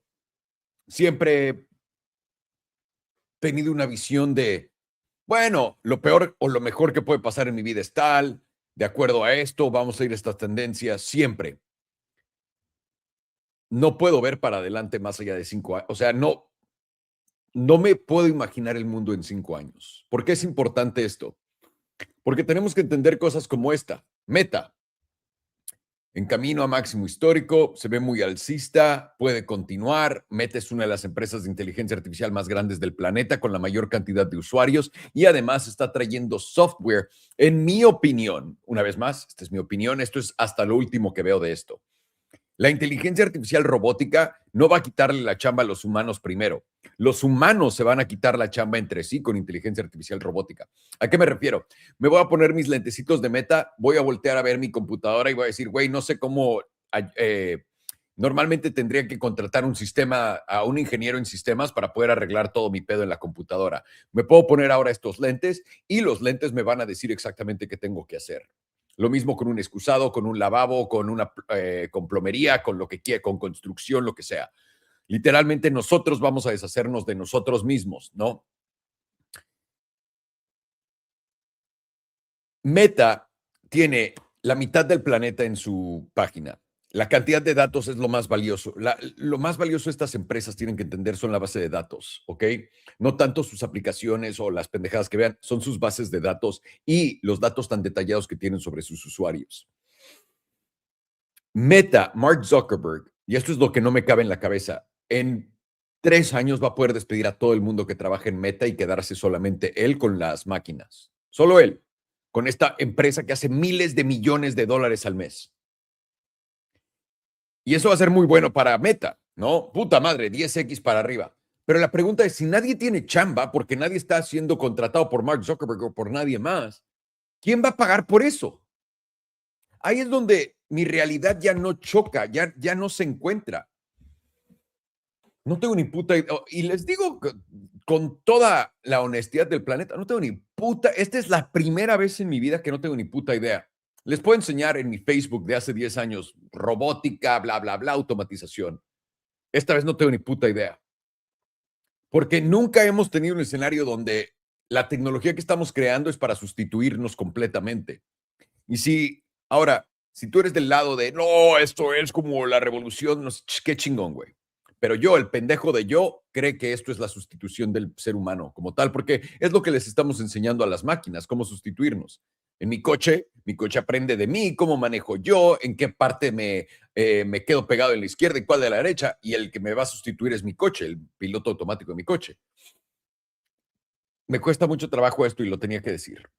Si alguno de ustedes tiene una buena idea de cómo funciona esto o tiene alguna teoría, ¿no? Porque lo que estoy buscando a fin de cuentas es simplemente un pensamiento. Estoy buscando pensamientos fuera de mi cabeza. ¿Cómo vergas va a funcionar eso? Si alguien tiene una respuesta. Gracias. Ok, ya los dejo y vamos al análisis de Meta como tal. Damas y caballeros. Bien, tenemos una línea alcista que hemos visto, esta línea azul que continúa yendo para arriba, y esto fue lo que encontramos en el fondo de octubre del 2022. Desde entonces esto ha hecho un 7X, casi un 8X. Si no me lo creen, lo vamos a medir como mi nepe en la escuela, y 780%, un 7.8 por X, ¿no? En tu lana, desde octubre del 2022. Ahora, ha estado esta mega tendencia alcista. Desde entonces tocó una vez acá en diciembre del 2022, cuando nos prometieron la guerra con Putin, y no lo volvió a tocar hasta los aranceles. Y ahora, lo raro acá, volteas a ver Momentum y todo en esta tabla, tiene cara que va a ser alcista, pero yo voy a negarlo, voy a decir esto. Ya veniste y lo tocaste una vez. Ya veniste y rápido lo tocaste otra vez. tengo esta, parecen unas bolitas. Está haciendo altos más bajos. Sí, te estás llevando todos estos bajos y tienes un bajo más alto acá que parece que ya frenó, pero hasta que no te lleves este alto de acá en los 709, literalmente con todas estas velas simplemente subiendo, si no te puedes llevar los 709 aquí arriba, estás simplemente preparando un rechazo que te podría dar el siguiente nivel, que es el que comentamos, los 556. Se me haría muy importante poner atención acá. En todas las temporalidades, voltea a ver meta, o sea, cabrón, ¿cuál es el promedio de la caída? 40%, caídas grandes 70%. El promedio normal está aquí en 40. ¿Ya lo vimos? No. Pero una vez más, volteas a ver esta tabla y podrías decir, güey, suelo, tope, suelo, porque no te llevaste con esta vela el piso y vas a continuar a la alza. La cosa es, estás por debajo del promedio del 5. Ahorita va a ser muy importante poder romper los 675 a la alza. Si no lo logras y te quedas debajo del promedio del 5, la última vez que te quedaste debajo del promedio del 5 fue los aranceles, tío. Y te llevó al pito. Y esta sería la única vela. Todavía faltan 2 meses y 4 horas, cualquier cosa puede pasar. Mensualmente hablando, volatilidad está preparando un setup de no mames, algo que no habíamos visto desde el 2020. ¿No? Es la volatilidad que estaba ofreciendo Meta. Así que algo nos dice que va a haber un movimiento bastante brusco en Meta. Alto, bajo más bajo. Y ahora, este ya fue el alto en los 711. Es la pregunta del millón. Además de que tuviste 1, 2, 3 y este sería tu cuarto cierre si lo cierras por debajo del promedio del 9. Aquí en la mensual yo pondría más atención que en ningún lado. Si en la mensual no te puedes llevar el promedio del 9 en este cierre, y esto faltan 2 días, güey. En los 667, esto puede estar jugándote una trampa. Y ve la topera entre algo así. La siguiente confirmación de la vela topera puede darse en las siguientes 6 velas mensuales por debajo de 637 o por encima abajo de 711. Tienes un cierre abajo de 711 y ya chingaste en Meta. Va para arriba. La tendencia es alcista, ¿no? Y aparte, la zona alcista para Meta está en los 650 en el mes, en momentum. Entonces, siempre y cuando de aquí al viernes no cierres por debajo de 650, esto debería continuar siendo alcista. Vamos a ver si es cierto. 2 semanas, tienes volatilidad expandiendo, pero en realidad está yéndose de lado, no nos dio ningún setup. Tienes esta vela de indecisión, tienes esta caída que está aguantando con un bajo más alto que el pasado. Y una vez más, todo va a depender de esta vela. O la siguiente, vamos a romper los 690 y después los 711, va a ser crítico. Si no podemos romper los 711, nuestro próximo alto va a ser acá o donde lo haga y vas a buscar un bajo más bajo. Y ahora, ya veniste a retestear todo esto varias veces. Si lo llegas a retestear una vez más, probablemente rompas, subas y rechaces. Semanal está preparando un setup de volatilidad potente, tal cual como lo hizo en octubre del 2025, tal cual como lo hizo en enero del 2025 y tal cual como lo hizo en octubre del 2023 con el setup de jamás. Esto viene de más abajo, así que nos debería dar un mejor resultado y esperemos a la volatilidad contraer. Por ahora, puedes ver acá en la semanal, estás por encima del promedio del 21 y el 34. Cerrando por encima de 665 te pone en una buena situación donde te sugeriría que vas a continuar a la alza. Y cualquier cierre por debajo de lo alto de esta vela, 661, nos diría, en realidad no, tienes que esperarte a que cierre esta vela y que tengas un cierre después de ella por debajo de esto, porque esto puede ser el tope y simplemente confirmarías el tope debajo de 661. Diaria, tienes setup de volatilidad expandiendo ante esta subida y ahora se está yendo de lado. Otra cosa, estás por encima del promedio del S&P 200. Has estado abajo y estás por encima. Va a ser cosa de ver si el 200 y el 100 van a aguantar acá. Esa va a ser tu primera señal justamente acá en los 660. De perderlos, voy a ponerme mucho más bajista. De aguantarlos, soy alcista a nuevo tope y a máximos históricos. Lo único que tienes que hacer si eres alcista es, güey, ¿quieres entrar en un trade? No lo tienes. Estás en medio del rango. Estás acá y tu tope está acá y tu fondo está acá. No hay cómo jugar esto. Acá lo fácil va a ser esperarte. Uno, a confirmar, cerrar por encima de 711 y cualquier pullback es donde te metes para ser alcista.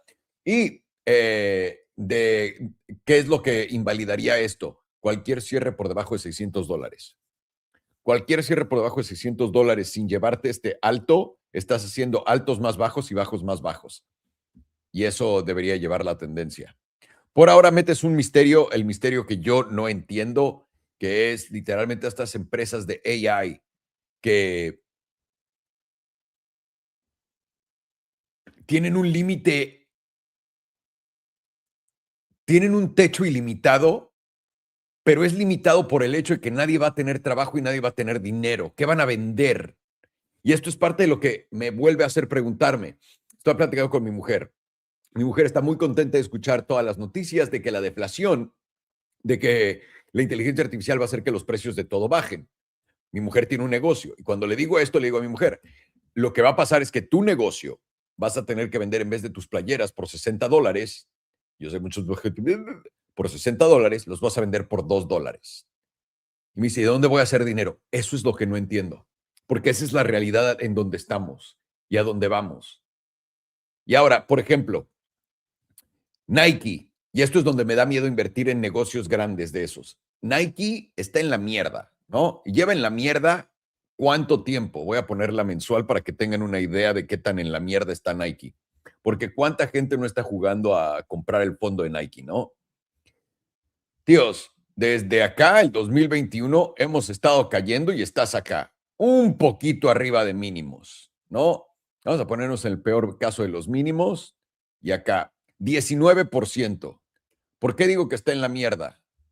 Jack in the Box, mínimos, de aquí a donde hemos llegado, no, mínimos, perdón, estoy tomando mi entrada. Es un 70%. ¿Ok? ¿Por qué llego a esta referencia? Si Nike ya hubiera encontrado su fondo, que ahora lo puede estar haciendo ahorita, ¿no? Este hombro, cabeza, hombro invertido. El problema grande de Nike y por qué está en la mierda y continúa estando en la mierda y lleva años en la mierda y no tiene cara que va a salir de la mierda. Y esto es donde tenemos que poder conceptualizar las nuevas empresas que van a ser ganadoras. Para mí Nike es un perdedor grande, fácil. ¿Por qué? Porque Nike tiene que armar otro tipo de negocio para poder subsistir. Lo que estamos viendo en el 2026 son marcas de moda que hacen un chingo de ropa muy rápido y la venden por nada.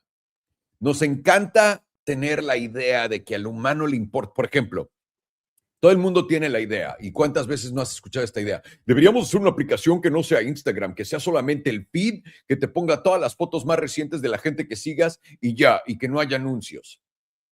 Todo el mundo, cada que digo esto, es, yo me subo, yo lo hago. No es cierto, no es cierto. En cuanto llegues ahí y subas cosas y nadie le dé like comparado con los likes falsos que te dan en Instagram o las vistas falsas que te están poniendo, no vas a hacerlo. Porque no estás ahí por ti, no estás por tu salud mental, no estás por lo que te funciona. Estás ahí porque quieres algo que no entiendes por qué lo necesitas, esa atención de otros. La posibilidad de volverte viral y ganar millones. El mes pasado hice 4 videos que tuvieron más de 8, 10 millones de vistas en Instagram, o 3, lo que sea. Me pagaron 44 centavos. No sé cómo vergas ustedes estén sobreviviendo eso. Gracias a Dios no me dedico a eso. Porque, verga, ¿qué tengo que hacer? ¿Videos de 100 millones de vistas cada uno para hacer $1,000 al mes? Y les puedo enseñar el recibo, no es mamada. Gané 11 centavos, un pedo así. Y esto es lo que enseña a todos ustedes. El ser humano no es inteligente, no está buscando lo mejor para sí mismo. Por eso la trampa de cripto funciona también. Cripto es descentralizado. El gobierno no te lo puede quitar. Va a subir de precio y el dólar se va a ir a cero. ¿Quieres cripto? Tú no quieres cripto porque sea mejor. Cripto es rastreable al 100%. Es la peor cosa que puedes tener como dinero rastreable. Si no confías en tu gobierno, lo peor que puedes dar es toda la visibilidad en todo lo que haces. Sobre todo entendiendo que blockchain viene a literalmente hacer todo el mundo real y digitalizarlo en tokens. Si entiendes lo que significa eso, entiendes lo horrible y lo pésimo que es cripto. Aparte, es público para todos ustedes, no para los gobernantes ni la gente que está a cargo detrás de. Perfecto. Tienes todas las de perder. Güey, pero es inconfiscable. Entonces, ¿cómo es que los gobiernos tienen Bitcoin confiscado? Ok. Bueno, no es inconfiscable, pero está descentralizado. Ok, si quieres vender tu Bitcoin fuera de un banco que es centralizado, ¿cómo vergas lo haces? Y si no puedes porque estás sancionado, nadie te va a comprar tu Bitcoin por lo que crees y lo pueden rastrear de aquí al fin del mundo. No funciona así. ¿Cómo nos convencieron? Porque queremos hacernos ricos de la noche a la mañana. Si esta monedita, el out season puede venir, tengo todo mi dinero aquí, me vuelve a hacer rico de la noche a la mañana. Eso es lo que tiene la gente pendiente. Ahorita lo que nos están ofreciendo todas estas empresas es riqueza ilimitada para nosotros, abundancia total. No es cierto. Ellos pueden darnos abundancia total hoy, imprimiendo dinero. No lo hacen, no es parte del sistema monetario. Mucha gente que no crea esto y que me vaya a poner, no se puede, si imprimieras dinero causarías inflación. Ok, sale, qué chingón. Por eso nos la están metiendo en este momento, con todo lo que están haciendo. Y nos están diciendo que nos van a dar abundancia y que todos vamos a tener todo y que todos vamos a ser ricos y que todos vamos a tener todo lo que queramos. La realidad es que la gente que tiene dinero va a tener esclavos robóticos por nada de dinero, van a poder hacer todo lo que quieran por nada de dinero, y toda la gente que no tiene dinero, ¿qué? Eso es lo que yo no entiendo. Porque no, ahora, díganme y llámame lo que quieras, pero no confío en que nuestros gobernantes cambien el plan de todo y hagan que todo el mundo esté contento todo el tiempo y que tengan todo lo que quieran. Puede que esté loco, ¿no? Porque yo sé que ustedes han visto en todos sus países que hacen todo lo posible para hacerlos felices a todos ustedes. Yo no creo eso. Yo creo que nos están diciendo a todos que eso es lo que es para que podamos seguir todos el tren de IA y pollarnos parados como lo hicieron con cripto. Como lo están haciendo ahorita con todo esto, ¿no? Una vez que pase el acto de no sé qué, es para el dólar, güey, no es para cripto. Es para el dólar. No entiendo cómo funciona este futuro si no muere un chingo de gente. No tiene sentido alguno. El valor de una persona lo estamos llevando a cero, a menos cero, porque aparte consume, no aporta, pero consume. Si solamente estoy viendo a la gente con valor, tengo que deshacerme de los negativos. Y los negativos son un chingo. No estoy hablando de gente que tenga una visión negativa del futuro o que sea negativo en su día a día. Pues, güey, si la IA puede hacer tu chamba, que puede hacer la de todos nosotros, todos, sobre todo la mía, la de todos nosotros. Para la sociedad, si yo no tuviera dinero, la sociedad tuviera que pagar por mí y yo sería un menos en esta sociedad. Y si ese es el caso y toda la gente rica tiene robots que pueden hacer lo que quiera, ¿para qué estoy vivo? ¿Cuál es el valor que traigo a esta sociedad? Más allá, obviamente, de lo hermoso que es un ser humano y la creatividad y la verga. Pero fuera de pedo, no tengo valor alguno en esta sociedad. Entonces, lo que tiene que ocurrir es que muchos mueran. Y ahora no estoy prediciendo que vaya a ser el caso, pero no tiene sentido para mí nada más. Si me pueden decir, por favor, ustedes cómo lo ven, se me haría muy interesante poder repasar esto. Y también les quiero decir a toda la gente en X, los aprecio de corazón, que me escriben y me responden en todo esto. He dejado de contestarles porque no entiendo cómo funciona esto, no estoy haciéndome el que lo sabe. Hay un güey que está mega obsesionado conmigo, mega, pero hace videos en contra mía, se vuelve loco, todo. Pero el güey es bipolar, un pedo así, porque también está enamorado de mí, crea cuentas para platicar conmigo. Ese güey me ha llenado todo mi X de bots, todo. No sé por qué, no sé si lo que quiere es hacerme desaparecer y que el algoritmo me vea menos o lo que sea, ¿no? Igual y sí, está perfecto. Porque a fin de cuentas me da igual y hoy tengo más vistas que nunca. Así que gracias. Pero en todas mis respuestas está poniéndose él como diferentes personas y todos tienen en común, siguen a Elon Musk, siguen a Donald Trump, siguen política y siguen a Messi y a jugadores de soccer, todos. Y todos son cuentas que retuitean cosas.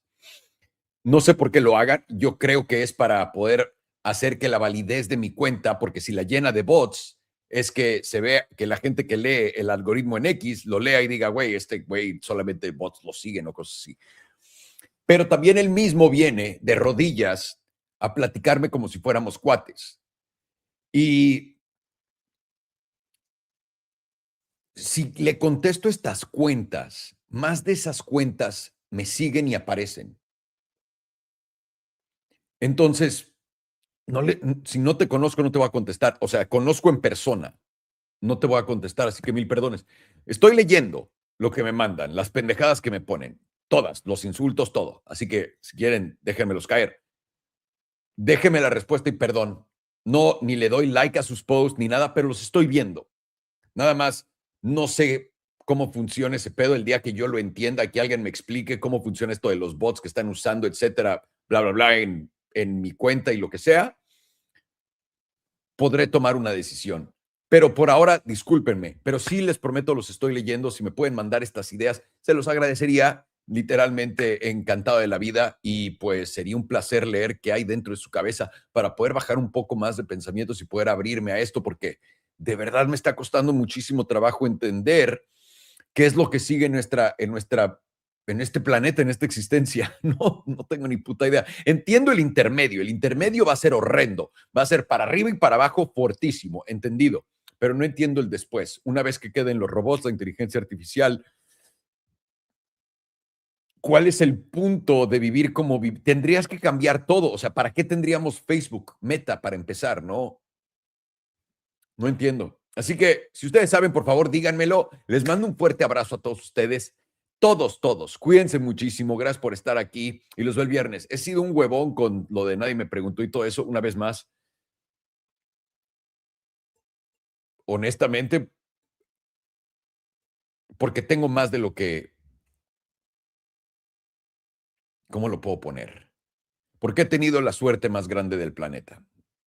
Es todo. Y honestamente eso me hace querer hacer más de las cosas que me gustan todo el puto día. Me gusta hacer esto, pero me quito las ganas con estos. Y no me interesa la atención, no me interesan las vistas, no quiero que bajen mi podcast, me vale verga.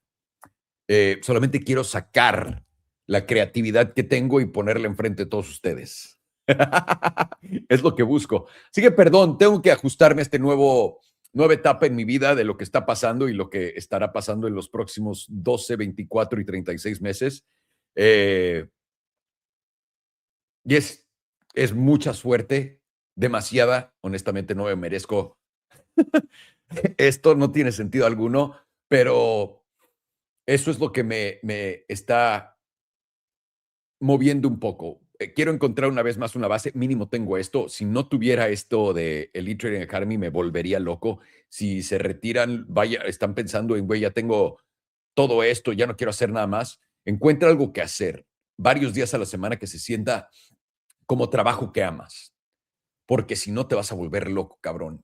Loco, y vas a tomar malas decisiones. Y con eso los dejo. Les mando un fuerte abrazo a todos. Gracias por todo de corazón. A todos. Pórtense bien y nos vemos en la próxima. Gracias.